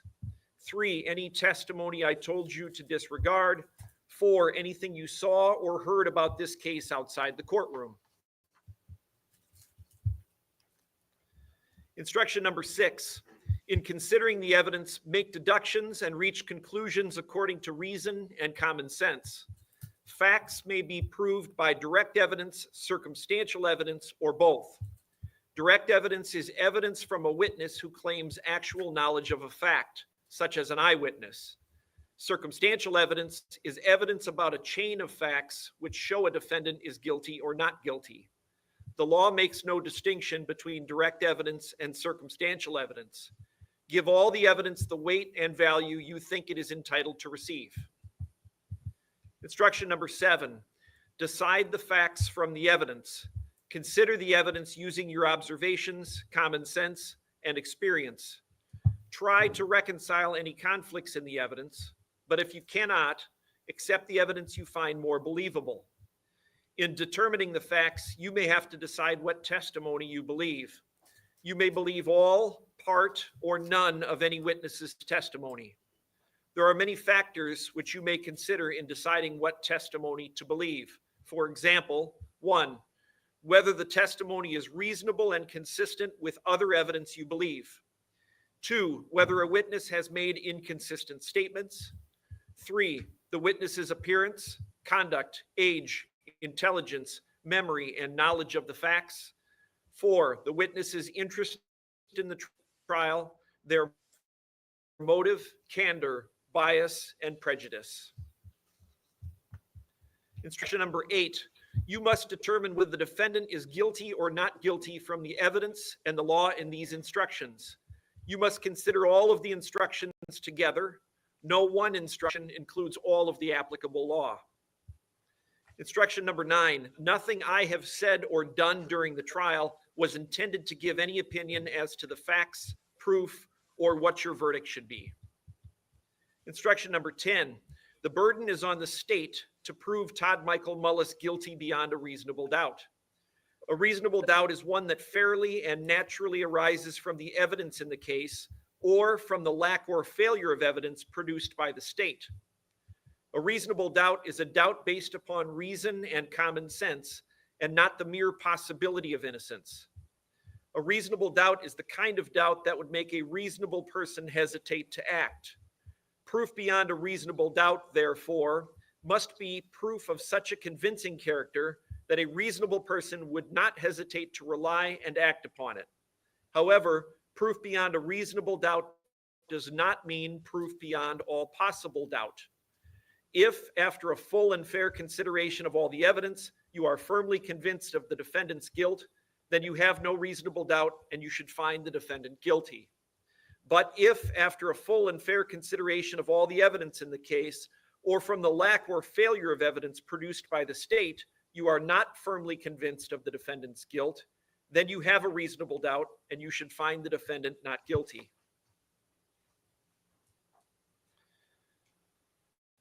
Instruction number 11, if there is a reasonable doubt as to the degree of the crime, the defendant shall only be convicted of the degree for which there is no reasonable doubt.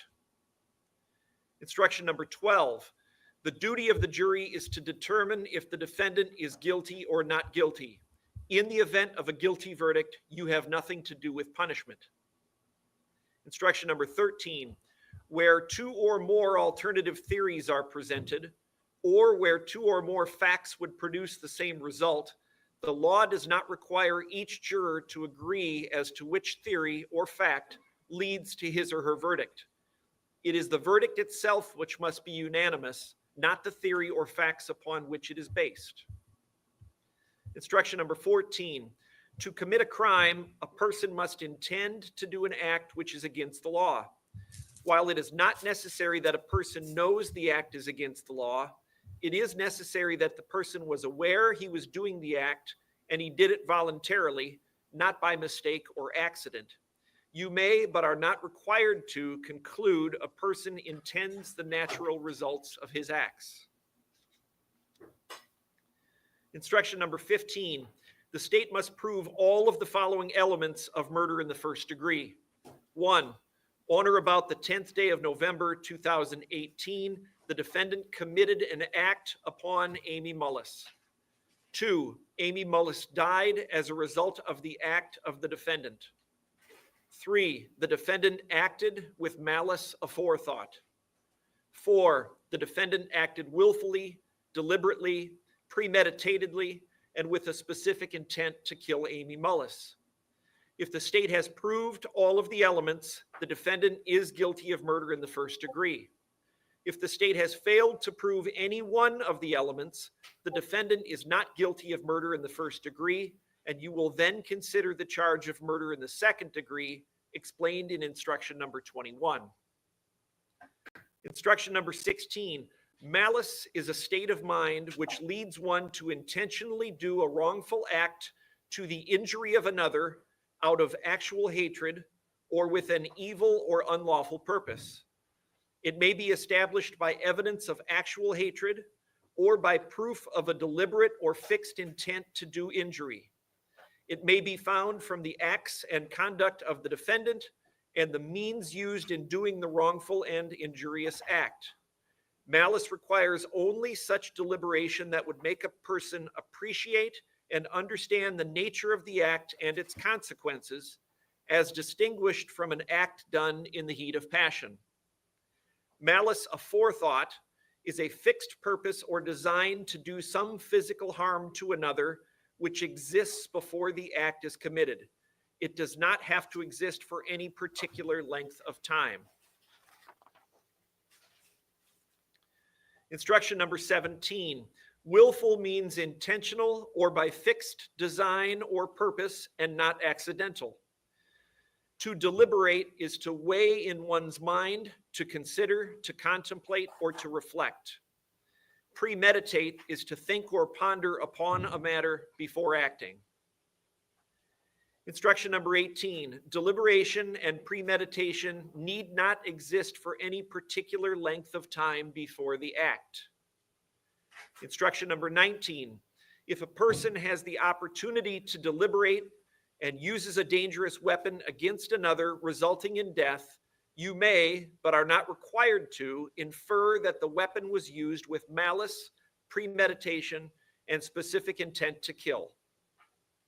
Instruction number 20. A dangerous weapon is any device or instrument designed primarily for use in inflicting death or injury, and when used in its designed manner is capable of inflicting death. It is also any sort of instrument or device which is actually used in such a way as to indicate the user intended to inflict death or serious injury, and when so used is capable of inflicting death. Instruction number 21. The state must prove all of the following elements of murder in the second degree. 1. On or about the 10th day of November 2018, the defendant committed an act upon Amy Mullis. 2. Amy Mullis died as a result of the act of the defendant. 3. The defendant acted with malice aforethought. If the state has proved all of the elements, the defendant is guilty of murder in the second degree. If the state has failed to prove any one of the elements, the defendant is not guilty of murder in the second degree, and you will then consider the charge of voluntary manslaughter explained in instruction number 23. Instruction number 22. Murder in the second degree does not require a specific intent to kill another person. Instruction number 23.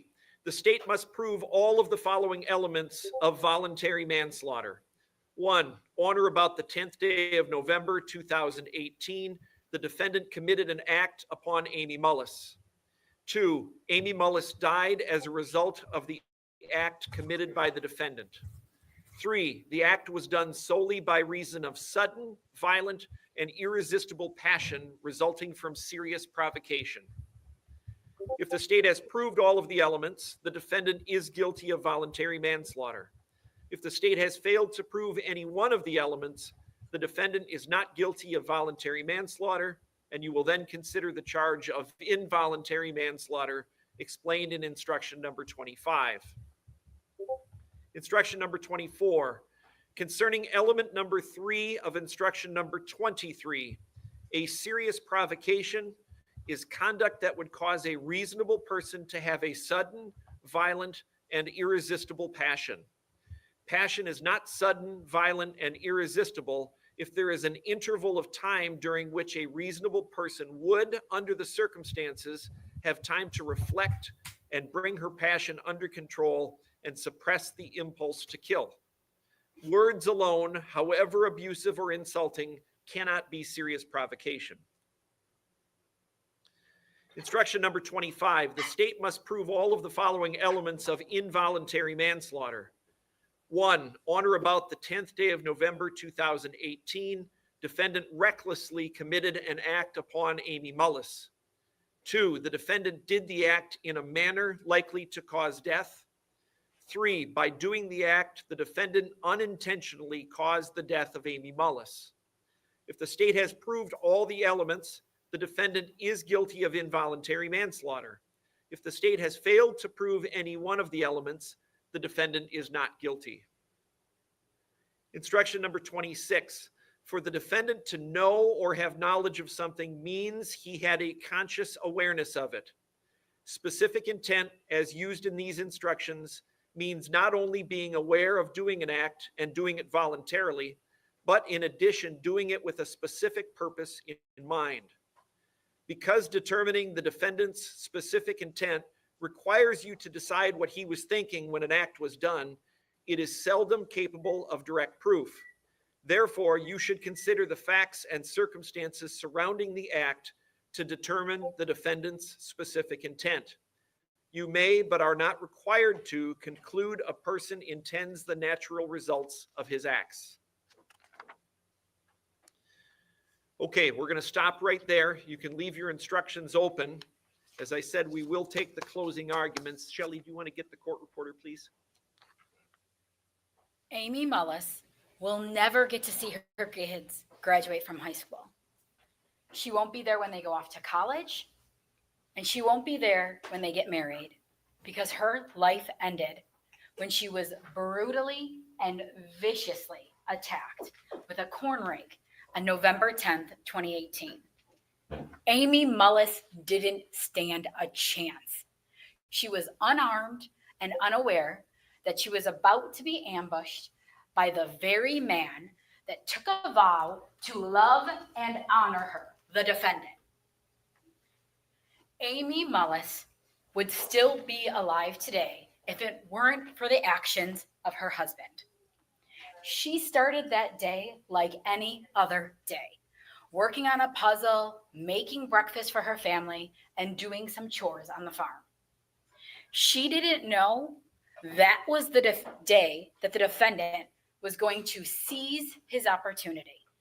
He was going to attack her in the back with a corn rake and try to make it look like an accident. Amy Mullis is not here to tell her story. The defendant made sure of that when he turned Amy from a beautiful and vibrant 39-year-old woman into this, a state medical examiner number.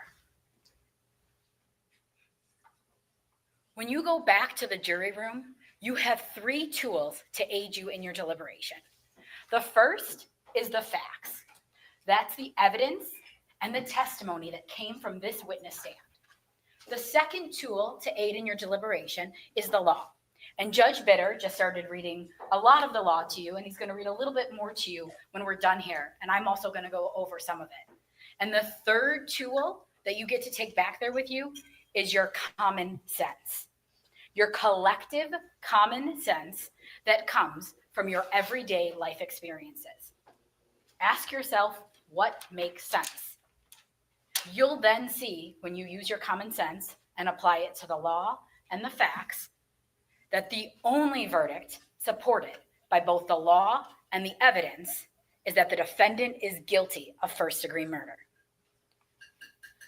Now, as jurors, you have a duty. You all got sworn in on either Monday afternoon or Tuesday, and you all took an oath. And you have a duty, your sole duty is to find the truth and do justice. And the state has the burden of proof, as the judge just read to you, and we talked about in jury selection. And we only have to prove the elements of the crime charged. The state must prove all of the following elements of murder in the first degree. First, on or about the 10th day of November 2018, the defendant committed an act upon Amy Mullis. Second, Amy Mullis died as a result of the act by the defendant. Third, the defendant acted with malice aforethought. And fourth, the defendant acted willfully, deliberately, premeditatedly, and with specific intent to kill Amy Mullis. So let's talk about the first proposition. On or about the 10th day of November 2018, the defendant committed an act upon Amy Mullis. The act is the striking of the corn, taking this corn rake and striking Amy Mullis with it. There is absolutely no controverted testimony that Amy Mullis was struck with this corn rake on November 10th, 2018. We know Amy was struck at least 2 or 3 times. We know she had other injuries on the front of her body, and that corn rake, was impaled in her back. We know that's the act. And how do we know the defendant committed the act? Like I said to you before, one of the most important things is the facts and the evidence that came from this witness stand. We know that back in November 2018, Amy is scared of the defendant. She is planning on leaving the defendant. He is the only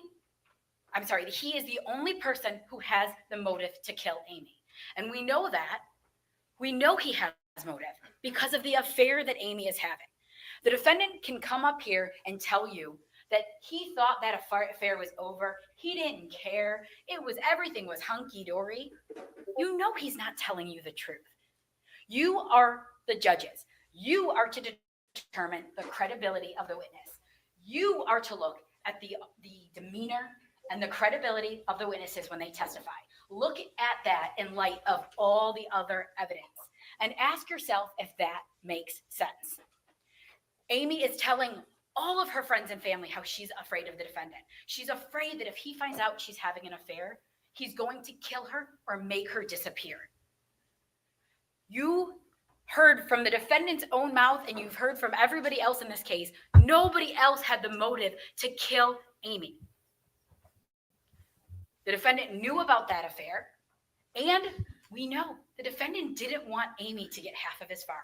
And we know that from 2 people, because he told Eileen Fuller that, and he told Terry Stainer that. He told them, well, I can't let her take half of my farm. He wasn't going to let Amy get half of his farm or try to take away his kids from him. The defendant is the only one that had the opportunity to do this. He waits until Amy has this procedure, this very simple procedure, so that he can use that as an excuse. Don't let him fool you. What about the text that day? Carrie Callan's text. Carrie Callan texts Amy and asks, how are things going? I'm worried about you, because she hasn't heard from her in a few days, or a couple weeks actually. And she writes back, okay, things are kind of tense around here. I don't know what's going to happen. That's at 8 in the morning. We know at 10:14 in the morning, Amy is then emailing Jerry Frazier saying she doesn't really want to, but she's going to go out and do some chores on the barn. And then at noon, at 12:01, there's a 911 call that Amy has been impaled with a corn rake. She was telling Carrie how things were tense that day. On that day, the defendant isolates Amy by sending her to the shed. If the defendant wants you to really believe that there is some mystery attacker out there, how would this person know Amy was going to the shed? How? How would they know? Because according to the defendant, it's at that moment that he just says, oh, you know what you can do for me? You can go and get that pet carrier. And not only that, is there somebody waiting there, hoping that there's a murder weapon there? Because he told you that corn rake was in there. So you would have to believe that there's a mystery attacker just standing out there, hoping that somehow Amy gets isolated, and then also hoping, oh wait, I hope there's also a weapon in there so I can kill her. It doesn't make any sense. We know no one else is on the farm. Tristan tells us that, and the defendant tells us that. Doesn't hear anything, doesn't see anything, never tells the police that there's anybody else, because there's no one else on the farm that day. Because the defendant did this and no one else did it. Also, the defendant tells you he doesn't hear a thing. If you want to believe the defendant's story, let's give him that. Let's for a second say, okay, somebody comes and does this. He wouldn't hear anything with the way Amy fought? With Amy going down like that?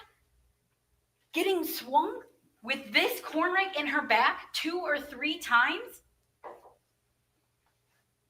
The defendant sends Tristan to the shed, sending his 13-year-old son to go and find his mother.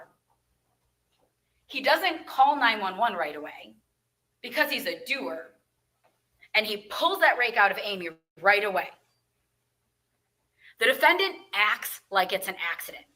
Think about the defendant's actions, what he did after, telling everybody, implying that this is an accident. He even told you today.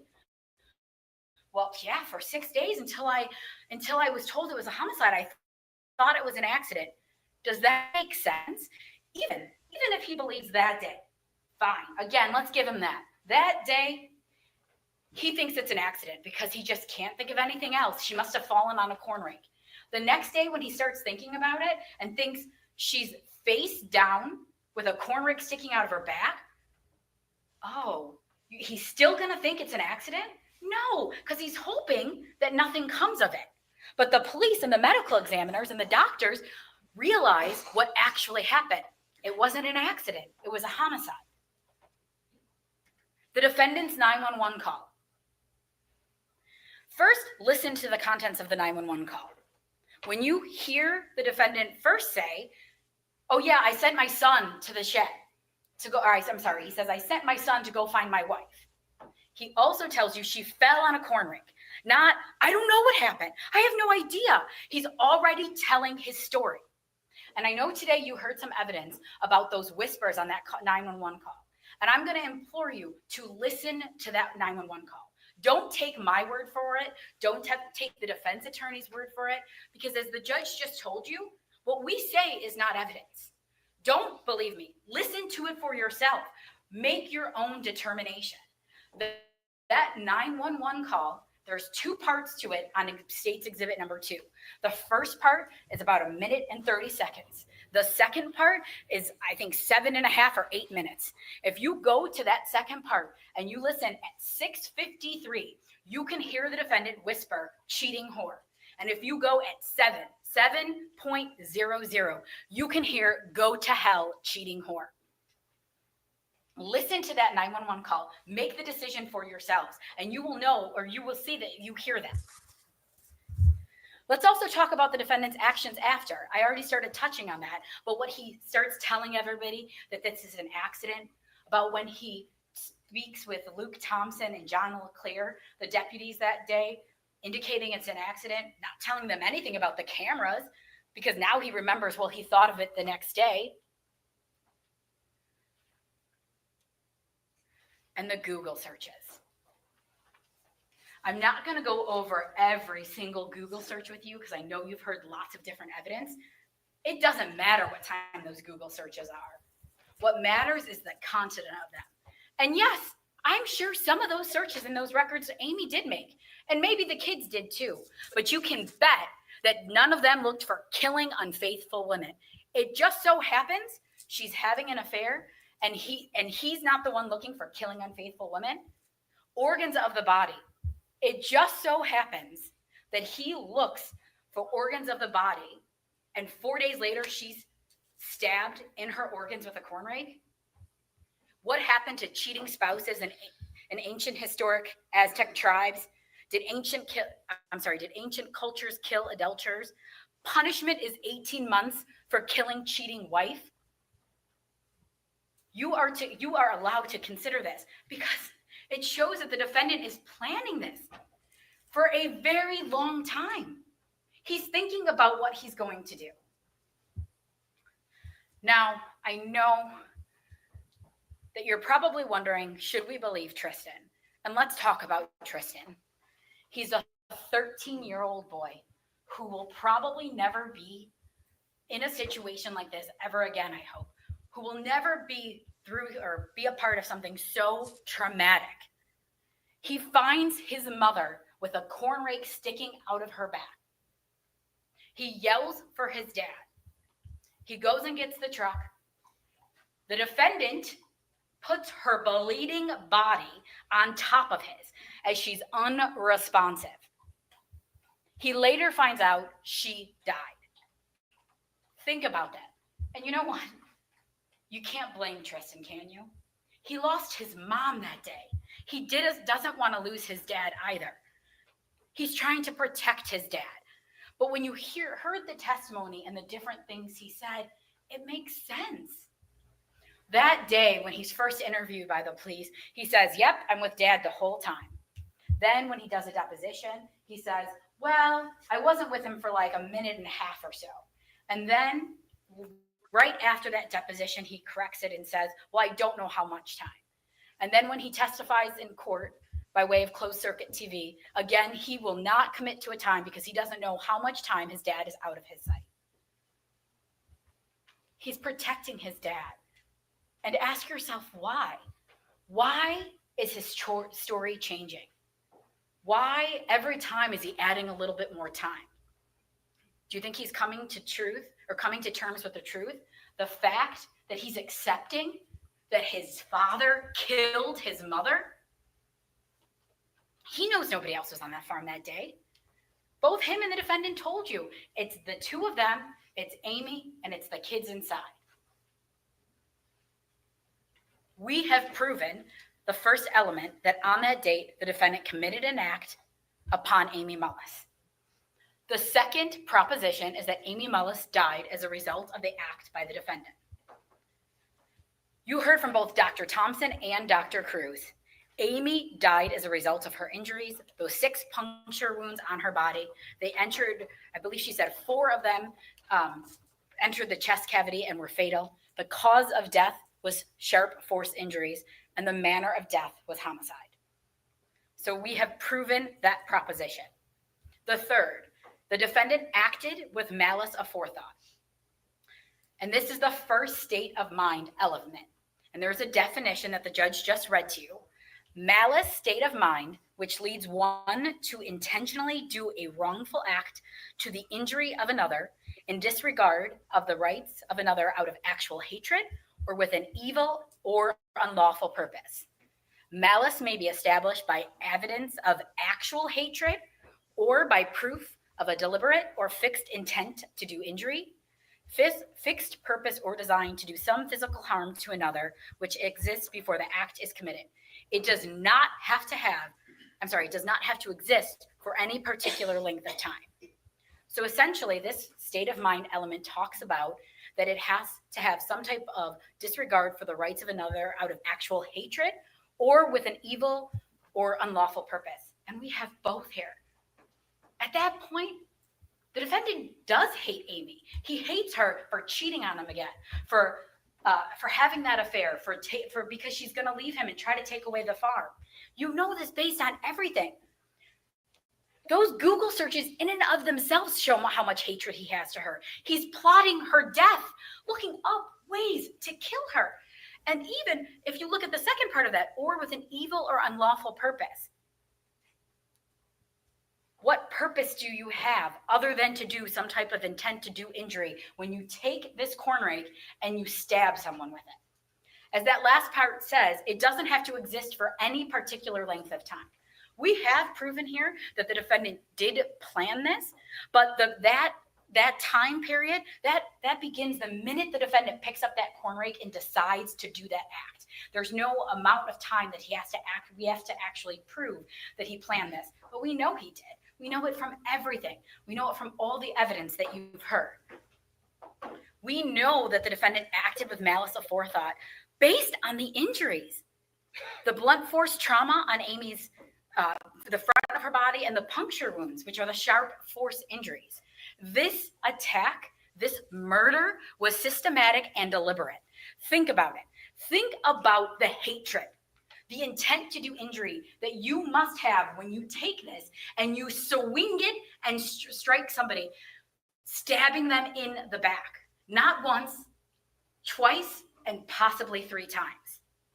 The force to which he had to have stabbed her body to go through, to puncture her breast implant, to go through those organs in that chest cavity.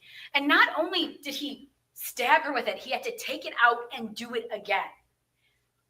He is acting with malice aforethought. It does not take that much time to do that. And he was able to do it and get back to the barn to start the cover-up.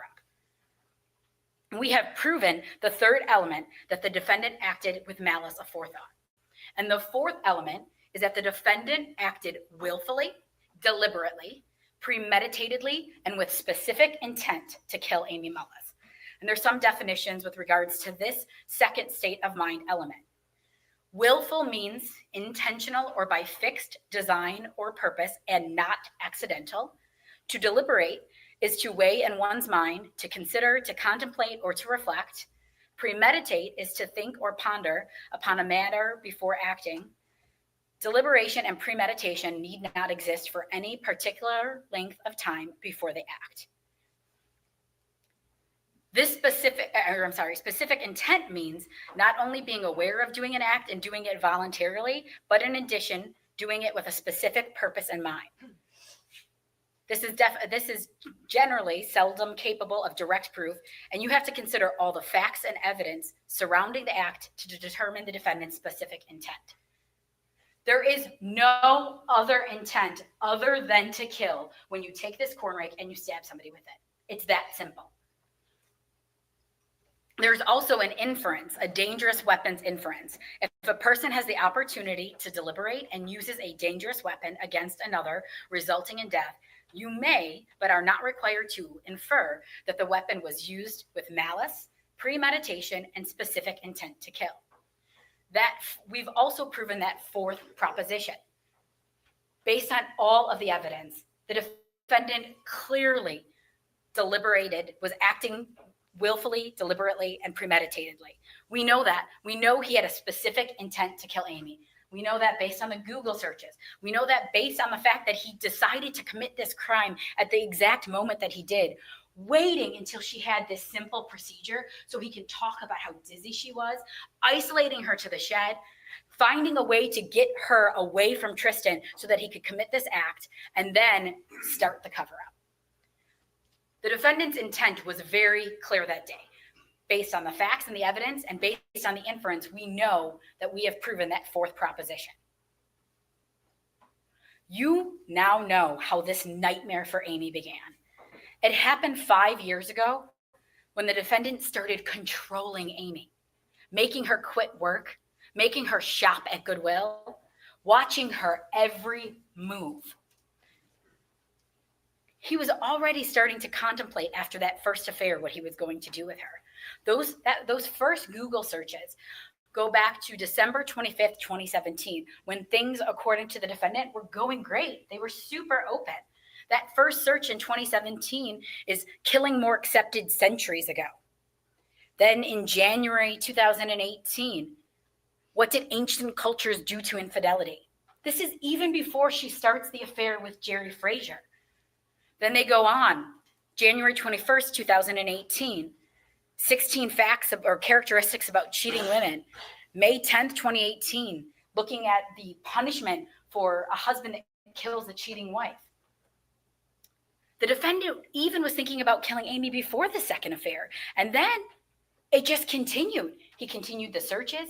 He's confronting them. He's talking to her friends about these rumors. And he wants you to believe that affair is over. He's not telling you the truth. Just like he didn't tell John Turbot the truth that day. When he didn't initially even tell John Turbot about that affair. If he had nothing to hide, why wouldn't he told him? He didn't want to give motive. He didn't want them to think that there's any reason he could have done this.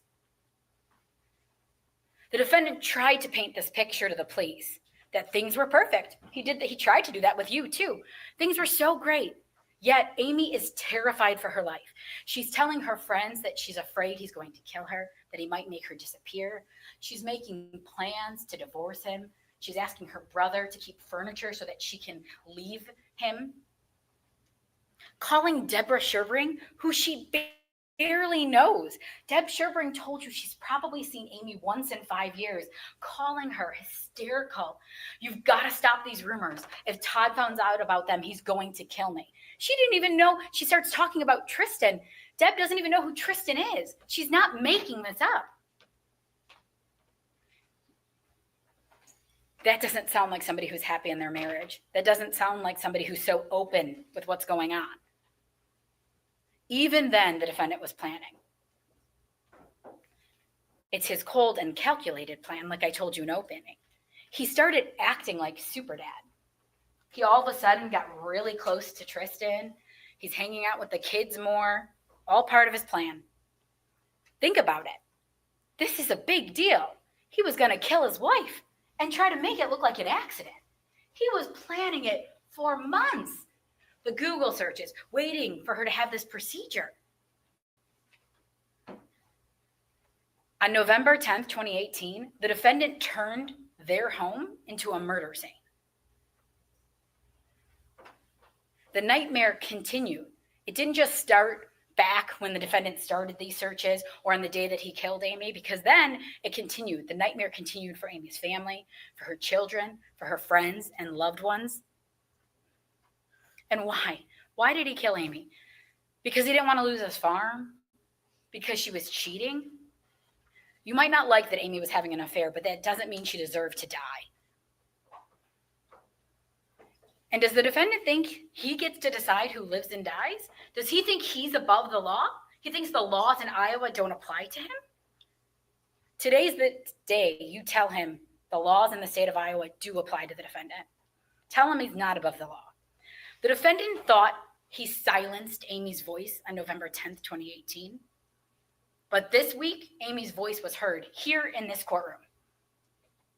Through the witnesses, through the evidence, Amy's voice was screaming through this courtroom this week, showing you that the defendant did this, pointing all the evidence towards the defendant, showing you he committed this brutal, senseless, and vicious murder. Today, this nightmare finally ends. It finally ends for Amy and for her friends and family, for her children, because Amy finally gets the justice she deserves.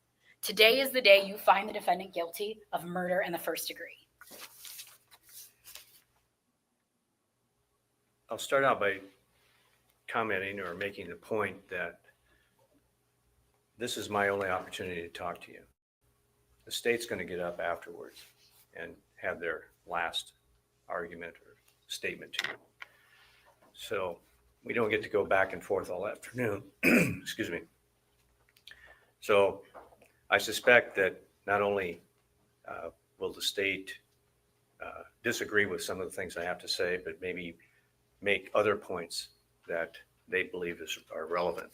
So I'm going to try to be as complete as I can because it's my only opportunity. So please bear with me.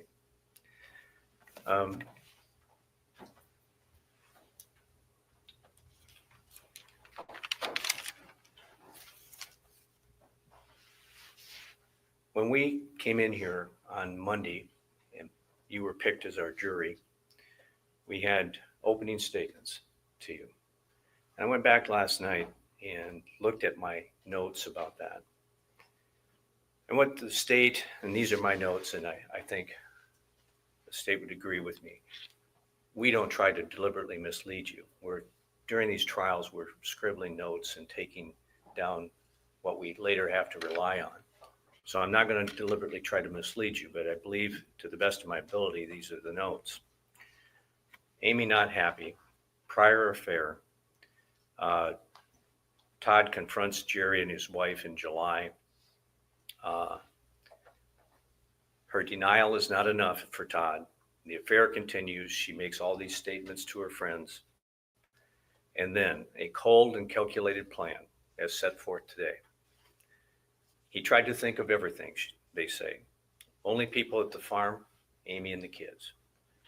Get her outside, get her separated. Send her to the shed. Claim that the corn rake is an accidental fall. Go back to the barn where Tristan's at. Send Tristan to find her. Act upset. Call 911. Tell them that she fell. Then doctors, lawyers, law enforcement don't buy it. Amy told friends, he'll kill me. The iPad searches, plan to kill, evidence overwhelming.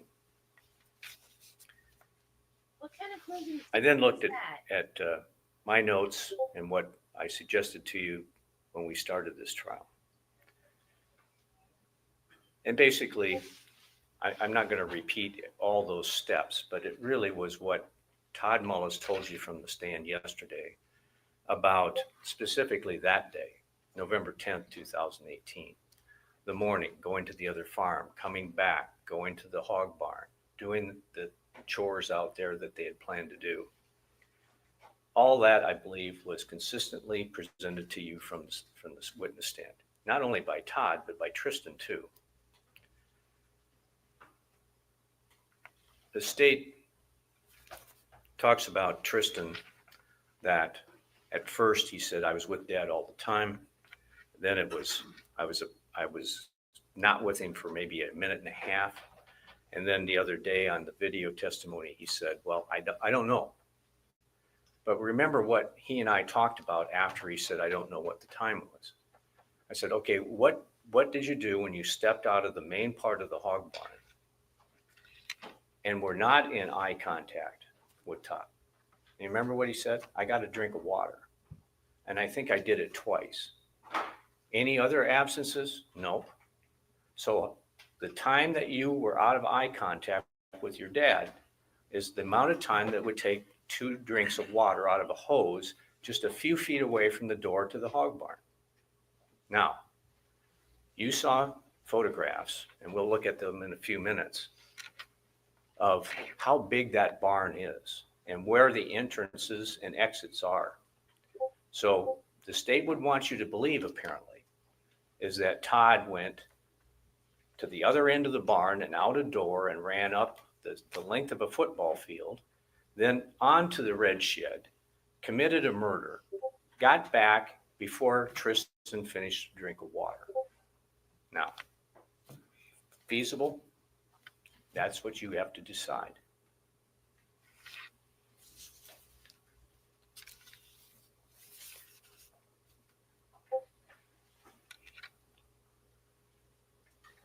I believe, if my notes are correct, that I told you at the beginning of this trial, Amy Mullis was murdered.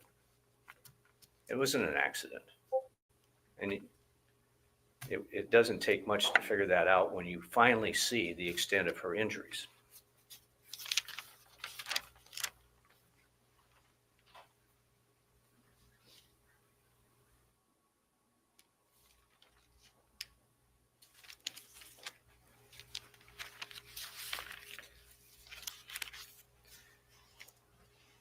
And I'm going to divert here a bit and try to touch base on some of the state's closing that you just heard.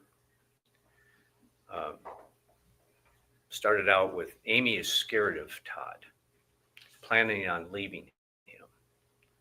Todd is not telling the truth. Well, what the story we've heard is that apparently Amy fessed up to an affair about 5 years ago. And they went through some counseling. It wasn't easy, but they came to an understanding that she was going to leave the hospital, which was, as you heard, she had a party when she left. Not that she was dragged kicking and screaming out of there. That they were going to refocus their life. Amy was going to be a stay-at-home mom, a stay-at-home farmer. They were going to expand the hog operation to another barn. And that's what they did. And for the next 4.5, 5 years, Todd had no warnings. He had no signals. They were basically living the dream. But Amy, obviously at some point, wandered. The contact that she was having with Jerry Frazier led her into another affair. What's Amy going to tell her friends when they finally find out, or she tells them? Well, the reason I'm in this affair is because I'm afraid of Todd. I'm not happy with Todd. Amy's justifying her actions. She's telling her friends, he's a bad guy. He scares me. I'm not happy. What are we hearing from everybody else? And sometimes even from her. He's a good guy. He's a hard worker. He's a good dad. So what's unhappy for Amy?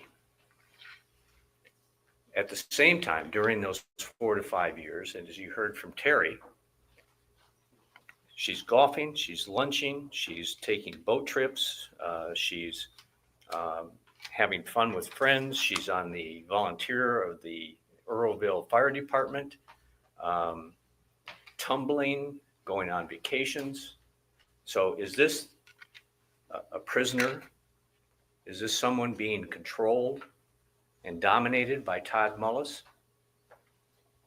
I don't know about you, but it doesn't sound like that to me.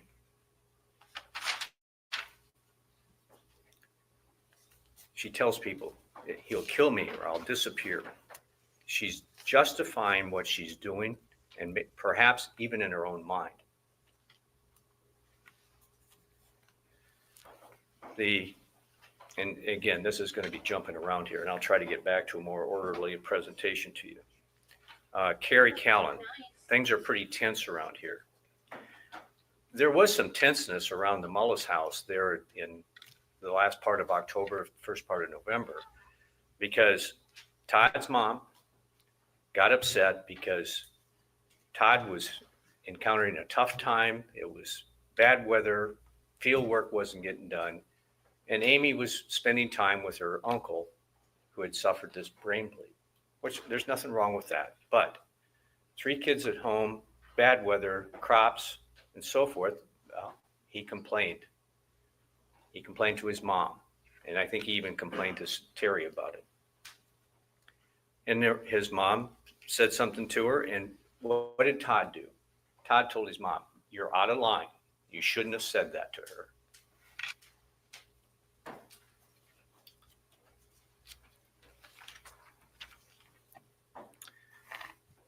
Then the state says, and again, I'm jumping, Todd isolated her in the shed that day. No one else there at the farm.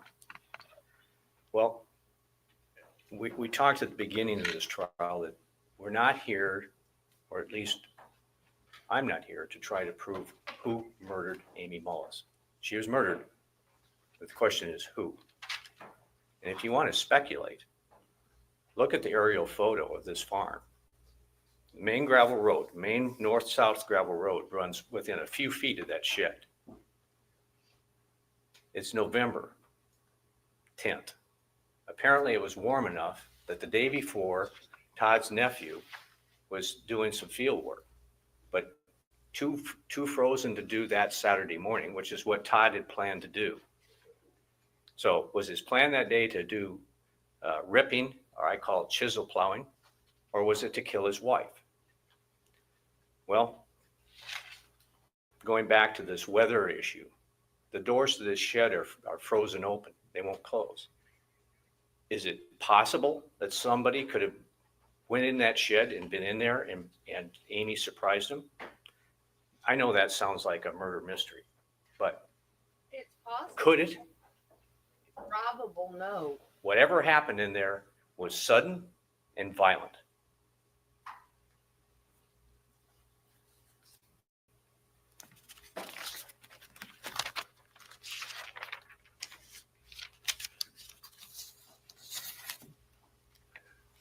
There's comments about he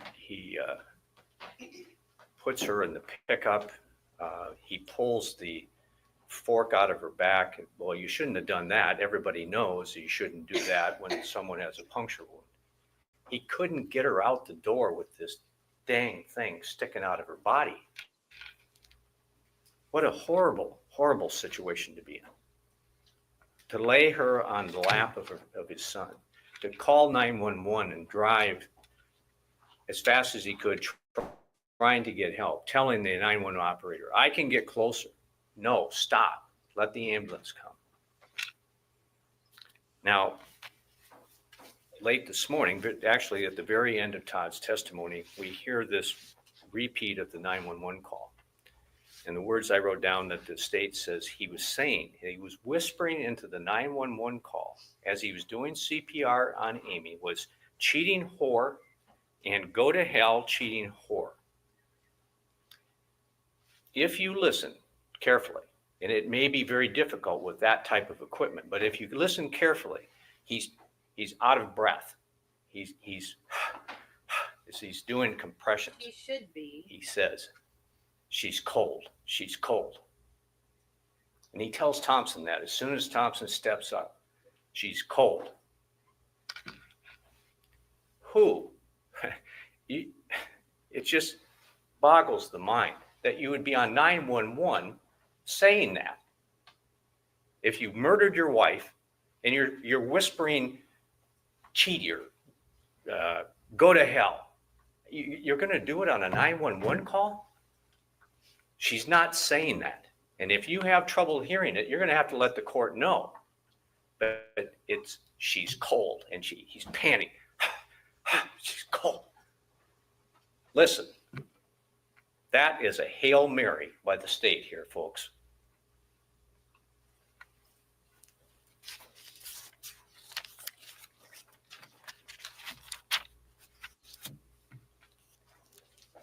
And I'm going to get back to this a little bit more, but he's criticized because he thought it was an accident. And he told everybody at first that's what it was. The Google searches. What? If you look, and there's a lot of them. Defendant's Exhibit NO is, there's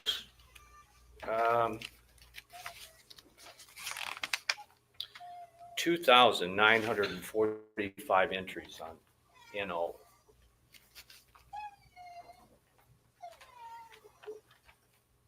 And some of them are exactly what the state says. Cheating people, Aztecs, and I don't know all the particular terms. But who's engaged in activity that would make someone think, I wonder what's on the internet about this, other than the person who's cheating? And we don't know how long Amy cheated. Now Jerry Fraser said with him anyway, it was from maybe late May, he thought June of last year. But who was the person 5 years ago that cheated? Amy. Who would be concerned about those topics? Now I know what the state is trying to do. It's like, well, Todd's going to go in there and he's going to search because he's suspicious and he's going to plan, he's going to do these things. I think the other way around makes more sense. And of course, the state has to discount what Tristan says. Doesn't want to lose his dad. Said he's with his dad the whole time. And then there's that change of timing that I talked about a few minutes ago. You saw Tristan. Pretty solid kid. And he said the same thing from the get-go. Now, if I was to describe yesterday here in this courtroom, if someone says, were you with Christy all day long? I'd say, yeah. Did I go out in the hall and go to the bathroom? Did I go down to the pop machine and get a pop? Sure. But I was with her all day long. That's what Tristan said. I was with him the whole time. Well, he was with him the whole time. They were in the barn together. Were they eyeball to eyeball? A couple times, no, apparently. And Tristan told you about that. I'm sure he does feel pressure, but is he not telling the truth? Is he covering for his dad? Did he make that up that quickly? That by the time they got to he didn't even go to the hospital.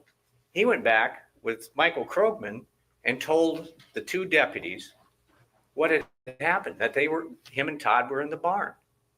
Amazing for him to come up with that and stick with it for so Objection, long. there's no testimony to his statement at that time, Judge.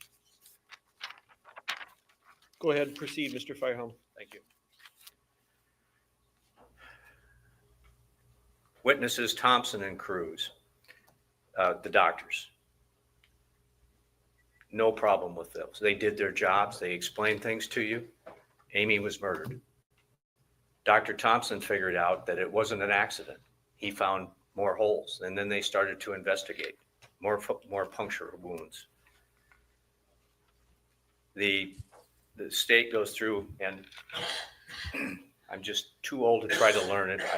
I don't have a PowerPoint, so It's under the just table now. please listen to me as closely as you can. Those elements of malice aforethought and all of those things, you only have to get there if you think Todd did anything. Those are complicated instructions, and they have all this terminology.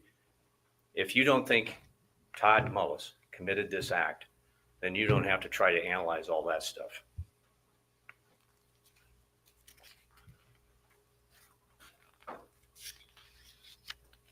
Oh yeah. Things with, Oh yeah. she mentioned the interview with the DCI agent that was here yesterday.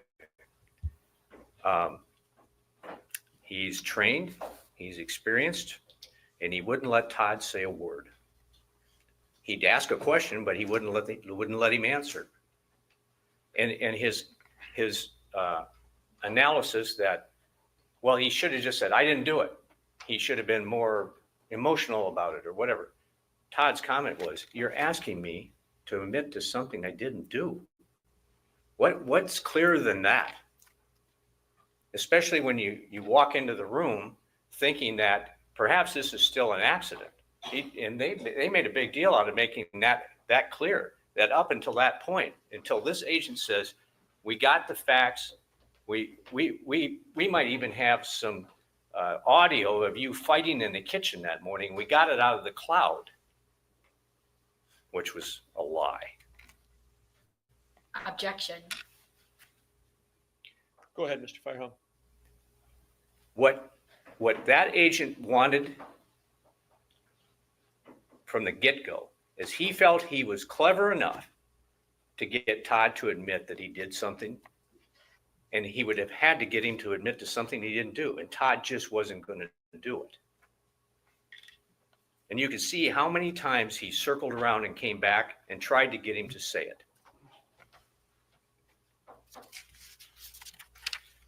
Todd's criticized by the state for becoming super dad.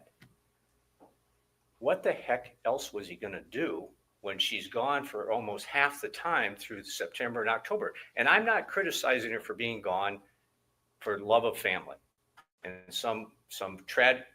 obviously this came up unexpectedly. If he had an aneurysm or a brain bleed, there's no warning on that. But to now say, well, this is part of a plan. He was going to be super dad.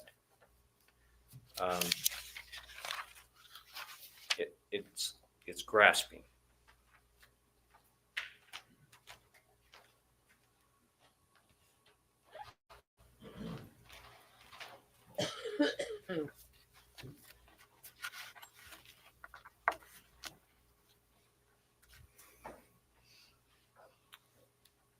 On November 10th, 2018, in Delaware County, Iowa, Amy Mullis was viciously and deliberately murdered.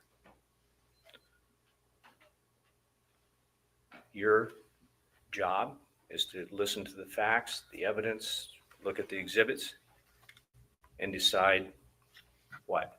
Who did it? Partially. But the only part that you have to decide is if Todd Mullis did it. Because certainly she was murdered.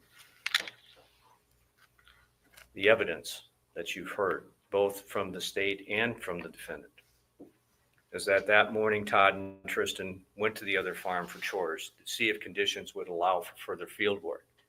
They didn't. Back home, a bite to eat. Amy's doing a puzzle. She had had this medical procedure done a few days earlier on the 6th of November. And the plan, which had already been discussed between Todd and Tristan, was to go out to the hog barns and get ready for a delivery of pigs, the small pigs. That was their job, was to raise them up to butcher weight. Amy wants to join. Todd says she had been in the house due to that medical procedure, was getting kind of antsy and wanted to do something. So him and Tristan go out. She follows. They each take on a task. And remember Jay?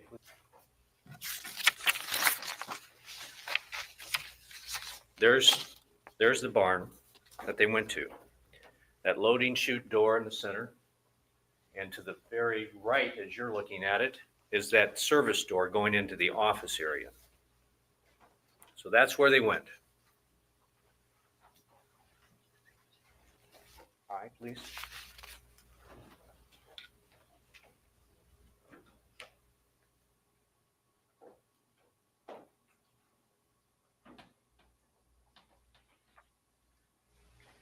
There's that service door that you saw open in the first photo, and that's looking out from inside the office. And I believe Todd explained that as we're looking at this photo, that window to the right would be looking up towards the house and the shop. The window to the left is looking out into the main part of the hog barns.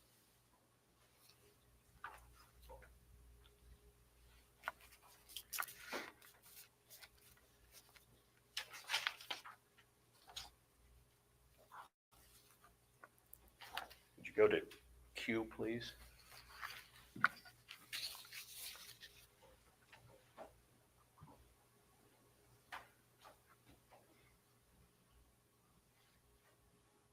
We were told that those are those heaters that Tristan was retrieving from that storage area and hauling out to the pens where they would be installed in anticipation of these small hogs, piglets, I guess.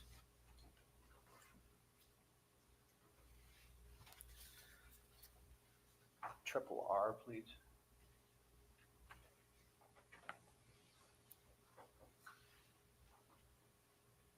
That's what we did back in the 70s. I believe Todd explained that this is looking in the other direction from the service door.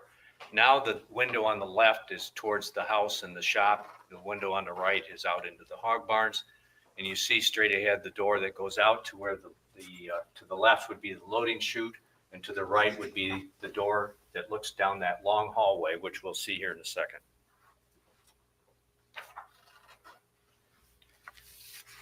Mom would drive Next, us please. 1 week, and my friend's parents would drive us the next week, and that's the way we did it.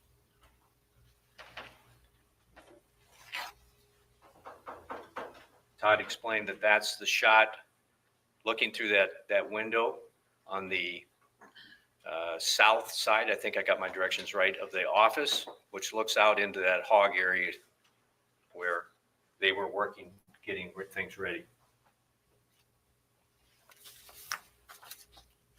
T, please.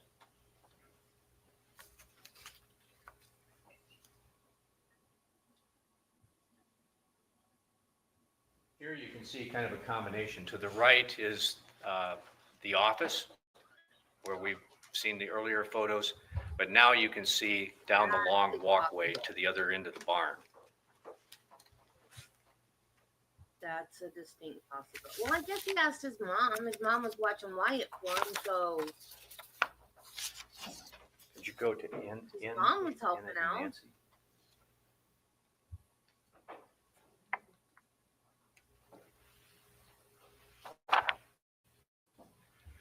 There's a good layout of just how large this massive building is, and that long walk to the far end where there is another service door. And it's in there where they're taking these heaters and those nipple pipes that water things that Todd described. And as you can see,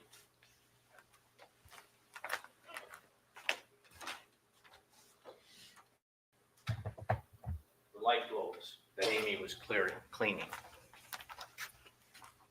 Standing on a pail sometime, or always.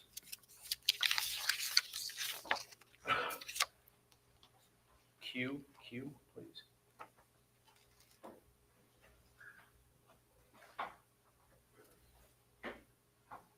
If, I believe it's correct that if you would have gone the full length of the building, gone out that back service door, and now we're headed back towards the red shed, the shop, that area, that's what you'd see. That's how far you'd have to travel on foot to get up there. The red shed is just beyond that tree, just to the left of the steel grain bins.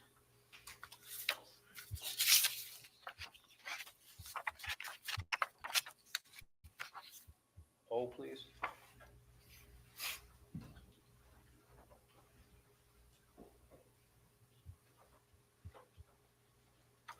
The water hose is in the office where Tristan got a drink of water, just a few feet away from the doorway that we just looked through.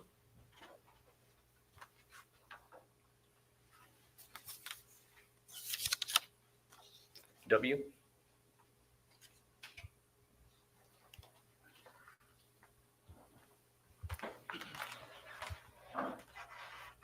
They look out of the north window of the office area in the barn to the shop, and there's the garage on the end of the house. The area where Todd explained where he expected to see the pet carrier that Amy had gone to retrieve. Lastly, AA, please.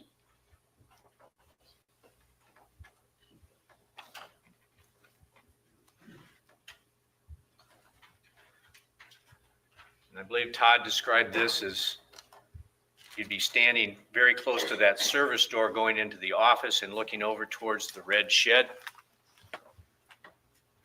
You can see the opening where the door is now wide open.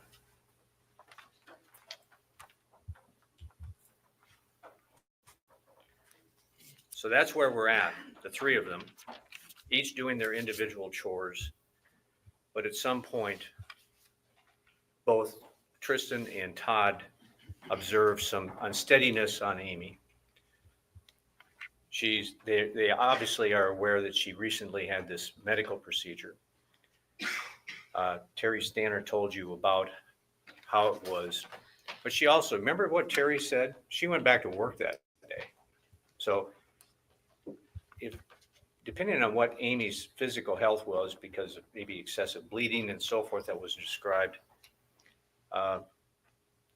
we just don't know. Other than she'd been taking it easy for several days. Todd says to her, take it easy, go to the house. A couple different times, he and Tristan observed this unsteadiness. Finally, if you want to help, go get the pet carrier from the shed and put it up by the shop. And we know why. The kittens don't get run over, so forth. And that they had planned to get these a water tank out of there with some motor vehicle, a skid steer or four-wheeler or something. So Todd and Tristan continued to work for an hour, perhaps, maybe longer.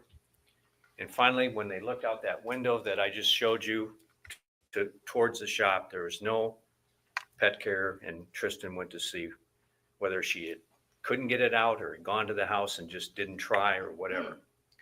And then the horrible, horrible events are discovered.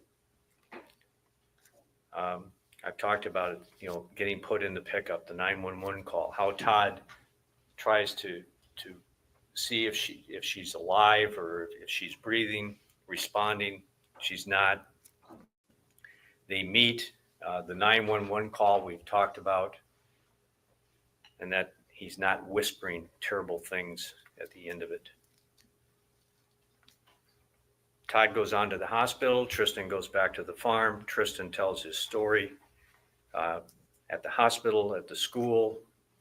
He's interviewed several times consistently, other than the differences about this time and being eyeball to eyeball. A difference that I say is not significant here at all.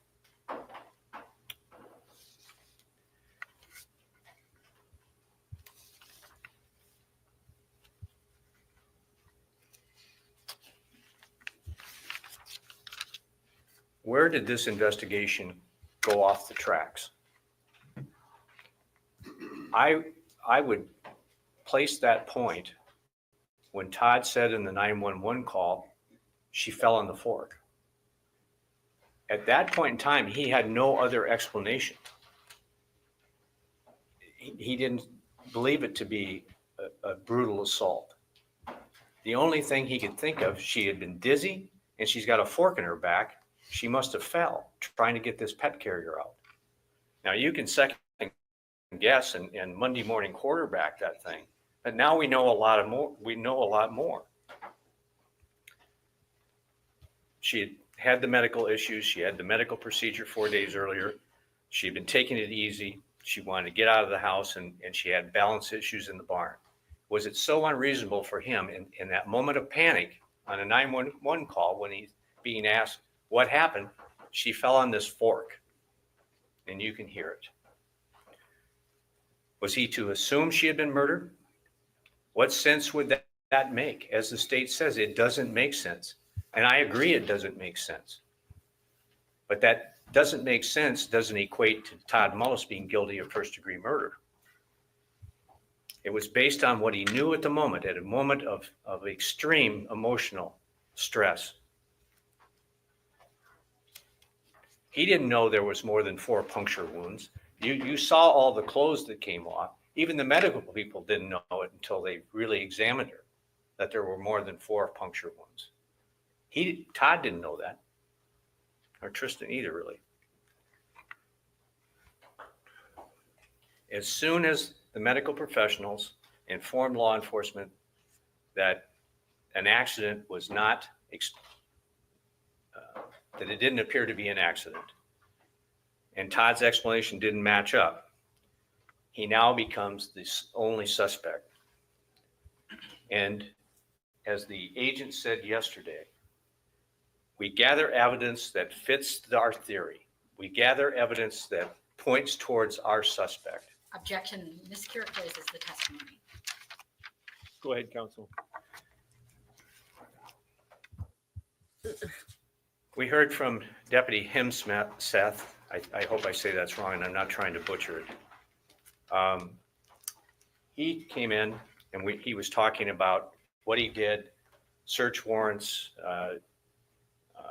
interviews.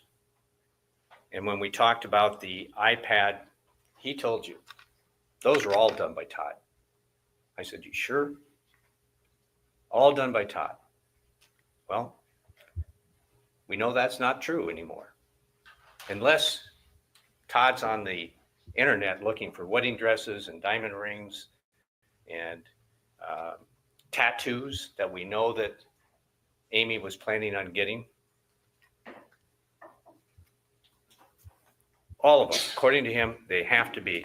And when I ask him about diamond rings and wedding dresses, he says, well, he must have been looking for them. So that's. Objection, mischaracterizes the testimony.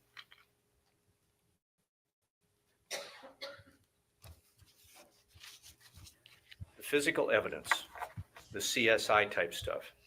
There's not much here, hardly any. The rake handle, I agree with the state. Wooden handle. And even if it had fingerprints on it, it's going to have Todd's on it because he pulled it out of his wife's back. Understandable. The pathology done by Dr. Cruz, clearly a murder. No other physical or scientific evidence. But wait a second. The state brought out that Dr. Cruz clipped her fingernails and put them in a bag, but they were never examined. Never examined, even though Dr. Cruz said that she suffered from defensive injuries to her hands. She had injuries to the front, to the jaw, that someone attacked her from the front. And if you're batting off attacks, your hands are out, your fingers are out, your fingernails are out.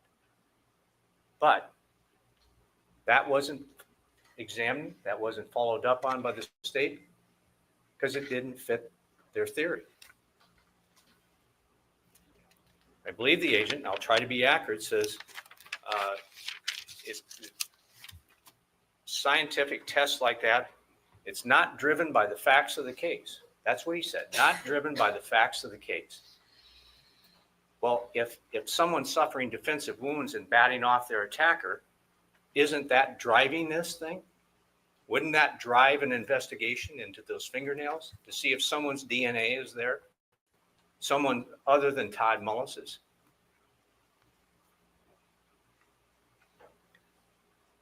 I would argue that it would appear that if it's going to undermine the theory of the case, just don't do it.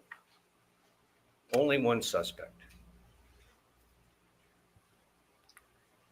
I also believe, and again, I'll try to be accurate, that the photographs of her hands is that there was no damage done to her nails. Well, if you've ever worked on a car or worked in the garden, can you get dirt under your fingernails or grease under your fingernails without injuring them? Yeah.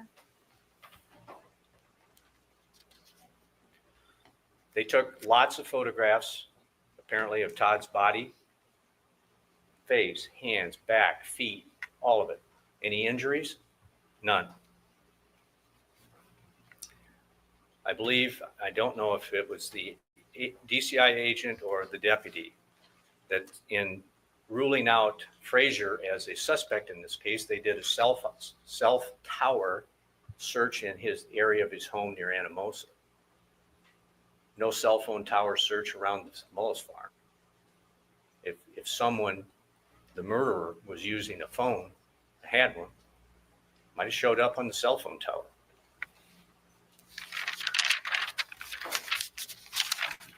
I have a page of all the witnesses: Deborah Shearbring, Jeff Fuller, Eileen Fuller, Angie Burr, Terry Stanner, the MEs, Thompson and Cruz, Patricia Christofferson. They told you about things that Amy said, things that they heard her say when they were around her. Like Patricia Christofferson was very much aware that Amy was having an affair. She was listening to Amy. Her knowledge of Todd, I think she admitted, was down to 2 instances. I think maybe they were both at funerals, or anyway, very, very minimal. Jerry Frazier, I'm sure it was a wonderful day in court for him. He said Todd called about these text messages, concerned about the professional nature of the contacts between him and Amy. He said he gave him an explanation and he thought Todd accepted it. And the relationship with Todd continued to be as normal as could be, all the way up till the time of the murder, even though he and Amy continued to have their affair. Frazier may have a different idea, and I think maybe some of the text messages and comments that Amy made to her friends start to show that even she started to realize that this was not going to be happily ever after with Jerry Frazier, that he was backing away, and that she was telling friends, I need to do this for myself. Eileen Fuller talked about a conversation about Todd saying that, I believe that's when he said, I'm not going to lose my farm. 2 to 3 years after the first affair. So that'd make it a couple of years ago, approximately. So is that evidence that Todd was planning and plotting the murder on November 10th, 2018? Quite a distance. The deputies, you heard from them, pretty straightforward.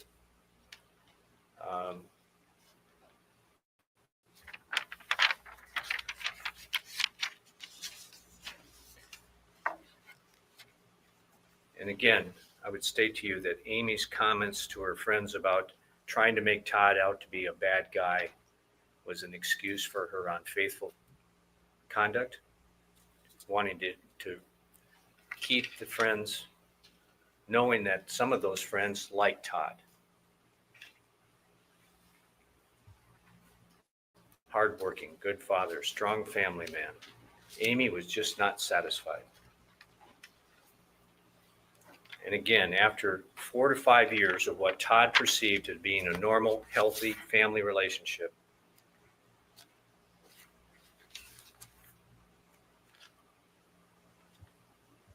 He's not, other than this little hiccup with Frazier and the text messages, which he follows up on and he's satisfied with the explanation.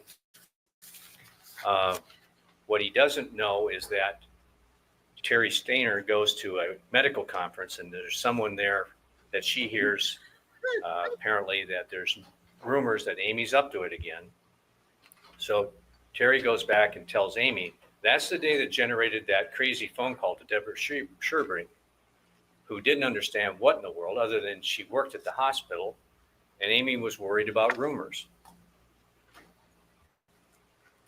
Amy probably does the right thing. She talks to Todd. Todd says, okay, satisfied, and they go on. And then we go into that period where Amy's gone a lot. And maybe that had nothing to do with Jerry. We don't know for sure that there wasn't contact, but the health issues in the family. So September and October, other than her being gone, bad weather, farming, and Todd taking care of the family, that's what's going on up until November 10th. And that also in that 4 to 5 years of life, they changed their life in a positive way. They put in another barn. They bought more land. They had plans, even plans in that timber that Amy was afraid Todd would bury her in. That's where they were going to build a cabin to live in. And her interest in building a cabin there seemed to grow every time they visited. The searches, all long before Amy's murder. If you look at the exhibit, and now it seems that the state is conceding that Amy did some, we don't know how many, but at least some of the searches, and she had access to that Google account that had Todd's name on it.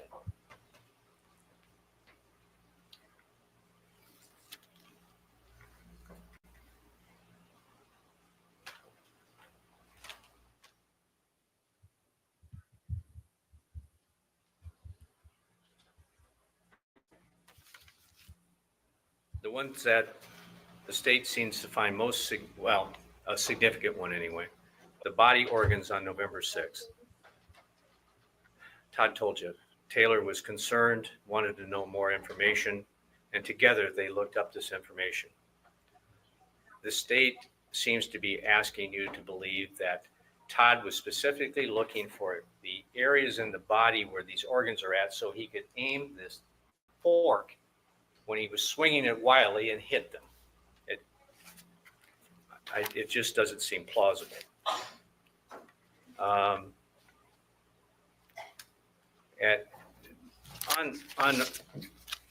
NO, on the very left column, there's a number, and it goes all the way to that 2900 thing I told you about. On August 29th, right around the time that Stainer was telling Amy there's rumors,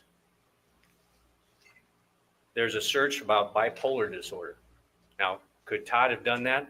Could Todd be concerned about Amy's rather erratic behavior that she seemed to be showing at times? Perhaps. The hunter safety, we talked about that. He said he searched for Frazier, trying to get his wife's phone number, how to contact her. I had a whole list of the ones that I was going to try to prove that Amy was on this thing. The hairstyles for wedding dresses, jewelry. Todd talked about the swimming, floating. Was this a plan to drown his wife, or was this something that he's doing with his kids? The Ohana tattoo, beer bread recipes,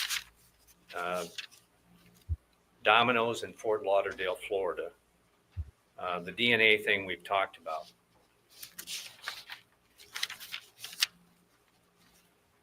Boys raised like pussies. Well, Todd talked about that him and Amy were both concerned that maybe their son was being pushed around, money taken away from him.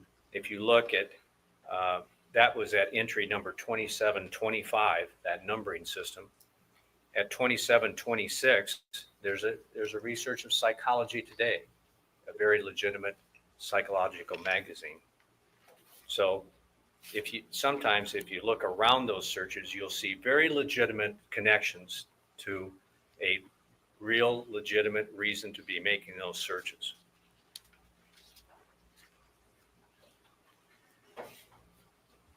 He's a farmer.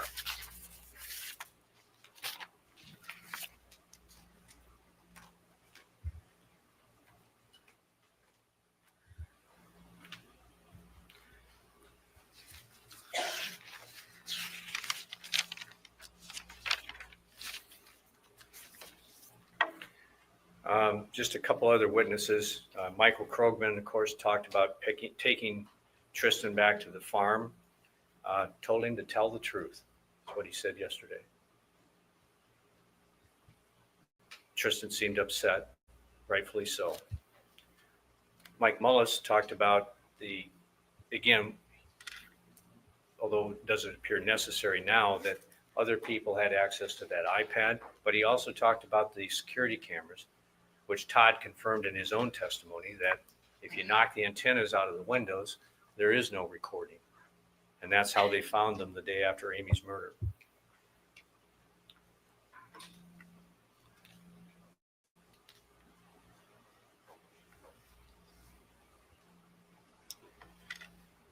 Common sense, the state says, is one of the tools that you have here today. And I wholeheartedly agree with that. Common sense.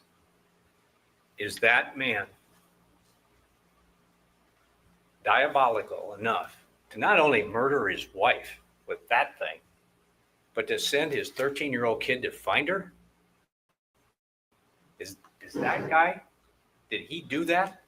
Does he present that type of horrible, horrible evil? You saw him. You get to judge him. Is there a reasonable doubt? Jury instruction number 10. I said at the end of my opening statement, there isn't just reasonable doubt. There's no doubt.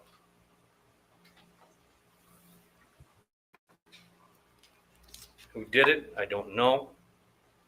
I have no one to suggest other than what I talked to you about here before.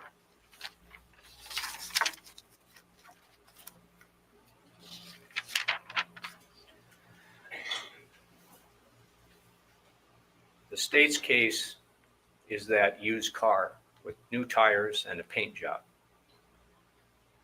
They're asking you to take it and buy it, but don't test drive it.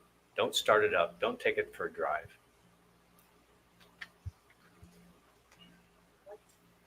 Start the engine, do the test, and what you'll find is that the state has not proven a case against Todd Mullis beyond a reasonable doubt. And as I stated, the dots don't even remotely connect here. Do justice. Find this man not guilty.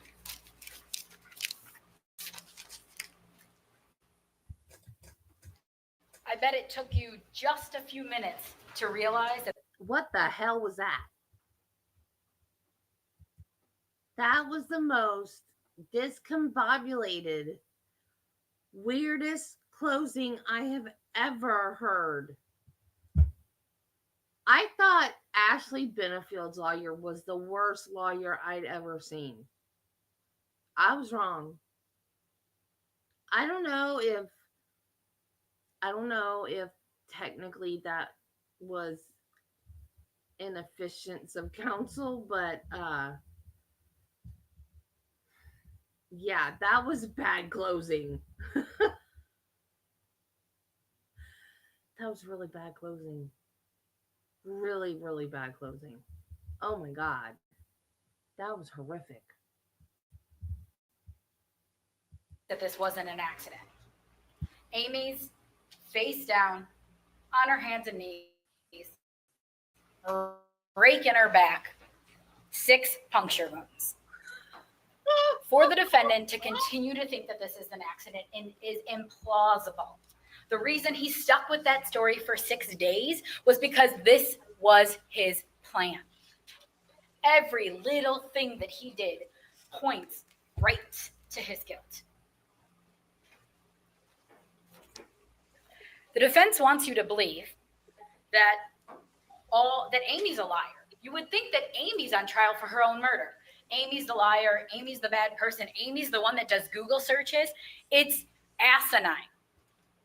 They want you to believe that Amy's friends are all lying, that she lied to them and they're coming in here and lying to you, that they're all making this up, that they just want the defendant to go down.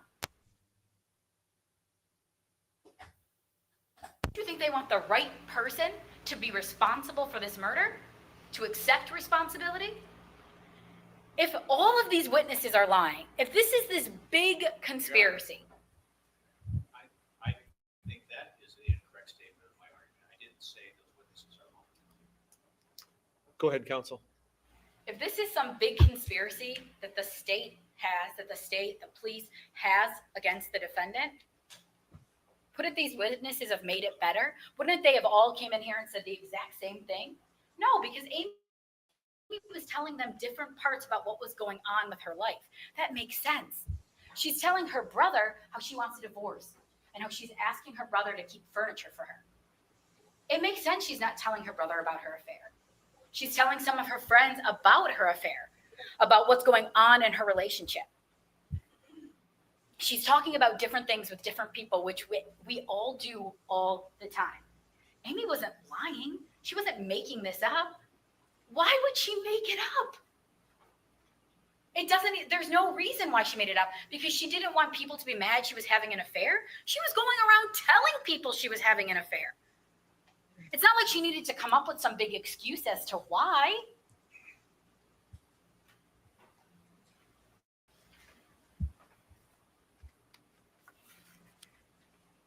If the defendant really believed that this affair was over, then why did he text Terry Stainer, "Everyone is lying to me"? He wants you to believe that, just like he wanted John Turbett to believe it when he first didn't bring up Jerry Frazier at all. And the defense wants you to think that interview with John Turbett wasn't good. He didn't give him the opportunity to actually deny it. Again, what I say is not evidence.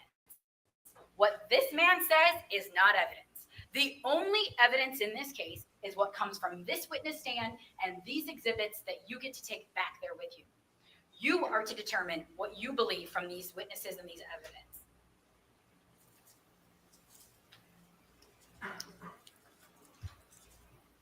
Think when you look at that clip of the defendant. This is a man who for 6 days is grieving his wife. He's so upset. This horrible, tragic thing happened. He is told that somebody came onto his property and butchered his wife with this corn rake, and he doesn't react at all. You are allowed to consider his actions before and after this homicide. Who acts like that? It doesn't make sense. I don't like that though. Let's talk about Tristan again.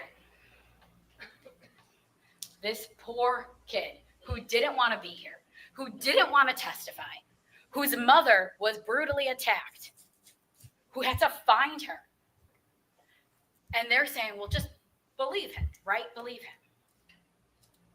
There is one vital piece of information. I hate it when lawyers say, but he didn't act devastated, or he didn't act this way, or he didn't act that way. That proves he did it. No, it doesn't. I'm not saying he didn't do it, because I think he did it, but it doesn't prove anything, because people act differently when they grieve. Everybody acts differently. Right after my mom died, I was bouncing around. Every time somebody came in, I was like, hey, like nothing had happened. And everybody was like, she's in denial. It hasn't hit her yet. And I'm like, no, I'm not. I know exactly what's going on. I'm not in denial. And I wasn't in denial, but I was trying to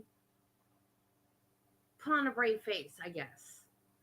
And like is my way, what happened, my body was the one that was like, shut up and sit down, Debbie. Because I got the most horrible migraine, and I couldn't be all bubbly, bouncy, greeting people because I couldn't lift my head. And I actually made my dad put a mattress in the living room so I couldn't miss anybody coming in, and I could be there to greet people, even though I couldn't lift my head up.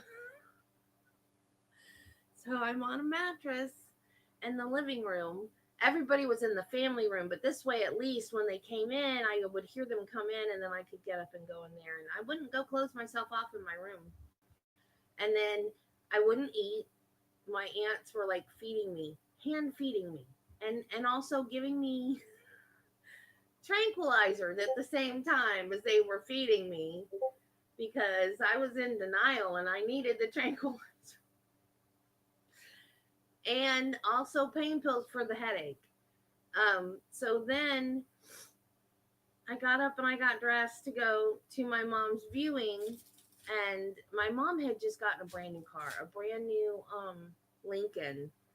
And I got back then, because I was 21 when she died. So back then I got really bad car sick, and I was very heavily medicated from my aunts that meant well. And so we're on the way to the funeral home, and my brother wanted to drive the brand new Lincoln. And I'm like, Randy, stop the car. And I had to get out and puke. And he was like, oh, wow, Debbie, that was fun. I haven't had to stop for anybody to puke in a long time. I'm like, well, I'm glad you enjoyed it, Randy. And then I do not remember how I got home. That is the only time in my life I have lost time. And it wasn't like I wasn't partying, having fun, lost time. It was my mom's viewing. It was my aunt's fault for feeding me so much medicine. Anyways, my point is, everybody grieves differently. And I hate it when lawyers say, well, he didn't act this way or he didn't act that way. I didn't mean to get into that long story. I'm sorry. Okay. Back to closing. That keeps changing in Tristan's testimony. And it's the amount of time that he's away from Dad. That he's initially not away from him. Then it's a minute and 40 seconds. And then it's, I don't know. And why? That's vital because that information buries him. We have tons of other evidence, but that seals the deal. Tristan's story keeps changing because he's coming to terms with the truth. He's a 13-year-old kid that wants to go back to the way things were, but it's never going to be that way because his mother is dead.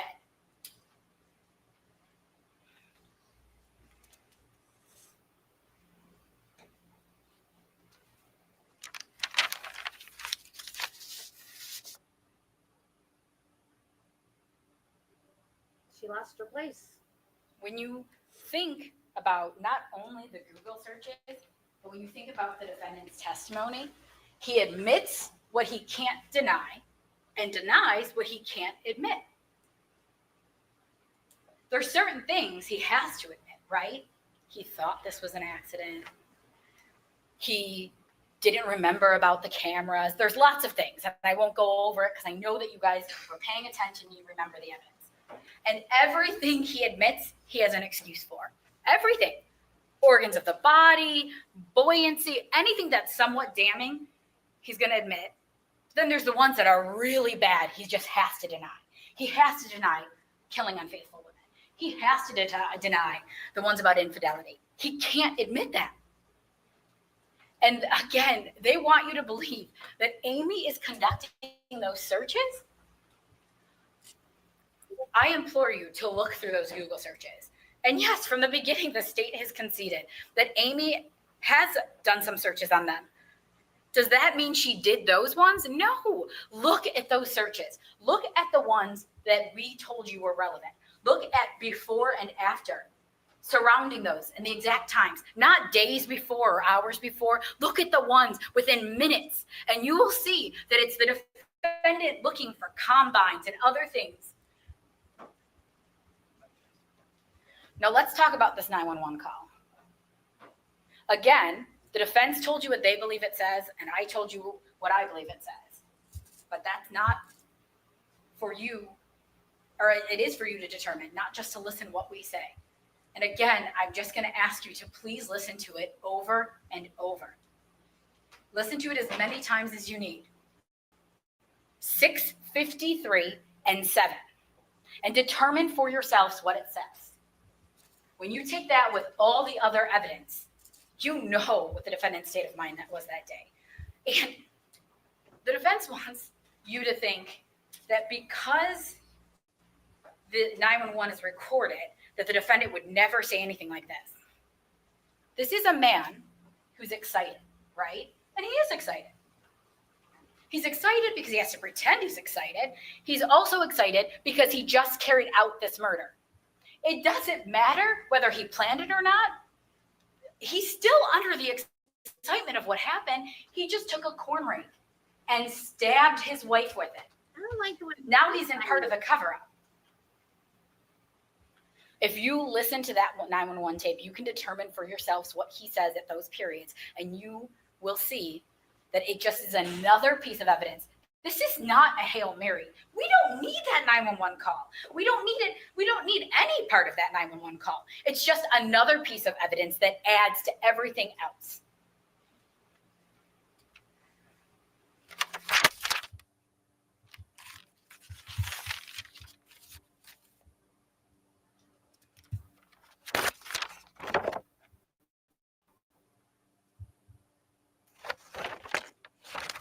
Now, the defendant wants you to think that this is a whodunit, right? They talked a little bit about DNA and CSI and all that stuff.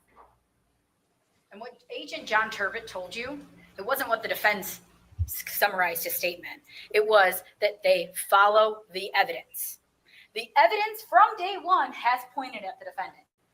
But they did a 3.5-month investigation, interviewing 50 people.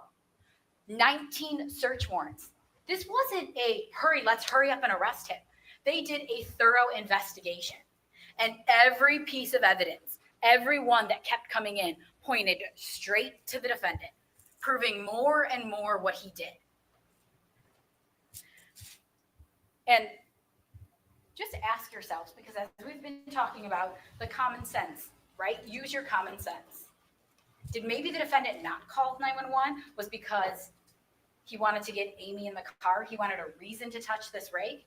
As we talked about in jury selection, who is the one that determines the crimes? Well, yeah, that's why they put that instruction in there that, you know, if I've said anything or if I've looked a certain way, disregard it. Did she just say he pulled the rake out so his fingerprints would be on it? That's his rake. Of course his fingerprints is going to be on it. Who determines the witnesses? Who determines what evidence to leave? The defendant does. He's the one that decides to commit that crime at that moment around the people that he does and leave what evidence he does. Think about that. This was a cold and calculated plan. It was planned for months and months. And even on the day, the defendant had a plan. It's not that this all just happened. The investigation never went off track.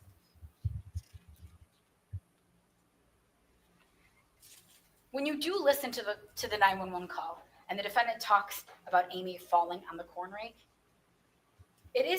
that's another piece of evidence for you to consider when you look at everything.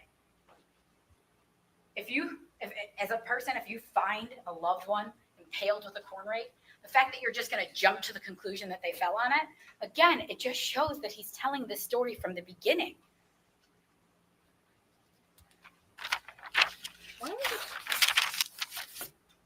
the fingernail clippings, fingernail clippings, this suspect who's just out there roaming the streets. Oh my goodness, Delaware County must be such a horrible, it's in danger right now because there's somebody out there that committed this murder. No, John Turbot told you why there was no finger clippings. There was no analysis done on that. The defense can get up here all they want and try to tell you that there's injuries around her fingernails, but that's not what the evidence shows. John Turbot told you that her fingernails, according to the Emmy report, were short and intact. And look at those pictures of Amy's hands from both Dr. Thompson and Dr. Cruz. There is injuries on the top of her hands. There is none near her fingernails. There is no evidence that she scratched anybody or that happened. There's also no evidence that somebody attacked her from the front, like the defense said in their closing. There is evidence that she has injuries there. Unfortunately, we don't know what happened that day inside that shed. You know who knows? The defendant, because he was there that day in that shed with Amy, and he made sure the only other person that would be able to tell us isn't here. She's dead because of what he did. We do not need fingernail clippings to convict the defendant. Look through those jury instructions, every single page. Nowhere does it say we need DNA evidence. Nowhere does it say the state has to have fingernail clippings. We need to prove the elements that I went over with you in my opening closing. And that is what we have done here.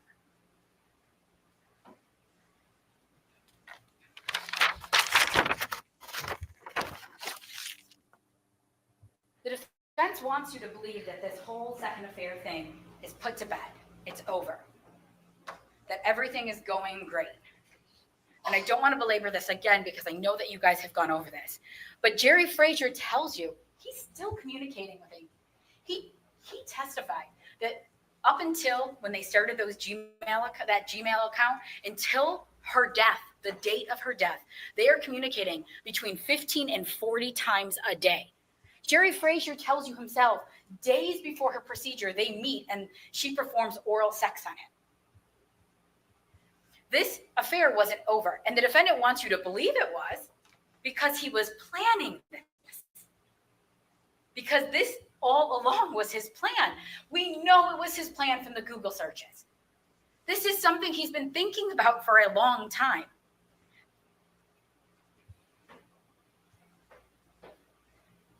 And things aren't that, coupled with what's going on in September and October, the defendant is still trying to pretend like their marriage is perfect.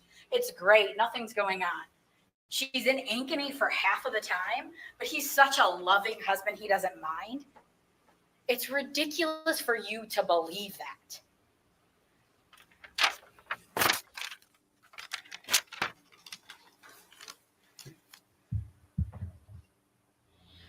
The defense argued that who would send their 13-year-old to go and find their mother? You know who would do that? Somebody who's been planning and plotting to kill their mother. Somebody that had decided to do this. Somebody who had been planning it, looking it up on Google.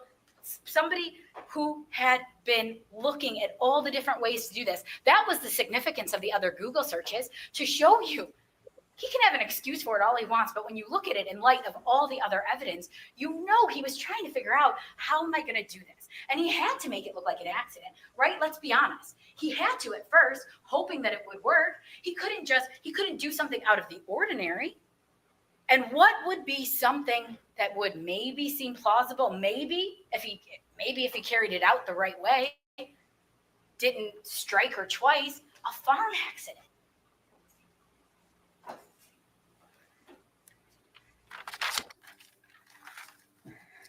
Now, the defense wants you, I don't remember, he wants you to, something about a used car analogy, something about we don't want you to take it for a test drive, and we just want you to buy the car. Absolutely not. Take this car for a drive. Take out pieces of evidence, put it back in. Look at it. Look at one piece, look at other pieces. Most of this evidence on its own convicts the defendant. And then when you look at it all together, every single sign, every piece of evidence points in only one direction, one place, directly towards the defendant. The defendant wants you to believe what? That all of these things that you heard about, all of these pieces of evidence are just happenstance? He wants you to believe that it just so happens that Amy is planning on leaving the defendant. And not only is she planning on leaving the defendant, it just so happens at the same time she's planning on leaving the defendant, she's storing furniture at her brother's. And just so happens at the time that she's planning on leaving the defendant, storing furniture at his house, that she's telling other people about her having an affair and how she's afraid of the defendant. And it just so happens that at the same time when she's having an affair, when she's planning on leaving the defendant, just so happens that the defendant is communicating with Eileen Fuller and saying things about Amy being gone and how he's angry and he's sick of this.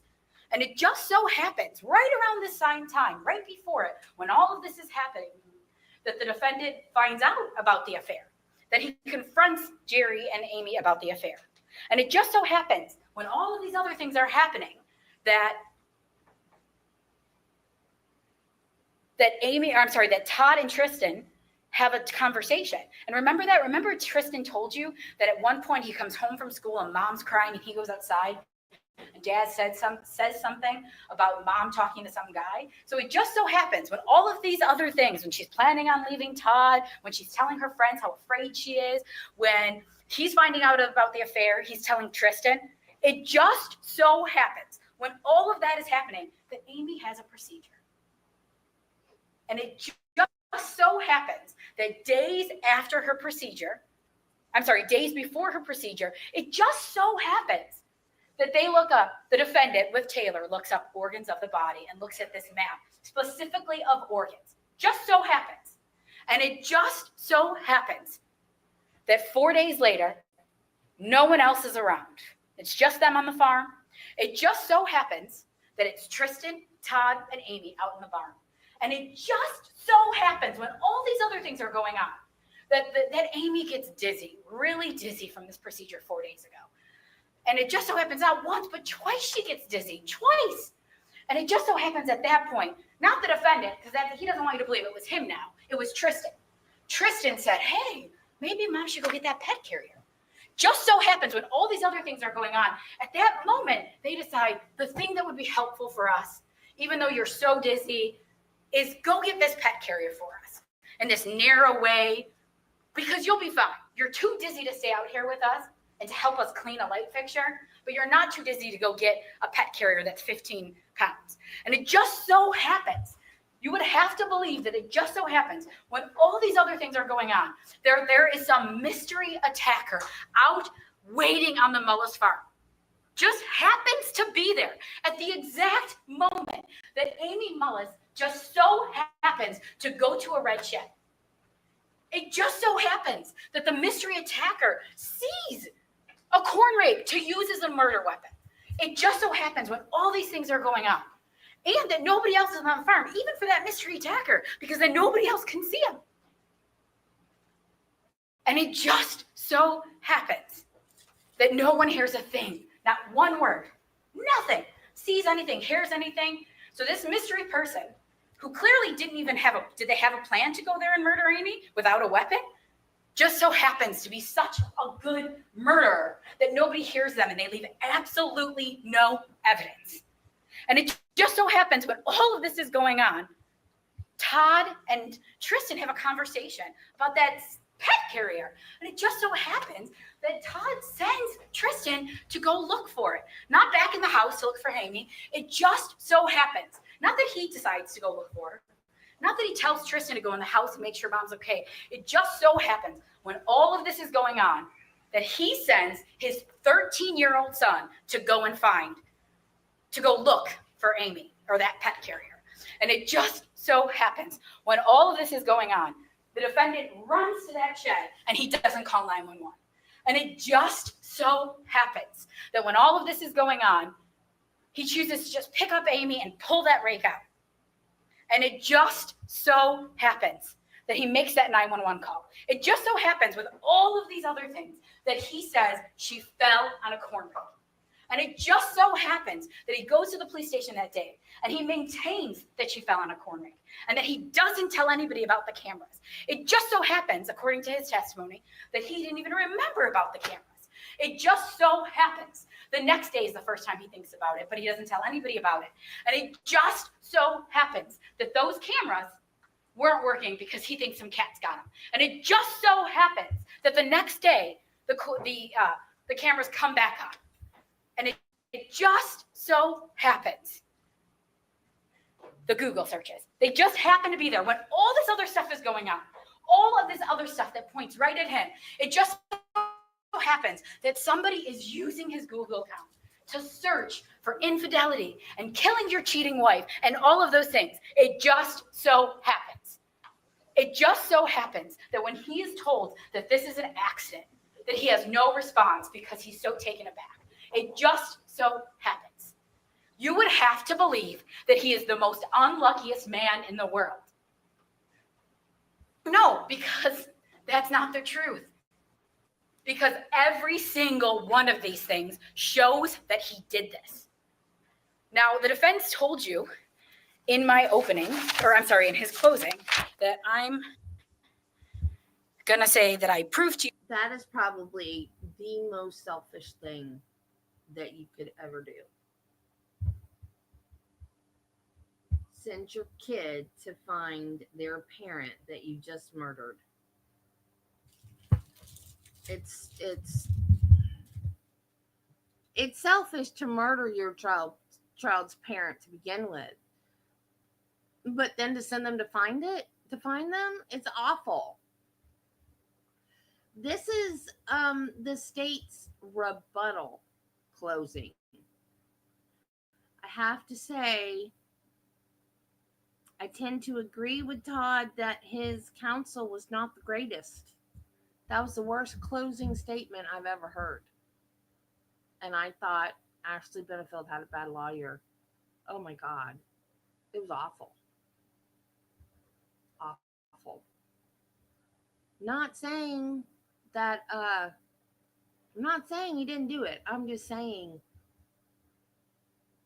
if he hadn't have done it, I don't think that lawyer could have got him off. That was an awful closing. Absolutely horrible.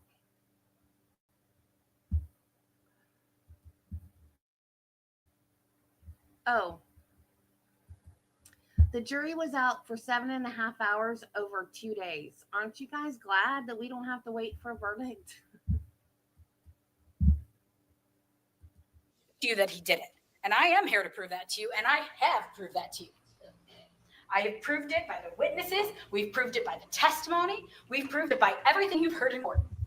And absolutely, I told you in jury selection that we have the burden of proof. And it is a good and decent burden. And it is a burden that we embrace. It is a burden that is met every day in criminal courtrooms. It is beyond a reasonable doubt. It is not beyond all doubt. It is not beyond a shadow of a doubt. It is not beyond a scintilla of a doubt. It is beyond a reasonable doubt. And clearly, we have proven the defendant guilty of murder in the first degree beyond a reasonable doubt. And I'm not asking you to find the defendant guilty just because I want you to. It's because the law dictates it. All of the evidence supports it, and justice demands it. Find the defendant guilty.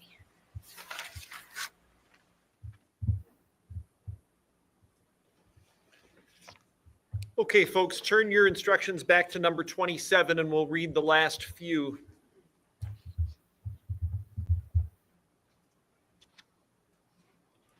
Judge reminds me of a kindergartner teacher.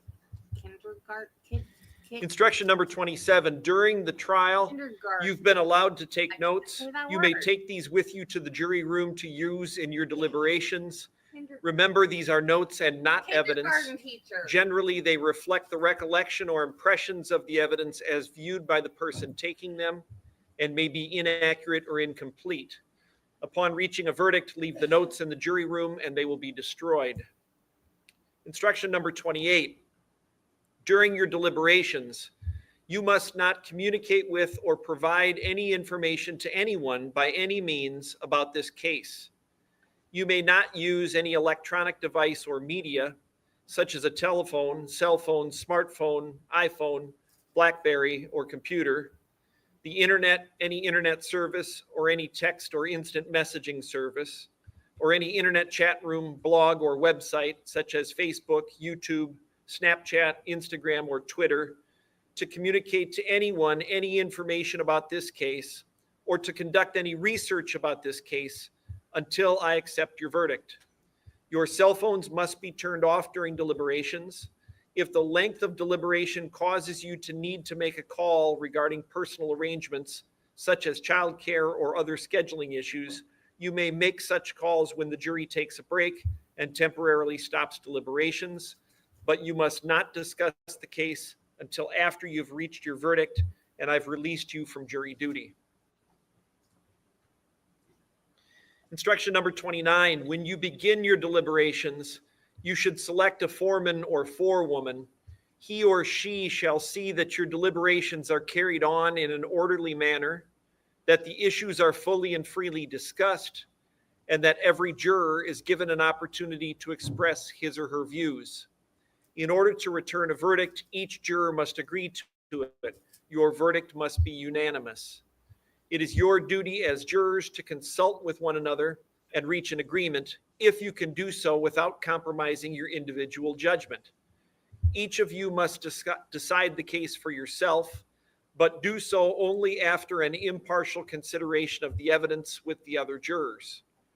During your deliberations, do not hesitate to re-examine your view and change your opinion if convinced it is wrong, but do not change your opinion as to the weight or effect of the evidence just because it is the opinion of the other jurors or for the mere purpose of returning a verdict. Remember, you are judges of the facts.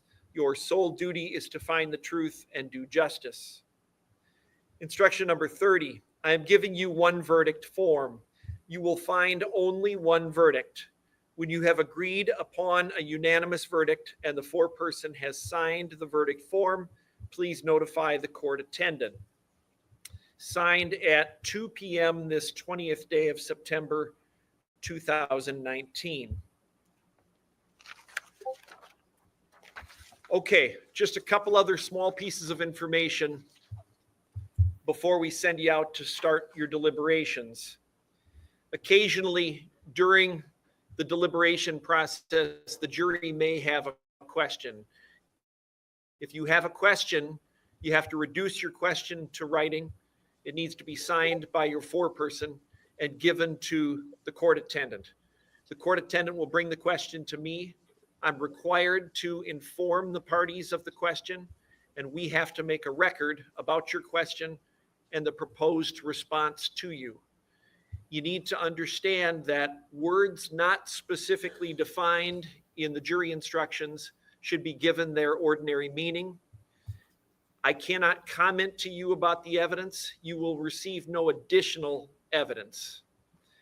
After I've talked with the attorneys, taken the time to make a record, we will get back to you with a written response. Typically, that takes some time, some delay. You should bring any written questions you have and the written responses you receive from me together with the verdict form into the courtroom when you've reached a verdict. All of you must be together when you deliberate in this case. If anyone steps out of the jury room to use the restroom, make a phone call, smoke a cigarette, whatever it may be, discussion about this case has to stop. You can only discuss this case in any capacity when all of you are together. The instructions talk about your cell phones being turned off. The court attendant will actually keep all of your cell phones and electronic devices.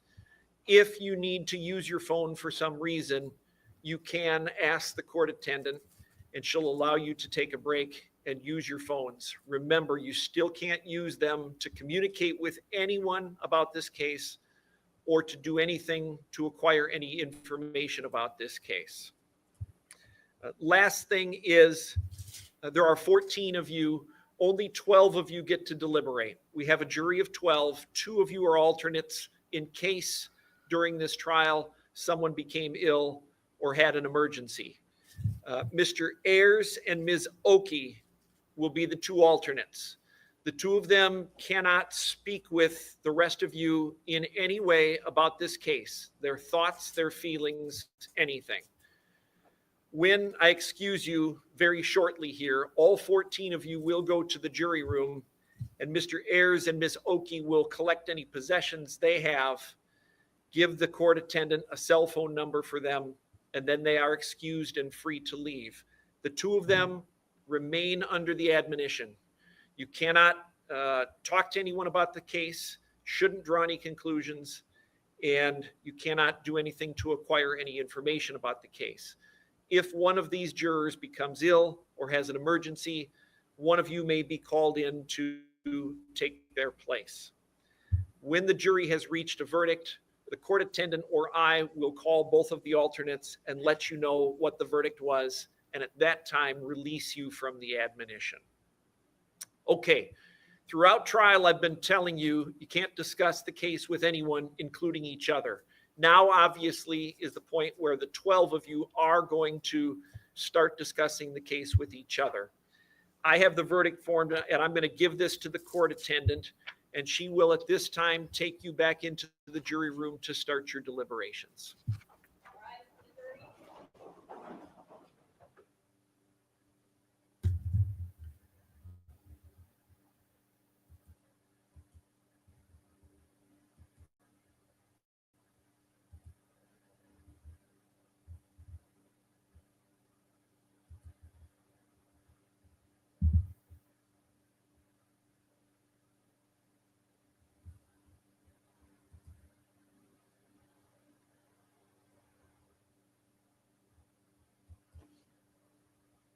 You don't want to watch a commercial. I don't want to watch a commercial. Those are old commercials too, aren't they? Is Tony Hawk still doing commercials?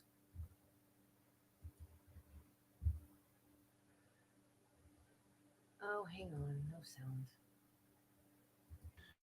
The defendant and the attorneys are not present. I had advised them that you folks informed the court attendant that you would not reach a verdict yet today. So I had you brought back into open court so that I could give you a little bit of information. First of all, the admonition, of course, still applies. You've all been talking about the case, which you're supposed to do. Again, you can't discuss it in any way or do anything to acquire any information about it. You can't start the discussion Monday morning until all 12 of you are present. I understand you've let the court attendant know that 9 o'clock is a good time for all of you to start up in the morning on Monday. So you'll report straight to the jury room like you did every other day. And again, don't start talking about the case until all 12 of you are there. She'll take your cell phones. The same admonition applies.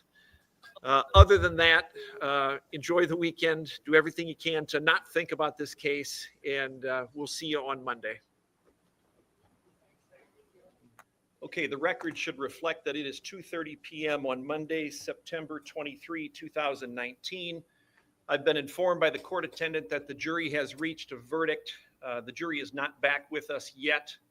I want to inform everyone of a couple of things. First of all, again, any cell phones, electronic devices, anything like that, turn them off, put them in your pocket. If law enforcement or security sees anyone using any electronic device, it'll be taken from you immediately. Secondly, this is unquestionably an emotional case for both parties.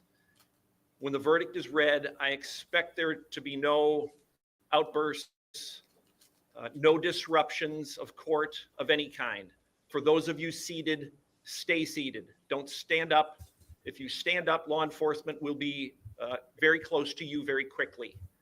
I want this proceeding to go without any problems, any issues, any commotion of any kind.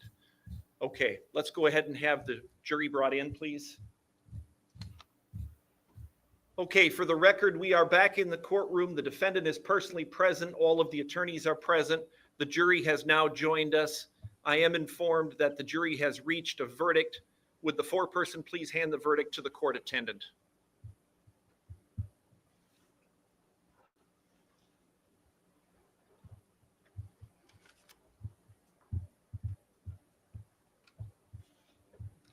Okay, this is the state of Iowa versus Todd Michael Mullis, Delaware County case FECR 012941.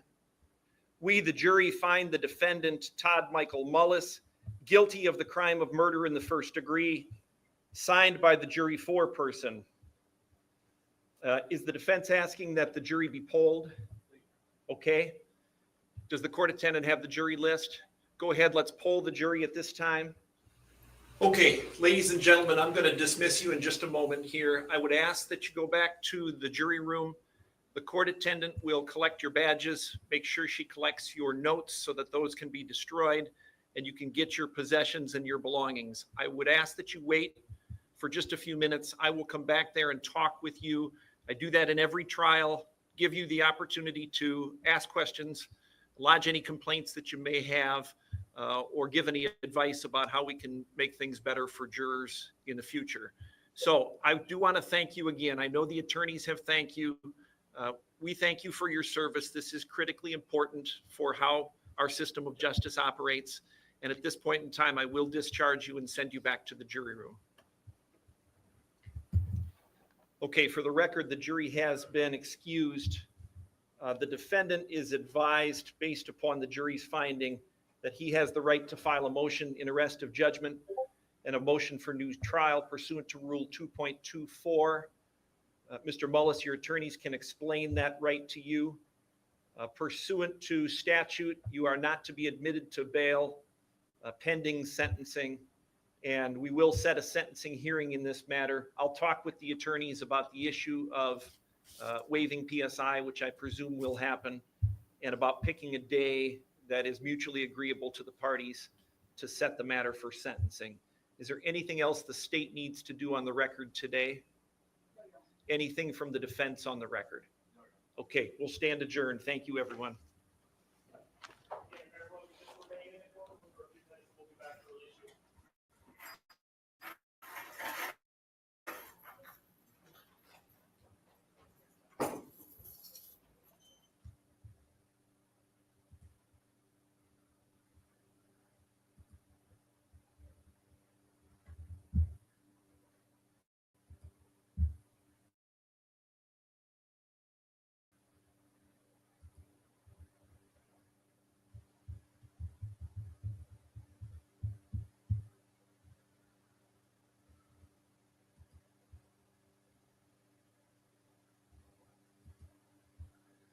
This is the sentencing.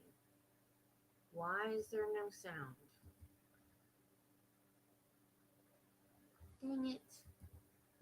Everything has gone so good today.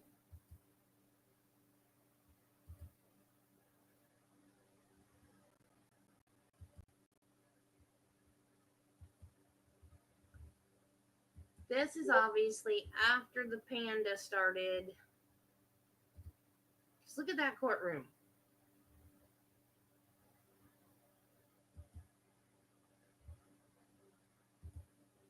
And still no sound. Why is there no sound?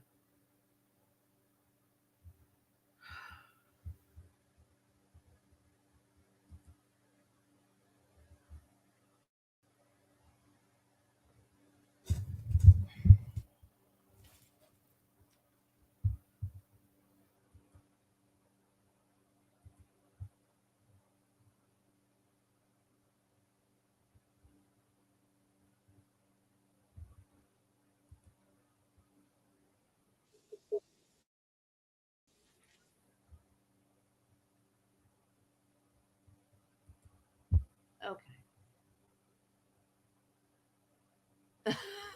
Yeah.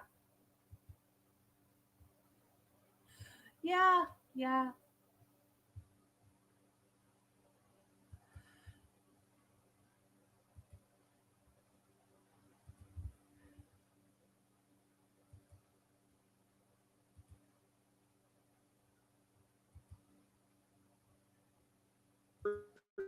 In and for Delaware County. It's the state of Iowa versus Todd Mullis, FECR 012941. The defendant appears personally along with his attorney, Aaron Hamrock. The state of Iowa appears by Delaware County Attorney John Bernaw and Assistant Attorney General Maureen Hughes. Jury trial commenced in this matter on September 16, 2019. On September 23, 2019, the jury returned a verdict of guilty to the charge of murder in the first degree. The defendant has filed a motion for new trial and motion in arrest of judgment, filed on November 4, 2019, and a second motion on February 28, 2020. The second motion was filed with the court's approval as to timeliness. The state has filed responses to those motions. The matter is scheduled today for hearing on the defendant's motion for new trial and motion in arrest of judgment. I have read and printed the motions, the state's responses. I will say for the record that all of the pleadings by both parties will be considered as part of the record today for purposes of post-trial motions. Counsel can make argument on those motions and supplement them at this time if they would like.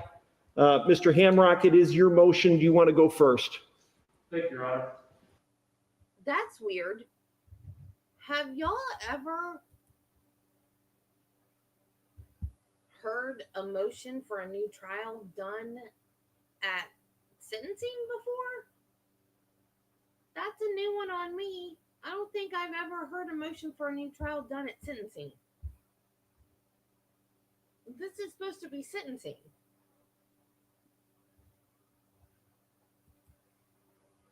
May it please the court, counsel and Mr. Mullis. Judge, we did file a brief in this matter. I'm glad that you've incorporated that with all the other pleadings. I do want to touch on a few items that was contained within our brief. First of all, Judge, the first item we'd like to talk about would be prosecutorial misconduct during the course of the trial itself. As we've set forth in our brief, Ms. Hughes, one of the prosecutors in this case, did in fact play the 911 tape. She asked questions which can be found in the transcript at page 88. And the question or questions that were asked by Ms. Hughes are first, she says, "Now, Todd, here I'm going to play you the part where you're doing the chest compressions, and I'm just going to ask that you listen in between the chest compressions, okay?" And then plays the 911 call. "Now, Todd, did you just hear that whisper at the end of that?" He answers, "Yes."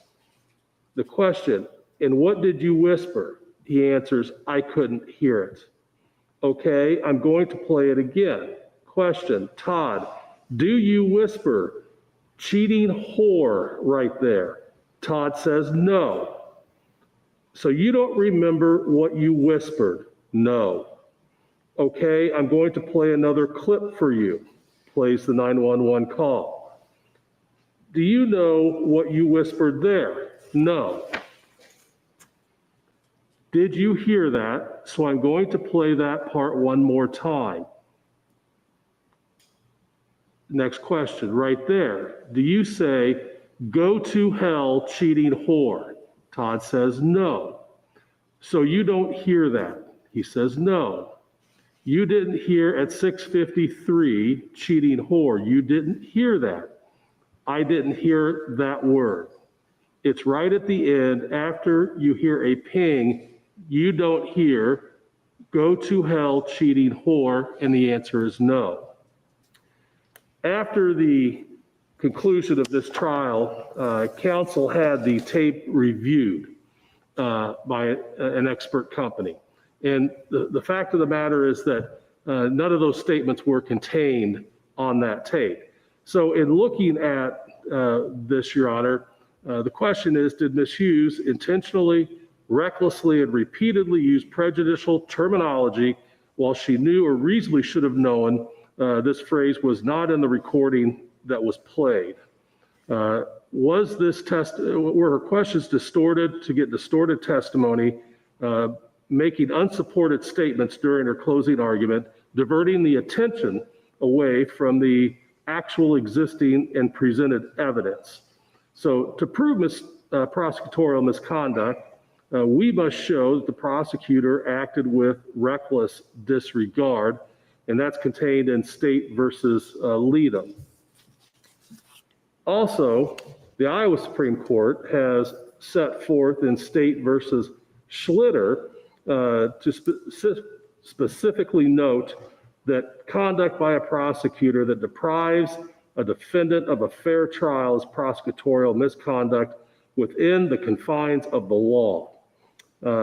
Further, the court specifically identified examples of prosecutorial misconduct, including questioning witnesses about others' deceit, distorting testimony, and this is the important one, making unsupported statements during closing arguments, stating the defendant lied during testimony, diverting the jury from deciding the case based on evidence, making other inflammatory or prejudicial statements about the defendant. That's what happened in this case. By asking those questions, knowing that those statements were not contained on that audio tape, I think rises to the level of misconduct.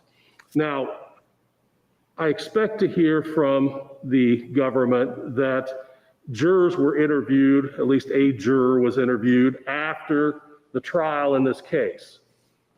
And that juror said that, well, we were on both sides of the fence, or we were undecided, meaning some probably thought that was said, some didn't think it was said, but they couldn't come together, so we disregarded it. Well, the problem is, I wasn't in that jury room, the court wasn't in the jury room, the government wasn't in the jury room. We don't know what the jurors talked about. We don't know if they actually, all of them did disregard it. The jurors have not been placed under oath and asked these questions. That has not happened. So it puts us in a position, Judge, where the only way that we can right the wrong that took place at trial at this point in time is going to be to grant Mr. Mullis a new trial in this case, along with further instruction. The next issue that I would like to talk to the court about today is going to be whether or not Mr. Mullis received effective assistance of counsel during the course of this trial. Now, Judge, Mr. Mullis has always maintained that this was an accident. He has never come out and said that this was a murder ever. He did. Second, he never told his counsel at the time that they could concede an essential element of a crime that Mr. Mullis has been accused of committing. And what happened in this case? Well, during the opening statement, the fact that this was a murder and the jury has to figure out who did it, was conceding an essential fact or an essential element that the government would have to prove beyond reasonable doubt to the jury. Now, that's important because there's a United States Supreme Court case, McCoy versus Louisiana.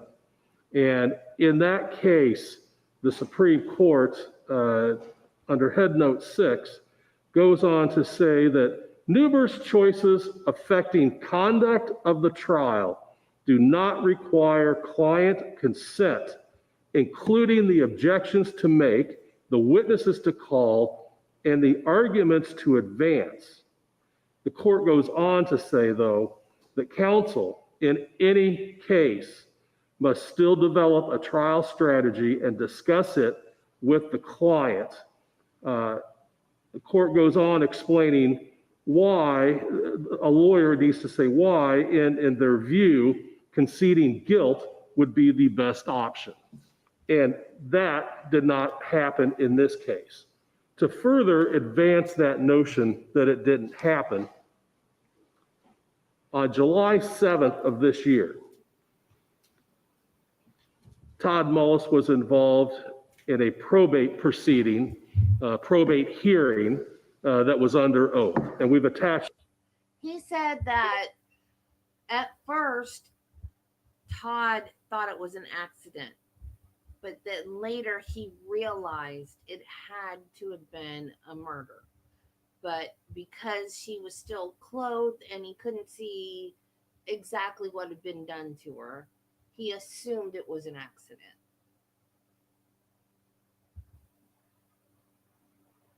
But now Todd is saying no, he always thought it was an accident. But the prosecutor did get him to admit on the stand that no, it had to have been a murder. And that's what he said, or that's what his attorney said. Was it his attorneys? Or the other attorneys in the PCR that said he did admit it on the stand in the original trial, which is one of the reasons why I wanted to watch the original trial, because I thought, why in the world would you admit that on the stand if you really did believe it was an accident? Now, it was cold. Maybe there was some hobo, I don't know if that's a politically correct term for him, but some transient person that had thought, oh, I can get in here and sleep and be warm, or warmer than being out in the cold in the snow or whatever. But number one, if she went in there and confronted him, why would he immediately pick up a corn rake and do something to her? And in the back. And number two, they would have heard the commotion. So I don't think that's a plausible excuse or alternate theory of the crime or whatever you want to call it. The state attorney said it. Okay, I couldn't remember. I knew someone said it because I remember saying, why in the world would he say on the stand it was a murder if he always believed it was an accident? And then whenever they posited that two of the tines didn't go in very deep and she moved and they came out and then she fell back on it again and it went in another place, I thought, okay, I could see that. But then when I actually saw the pictures, no, that's not what happens. There's no way. There's absolutely no way. They're going in at all crazy angles and one's under her arm and one's way the heck up here. And no, that wasn't an accident. This as an exhibit to our brief. During that time, or during that hearing, Todd was represented by his counsel, and the estate was represented by one attorney, William Strong. Now, during the course of cross-examining Mr. Mullis, so these questions were not asked by his lawyer, they were asked by the lawyer for the other side. So during cross-examination, back July 7th of 2020, the question was asked by Mr. Strong of Mr. Mullis. And I quote, and I believe during your criminal trial, you took the position that Amy was murdered, but it just wasn't you. Do you recall that? Mr. Mullis, under oath, says, I never said that. The next question.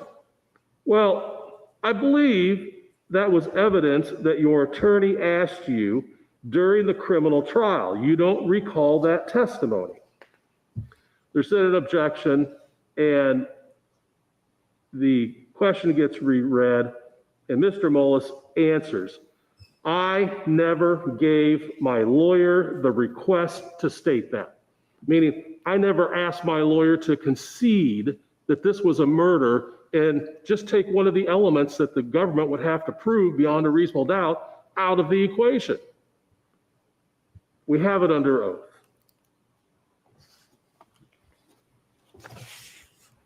I think that with the guidance of the United States Supreme Court, what we have Mr. Mullis saying how this case went, because once an admission to a murder is made in an opening statement, you can't put that back in the bag. That's out. The jury's already believing that this was somehow a murder and that they just have to decide who committed it. Once again, the only way that we can right this wrong is to grant Mr. Mullis a new trial. Last, I want to talk about the totality of the evidence that came in, viewed in the light most favorable to the government, which is how the court has to look at this. Was there enough to convict Mr. Mullis? And what we have to look at is what happened on November 10, 2018. Well, we know that on that day, Todd Mullis, his original plan was to go and do what's called chisel farming. He was going to go to a different property that they either rented or owned, and he was going to do some work on the ground to get it ready for the spring crops. The ground was too frozen, as it turns out. That particular day was too cold. Mr. Mullis then goes back to his house where he and Amy and Tristan, his 14-year-old son, have breakfast. After that, Mr. Mullis and his son Tristan decided that since he couldn't do the chisel plowing, that they would go hang heaters in the hog barn that's located on their property. Amy decides that she wants to come out and potentially help and do whatever. So she goes out as well. Amy, had a procedure a day or two before and wasn't feeling all that great. So nonetheless, she goes out. They're there, and how this barn is set up is that it is a barn that runs east and west, and there are 3 entrances into this barn. There's the main entrance on the west end of the barn, which you walk into what I call like an open office setting. It has some tools hanging there. It has what else becomes very big in this case. It has a water spigot and a garden hose in that little area. There's a window in that area that looks out down to the east so you can see into the hog barn itself. Just a few feet away is a doorway where you would enter or walk through to get in to the barn part itself. The only other entrance on the west end of the building, you would have to walk up a ramp, and it's like that because that's where semis would back up to that door that's elevated off of the ground for hogs to travel in and out of the barn. The last entrance or exit is clear on the southeast corner of the barn. This barn is about 100 yards in length for where the cattle can be. Tristan and his father were working on the west end. They were starting on the west end, going to work their way towards the east, hanging these lamps so that when they got the small hogs in, they would be warm during the winter months. Now, Amy decides that she's going to go back into the house, and somehow it comes up, I think maybe Todd asked her if she could grab the cat carrier out of the red barn, which would be located to the west and to the south of the hog barn. So Amy leaves, and they don't see her. They continue to work, and it's at least 15 minutes, if not a little bit longer, before Tristan says he's thirsty and he's going to go around the corner and get a drink of water. So he leaves to go around the corner and get a drink of water. Now, as he's standing there getting his drink, he doesn't see Todd Mullis walk by him and go out the west side door. He doesn't see Todd Mullis go up the ramp, open the hog door, and jump down to the ground. All right. The only other way this could have happened, and it's impossible that it did happen, would be that Todd Mullis would have to sprint 90 yards to the east, over to the east door. Todd Mullis would then have to exit And bear in mind that this is 15, 20, maybe longer minutes later. Todd Mullis doesn't know where Amy is located at. So whether she's in the red shed, whether she's in the house, he doesn't have any idea. So then that means that Todd would have to sprint 100 yards back to the front or the west side of the barn. And then the red barn is located approximately 30 yards away. So they'd have to sprint 30 yards over to the red barn. He then would have to commit this criminal act that he's been accused of by finding a pitchfork or corn rake and then put it down, then sprint 130 yards back to the east to that door, sprint another 90 yards once he gets inside back to the west, start working on the heat lamps, not be out of breath, be perfectly normal, all while Tristan left to go get a drink of water and come back in. It would be physically impossible for him to do that. That's the only time that I believe that he was out of, except for maybe one other drink, which was short, that they were out of each other's eyesight as they're working in the barn. It wasn't until Tristan leaves to go find mom that he finds mom, yells, or speaks loudly, whatever the case may be. Todd hears, and then Todd goes over, and then the court knows the rest of it after that. The point of it, though, is taking that evidence in the light most favorable to the government. It is impossible to have happened. And for that reason, and for all of the other reasons that I've talked about today, the only way to make this right for Mr. Mullis is to grant a new trial. And our reasoning and facts for the motion and arrest of judgment are the same. So I'm not going to reiterate everything for the motion and arrest of judgment.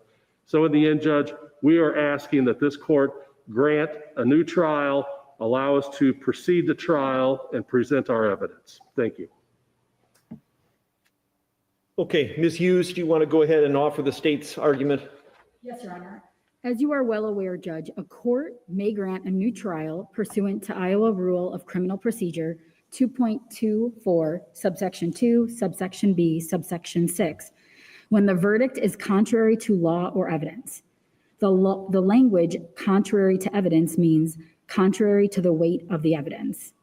In ruling on a motion for new trial, the court may weigh the evidence and consider the credibility of the witnesses. In the current case, the state proved beyond a reasonable doubt all the elements necessary for murder in the first degree.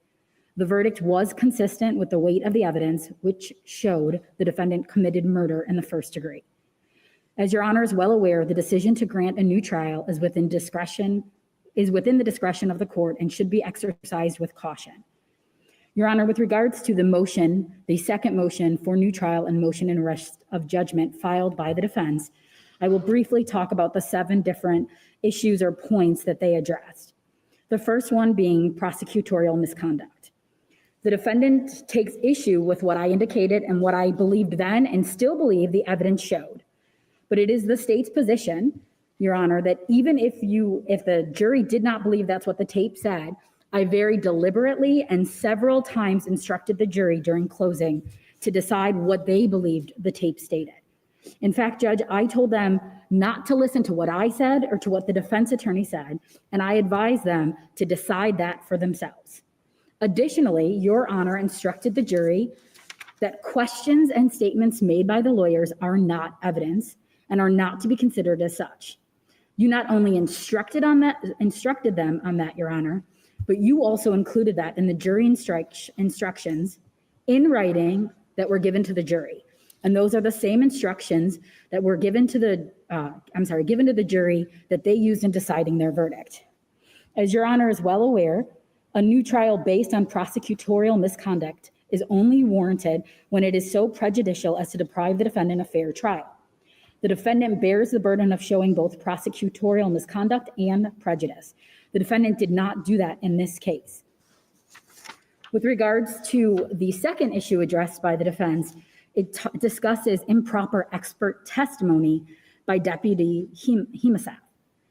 First, Judge, it's the state's position that an issue such as this cannot be raised for the first time in a motion for new trial. I do agree that the defendant objected to the Google searches coming into evidence, and that was an issue that was litigated prior to trial that Your Honor appropriately ruled on. However, to the best of the state's recollection, the issue of Deputy Hemesath actually going through those searches was not objected to at the time of trial and cannot be raised now. But nonetheless, Your Honor, Deputy Hemesath's testimony was proper. The issue of the Google searches goes to the weight of the evidence and not the admissibility, if you are even talking about the actual searches.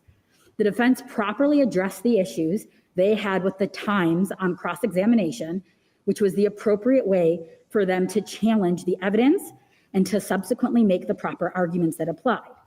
But Judge, the bigger issue with regards to what the defense brings up is that the state did not offer Deputy Hemesath as an expert witness. He testified as a peace officer and as a lay witness. I know that, Your Honor, he testified regarding the Google searches. The Google searches already came into evidence because of what Your Honor ruled in a prior motion. And they came in because the state presented a letter of authenticity from Google. So the searches were coming in. Deputy Hemesath did talk about them, and that was the manner in which we decided at that time to publish them to the jury. And the defense made a big deal about the UTC time. Again, that goes to the weight and not the admissibility. The searches were relevant because of the content, not because of the time. And furthermore, Judge, the jury again was instructed by Your Honor and the jury instructions that they are to decide the credibility of witnesses. And I know Your Honor is well aware with the instructions that were given in this case and the credibility of witness instruction that's given in cases, in criminal cases all through the state of Iowa. And it indicates that to the jury that in determining the facts, you may have to decide what testimony you believe. You may believe all, part, or none of any witness's testimony. And again, the jury used those instructions when they decided their verdict. In the defendant's motion and briefly in their brief, they also talked about improper hearsay testimony, but that was not addressed in detail. But Your Honor, the state would just say that you made appropriate rulings in the pretrial motions and during trial regarding what statements were admissible. This court has not misdirected the jury in a material matter of law, nor erred in the decision of any question of law during the course of the trial. The state contends that the challenged legal rulings made by the court in the context of the trial were made correctly, and no legal grounds exist to set aside the verdict in this case due to any alleged legal error. Your Honor, I'm going to address point number 4 and 5 that counsel made together. I'm sorry, it was 4 and 5 in the motion, and then today talking about ineffective assistance of counsel. As Your Honor is well aware, there is a controlling case from the Supreme Court of Iowa, State v. Trane, Trane, which is the controlling case that talks about claims of ineffective assistance of counsel. And this, the Supreme Court made this ruling and decided this case in October 2019. And it explicitly states in that ruling, the only avenues for raising an ineffective assistance of counsel claim are post-conviction relief and direct appeal. The claim may not be raised via a motion for new trial. Judge, based on this, these are not appropriate claims or a reason for you to grant a new trial. The 6th point that counsel talks about in his motion is the weight of the evidence was contrary to the verdict. As I stated before, the power to grant a new trial on the ground that the verdict is contrary to the weight of the evidence should be invoked only in exceptional cases in which the evidence preponderates heavily against the verdict. The verdicts of guilty in this case are not contrary to the law. The witnesses and the evidence the state presented all establish the elements of this charge. As I indicated, the evidence in this case simply does not preponderate heavily against the verdict, and there was no miscarriage of justice that resulted from the jury's verdicts in this case. Your Honor, this is not the extraordinary case where it's your job to overrule the jury's roles and verdict. Your Honor heard the testimony, you observed the state's evidence, and was able to judge the credibility of the witnesses. The evidence in this case was overwhelming, and the defendant was found guilty of murder in the first degree because that's what the state proved. The last thing that counsel talks about in his motion is that the defendant did not receive a fair and impartial trial.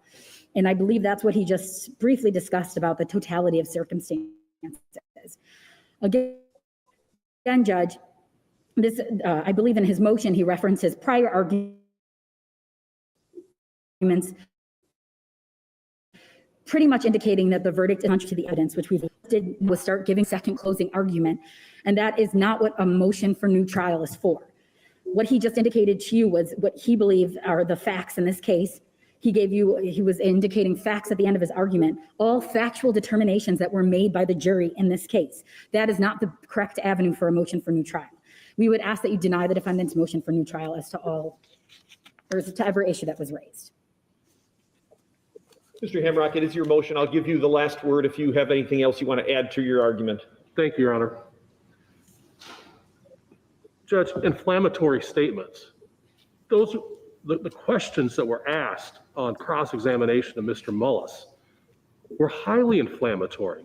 And furthermore, it didn't exist on the tape.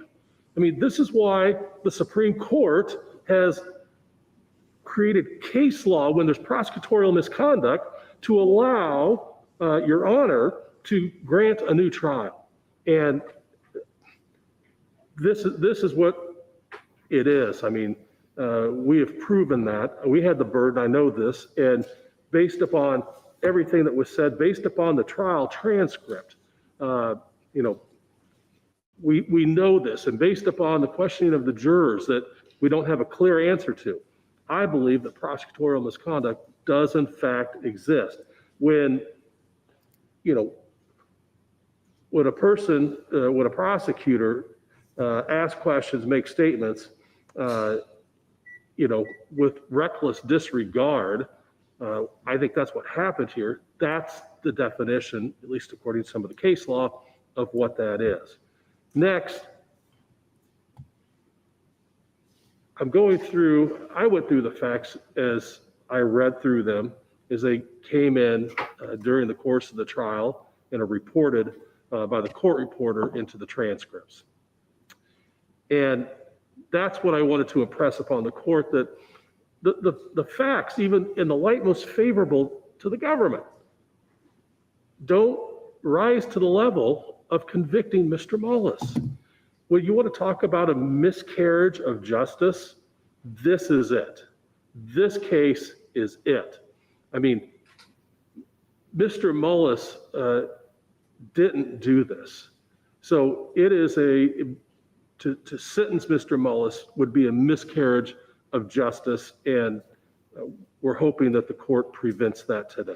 Thank you, Your Honor. Thank you, counsel.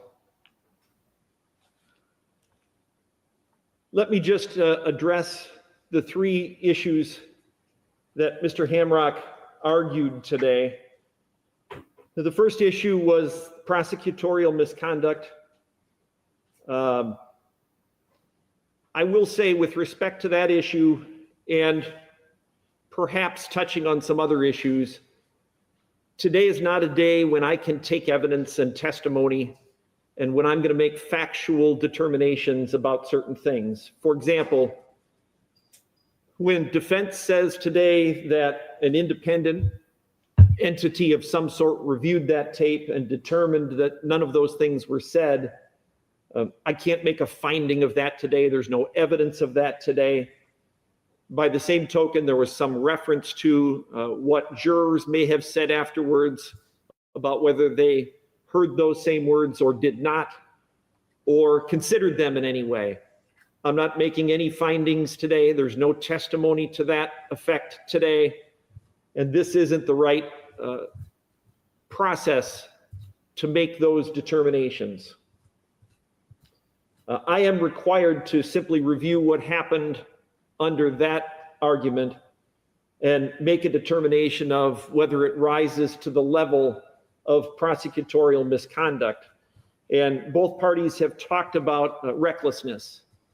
I don't find that the statements or the questions on cross-examination asked by Attorney Hughes rose to the level of recklessness or to the level of prosecutorial misconduct. There was argument repeatedly made to the jury that they would have to make their own determination. And again, the jury was properly instructed as to statements by attorneys, burden of proof, those types of things. I do not find that any statements made by Attorney Hughes rise to the level of prosecutorial misconduct. The second issue argued by counsel today is ineffective assistance of counsel. And again, today is not a day where I can make factual determinations about discussions that defendant had with his counsel and whether he told counsel certain things or they told him or didn't tell him certain things. I wouldn't be able to make those determinations without having counsel present to testify under oath.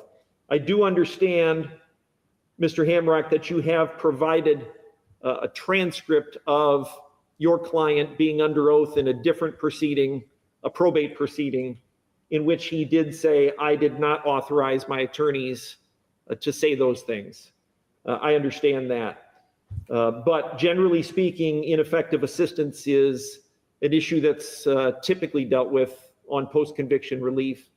In this circumstance, based on the arguments that both parties have made, I do think that that is an issue that will have to be addressed on post-conviction relief. I do not find today, based on the record we have here today, that the defendant was deprived of effective assistance of counsel. The third issue argued today deals with the totality of the evidence, taking all of the evidence that came in and considering it in the light most favorable to the non-moving party, which is the state here, and defendant's argument that considering all of that evidence in the light most favorable to the state, it still was not physically possible for the defendant to have committed this act. Neither party has made any argument that the jury was improperly instructed.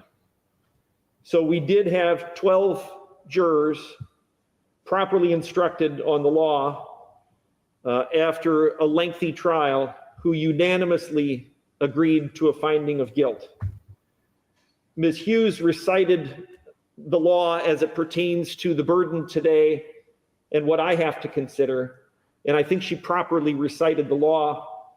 I would say I think that I'm actually required, or at least that I should, independently weigh the evidence and consider credibility as it pertains to a motion for new trial. If the verdict is contrary to the weight of the evidence, the defendant is entitled to a new trial. I cannot say that the evidence in this case or that the verdict is contrary to the weight of the evidence. As to the defendant's motion for new trial and motion in arrest of judgment, I will deny those motions in their entirety. We will go ahead and proceed with sentencing at this time. We have not had, I don't believe, a pre-sentence investigation. Typically, we don't have one for a Class A felony. And I will take argument from counsel to start. Ms. Hughes, do you want to make argument on behalf of the state? Yes, Your Honor. Obviously, Your Honor knows that the defendant was convicted of murder in the first degree, which carries a sentence of a mandatory life imprisonment without parole. Judge, you heard the evidence. You know what the defendant was charged with and what he was found guilty of. We would ask you to sentence the defendant accordingly. Mr. Hamrock, do you want to make argument on behalf of your client? Well, Judge, in a Class A felony, there's not a lot of argument to be made, so the court would go ahead and impose sentence. Your Honor. Yes. Thank you, Your Honor. May it please the court really doesn't have much discretion in this case other than in one area. That area is death of victim restitution. As the court is aware, that is a mandatory minimum $150,000. This case is such where that would not be justice. This individual came into court at the time of bond hearing and said he had the ability, the cash, to post $1 million against the bond. It is appropriate that this court at this time make that $1 million that he has available the death of victim restitution, because that's the only thing I think is going to really hit home with this individual. Yes, he has to go to prison for life, but this trial was about greed and jealousy. The greed had to do with his farm and his money. So to really hit home, Judge, it would be appropriate for that money that he says he had available to go to death of victim restitution. Thank you. Thank you. Mr. Mullis, you have the right to speak today if you'd like to. You're not required to. Your attorney has spoken on your behalf. This is the only chance you'll get to speak today before I pronounce judgment. Is there anything you would like to say today? I did not do this. This is supposed to be America where you have a fair chance of proving your innocence. But you shouldn't have to prove your innocence. Instead of the other way around. I thought it was guilty until, or innocent until proven guilty. I feel this is the other way around. And I was a faithful and loving husband, and I never did this. Okay, thank you, sir. Mr. Hamrick, do you have anybody else that would like to speak on behalf of your client? No, Judge. Are there any victims that wish to be heard today? Not live testimony, Your Honor. The state did file a victim impact statement, and we would just ask that Your Honor read that. Okay. And there is a victim impact statement in the court file. I have read that, and I have conferred with counsel to make sure that they have had the opportunity to see that, and both parties have had the opportunity to see the victim impact statement. I will take that into consideration as if it were offered here live at the sentencing hearing. Defense counsel indicated that the sentence in this case is mandatory. He's right. It is mandatory. There's really no discretion as to the punishment handed down. According to the statute, Mr. Mullis, for the charge of murder in the first degree pursuant to Iowa Code Section 707.2, you are sentenced to life in prison with no opportunity for parole. There will be no fine issued. You'll be required to submit a DNA sample to the state of Iowa. The reasons for my sentence today are primarily the statutory requirement, the fact that there is no discretion. I will also require you to pay a victim restitution to the victim or to the estate of the victim in the amount of $150,000. You will be obligated to pay the court costs associated with this proceeding. You do have the right to appeal from this judgment. Written notice of appeal must be filed within 30 days of today's date. By statute, according to Iowa Code Section 811.1, subsection 2, you cannot be admitted to bail in the event of appeal. Is there anything else the state knows of that we need to cover here today? Dude, your mask is on wrong. It's doing nothing.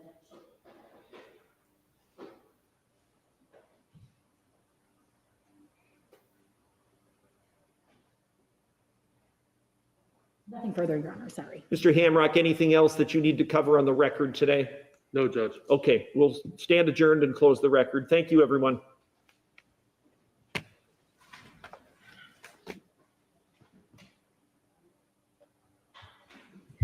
We did it, guys. We did it. Now, what if he gets a new trial?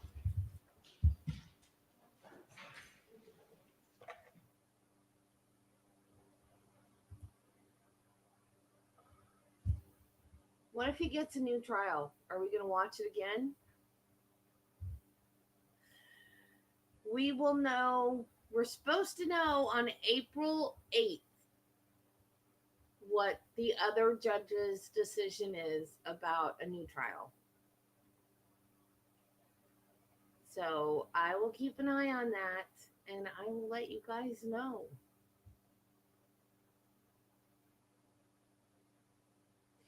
I don't know, man. I don't know what I heard on that tape, on that 911 tape. Because like I said, it's like an EVP. You know, like you hear it and you don't really know. I went back and played it again. She played it again in the court and then I played it again. So we heard it 3 times, 4 times. I don't know. Because she says, okay, this is what it says. And so I listened. I'm like, okay, I kind of hear it. And then when I listened again, I was like, okay, I'll give you, it sounds a little bit like cheating whore. I didn't hear the go to hell part. She's cold. Cheating whore. She's cold.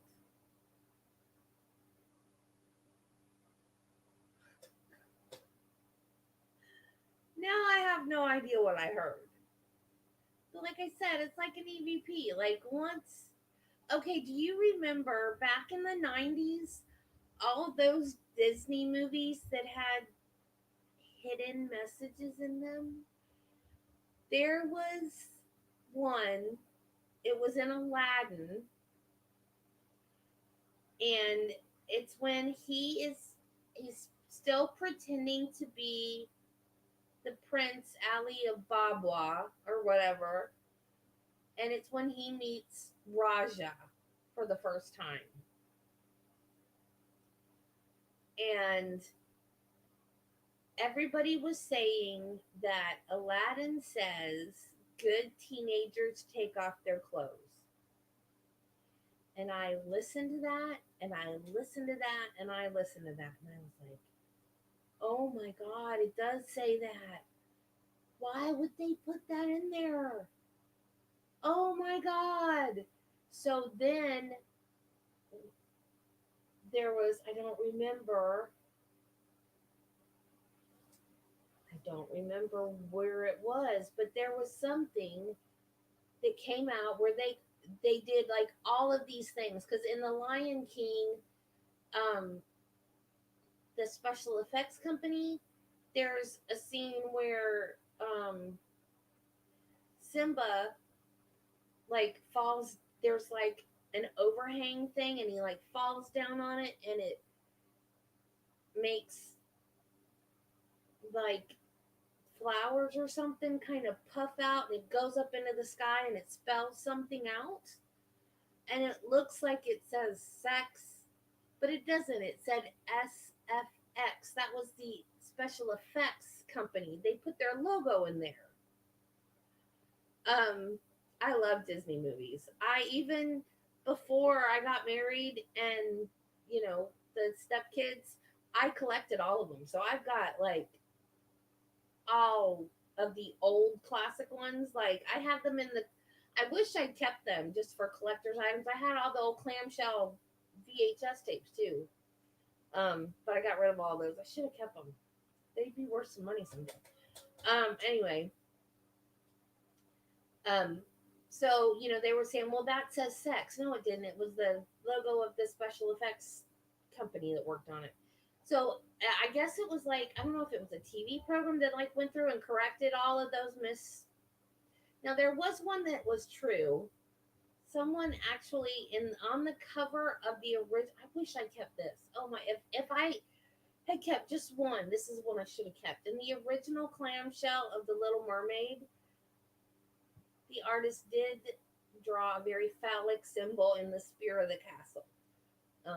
And he got fired.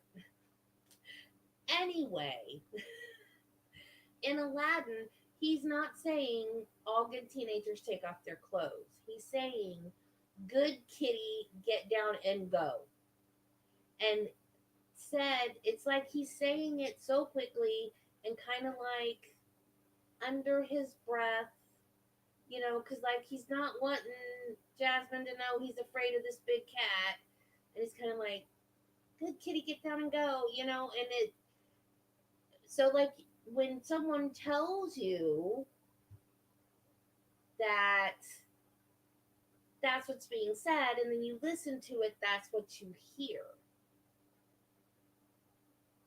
And I'm sure there's a name for that phenomenon, but I don't know what it is. But it's just like with EVPs. If you watch ghost hunting shows and they tell you what you're hearing, you're going to hear it. And I think that's exactly what happened with that 911 tape. He may have said it, but I don't think we will ever really know if he said it or not. Because I think when Someone tells you that's what you hear, that's what you hear. Yeah, The Little Mermaid. I don't know if I wonder. I don't know. Google it. You might be able to find the picture online somewhere.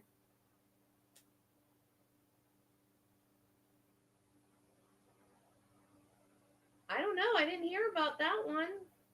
There's a naughty pick in The Rescuers.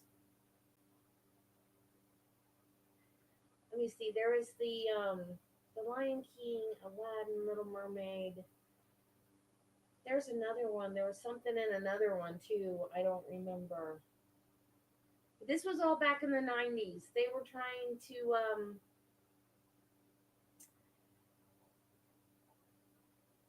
I think a couple of them were real, like people trying to get away with stuff. Oh, I know what it was. It was in The Little Mermaid 2. Not Little Mermaid 2, Little Mermaid also. At the wedding, when Eric is marrying, yeah, Power of Suggestion. But I mean, there's an actual, when you hear, when your ears make up stuff. Oh. That was in The Rescuers? I have a very, very early DVD of The Rescuers. I wonder if it's in that. I know a lot of them they've gone back and fixed. Like Little Mermaid, they fixed this. I wonder if it's on my... I have a very early DVD of Little Mermaid too. They probably fixed it though. Because that was in the VHS tape. I don't know how to say this on YouTube. When Eric marries Ursula, you know, when Ursula disguised herself, when she had Ariel's voice. Oh, I'm going to have to look for that now. It's probably gone, though. They probably took it out. When Eric marries Ursula, the officiant at the wedding is aroused. And Disney says that's his knee.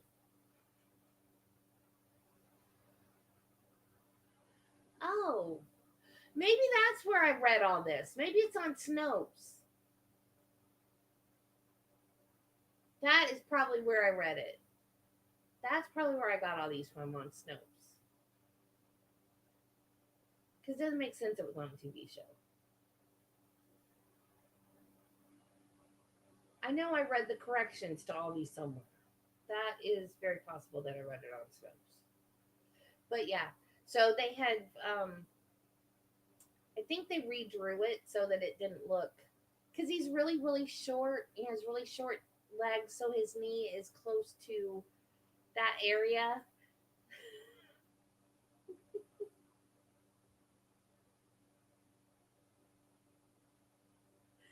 So it looks like it's not his knee, like it's something else. But the Mermaid Castle one is actually what it looks like, because the artist just wanted to see if he could slip it in there and it not be noticed, and it was noticed and he got fired.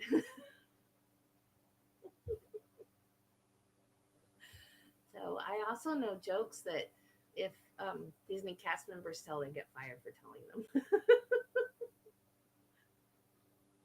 I'm a Disney adult, so I know all kinds of stuff like that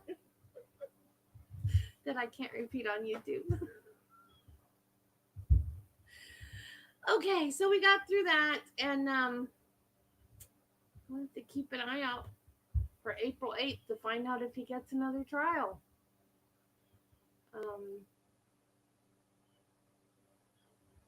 I don't know, man. Don't attorneys have investigators? Like, shouldn't an investigator followed up on the third party, what's it called? What do they call it when they think a different person did it? Third party culprit, whatever. Shouldn't they have tried to, or maybe they did and realized there wasn't one, and so they just made up this mysterious third party culprit that did it. I don't know. What if, this is a stretch since we're talking about Tristan, what if he got in a fight with his mom? Let's say he did go to the red shed to check on her, and then he said something about, because like he knew about this, right? Because he told his mom that his dad would kill her, right? So maybe they were fighting about it. And maybe she said something to him about leaving dad, and he said, no, I don't want you to leave dad. They got in a fight. Maybe he picked it up and accidentally hit her with it or something, and then maybe Todd came in and was like, go get the truck, and while he went to get the truck, then Todd finished it or something. Michigan versus Warner. Is that the one that you sent me a long time ago? Like the very first email you ever sent me, Judy?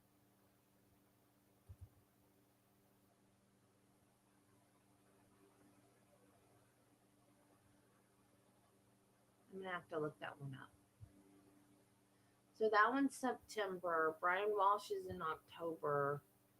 I don't know when, what's her face? Shannon Gardner. I heard April, but Flash Fan told me no. But Karen Reed's April. And who knows how long that trial's going to be. Speaking of Karen Reed, that's what we're going to do tomorrow. We're going to read Karen Reed documents. And I don't know if we're going to get through them all, because how many were there, Judy? Like 40?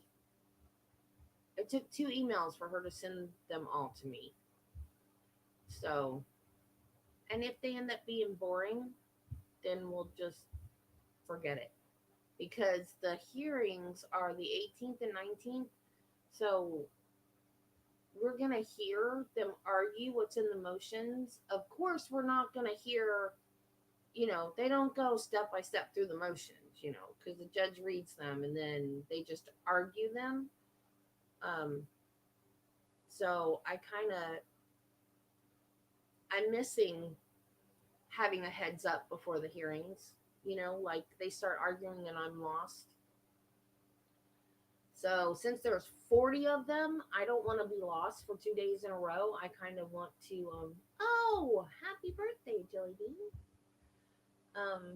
Actually, the afternoon of the 18th, I will be at a doctor's appointment. But if we miss anything, we will get caught back up somehow. Because unfortunately, the doctor that I'm seeing only has clinic on Tuesday afternoon. So 40-ish? There's more than 40? Good Lord.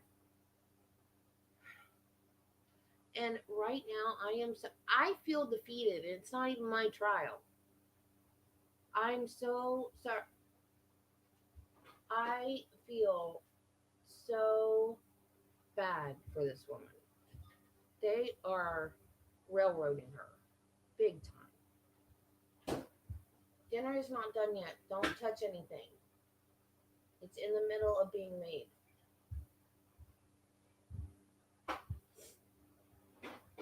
I feel so bad for her. It's like, the first trial was bad. This is like, they're stacking the deck against her this time. Like, even more.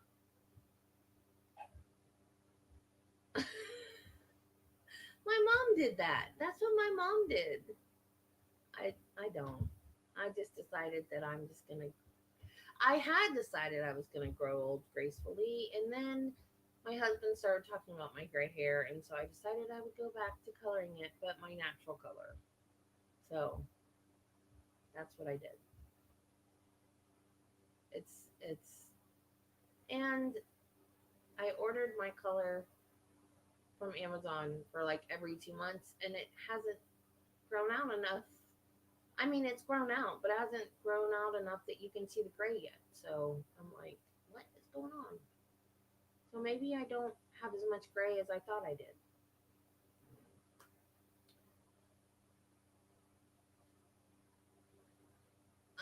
You missed the most ineffective closing argument in the history of time. So I would tend to agree with his claim of ineffective assistance of counsel.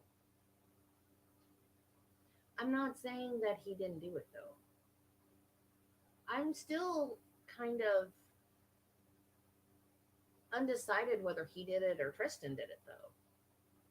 Because I still think, like, Tristan knew something was going on with his mom and dad. He knew. Mom wasn't keeping things quiet. She might have thought she was. She was telling her friends and stuff. And, like, friends that weren't close. I mean, if you're going to tell your friends that you're having an affair, tell your BFF. Like, don't tell people that you only see when you go to your mom's house because they're your mom's neighbors. I mean, well, don't have an affair, but don't be telling everybody that you just kind of know. I mean, and then Tristan knew about it. And he even told his mom, well, Dad's going to kill you if he finds out.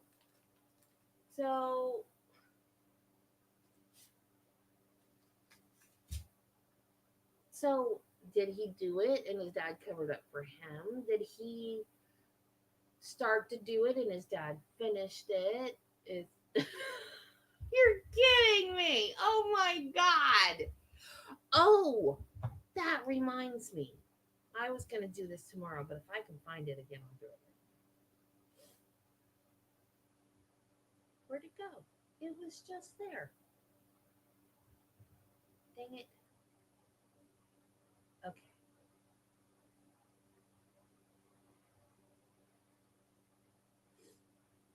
Family. This is probably why it's trending. Dang, I lost it again.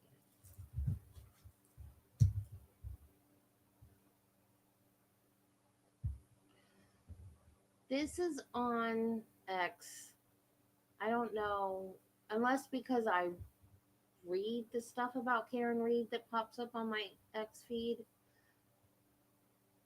Because I'm not following this person. John DePetro show. I never heard of him. Family of lead investigator in Karen Reed case speaks out, calling on public to look at facts of the case.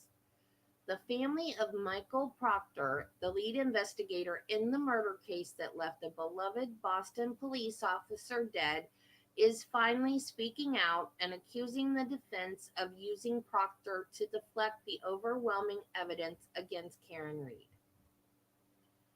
So this is an article from somewhere. I don't know where the article's from.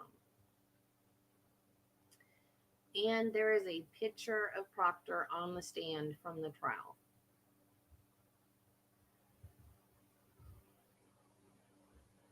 It doesn't say where the article's from. It's got March 12, 2025 with Boston in parentheses. In light of the egregiously false statements from Karen Reed and her defense team, both inside and outside the courtroom, Michael Proctor's family is speaking out for the first time to address the ongoing misrepresentations of his character and calling for the public to actually look at the facts of this case. On January 29, 2022, 14 minutes before his on-call shift was due to end, Michael Proctor was assigned to an unattended death case, and his life was forever changed. Proctor and the other investigators followed the evidence, and a jury of the defendant's peers indicted Reed, and only Reed, for the murder of Officer John O'Keefe. Despite this, the family says Michael Proctor has been defamed, maligned, and falsely labeled corrupt. No, you didn't derail the stream. I think this is the statement from his wife. And falsely labeled corrupt by the alleged murderer, her family, her defense team, and a mob of her followers. Through unrelenting propaganda and disinformation, the defense is trying this case in the court of public opinion and painting Karen Reed as the victim with the hope of tainting a jury pool. Hey, Bill.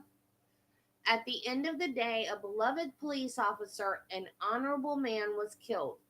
The prosecution, this is a quote. So, quote, at the end of the day, a beloved police officer, an honorable man, was killed. The prosecution believes it's an open and shut case, and the defense knows this too. So their tactic is to put my husband, the lead investigator, on trial for sending texts on his personal phone to his friends and family, end quote, said Proctor's wife, Elizabeth Proctor. Quote, the Karen Reed defense team is unabashedly creating false narratives and distracting the public and potential jurors from clear-cut evidence, end quote. It was recently announced that all aspects of the federal investigation involving this case has been closed. Michael Proctor, who has an unblemished police record in his 12 years with the Massachusetts State Police, testified that the texts on his personal phone were unprofessional and regrettable, but certainly didn't affect the integrity of the investigation. Quote, Michael, and so many others in his line of work, see horrible things every day and may at times need to vent personally. He saw a fellow officer die a horrible, tragic death. Who among us has not said something regrettable in moments of stress, shock, or sadness? And how would you feel if the contents of your personal phone were questionably released to the public without full context? End quote, said Courtney Proctor, Proctor's sister. Proctor's wife says the family has been tormented for years because of the case, and it's time to focus on the real perpetrator. Quote, unfortunately, we know that by speaking out, more harassment will be unleashed on our family, but we can no longer stand by and silently watch Michael's character be attacked and disparaged so unfairly. After exhaustive investigations at both the state and federal level and the grand jury, only one person has been charged with a crime, the defendant, Karen Reed, end quote, said Elizabeth Proctor.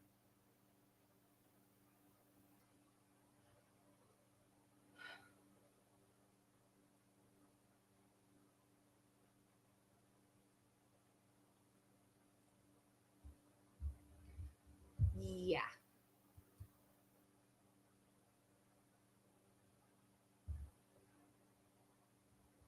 Exactly. Exactly.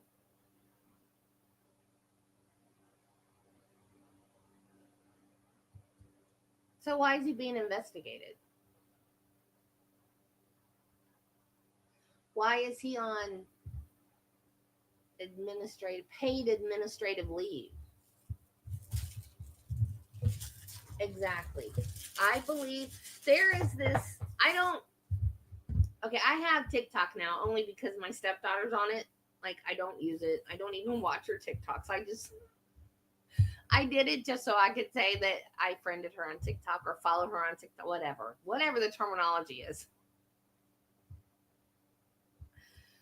But there is this woman on TikTok. I don't watch it on TikTok. I watch it on X because people keep putting her TikToks on X because she is just now watching the Karen Reed trial.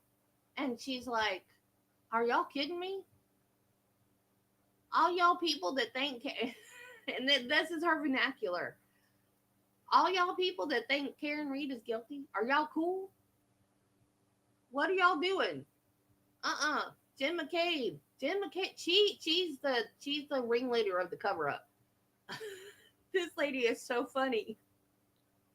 And every day, she's like, I know I'm only on day whatever, Like every day she's doing these like updates. I know I'm only on day whatever, but is y'all cool? She's so funny because she's like, y'all. She reminds me of Kathy a little bit on Gossip, Rumor, and Innuendo. The way she talks about stuff, she's just like, is y'all cool? Because she just can't believe that everybody is saying that she's guilty. It's so funny. Oh my gosh. I feel so sorry for her though, because I just like when Brennan, like in that very first hearing, excuse me, that very first hearing, he said something about he wanted to see all the evidence, the inculpatory, the exculpatory. He wanted to see it all. And I was like, oh, he's going to look at this with fresh new eyes and he's going to be fair. And now he's playing more dirty than Lolly did. And I'm like, oh my God, this poor woman is going to get even more railroaded the second time. And now, if Peter Trago says that somebody is biased, they're biased. Because, yeah.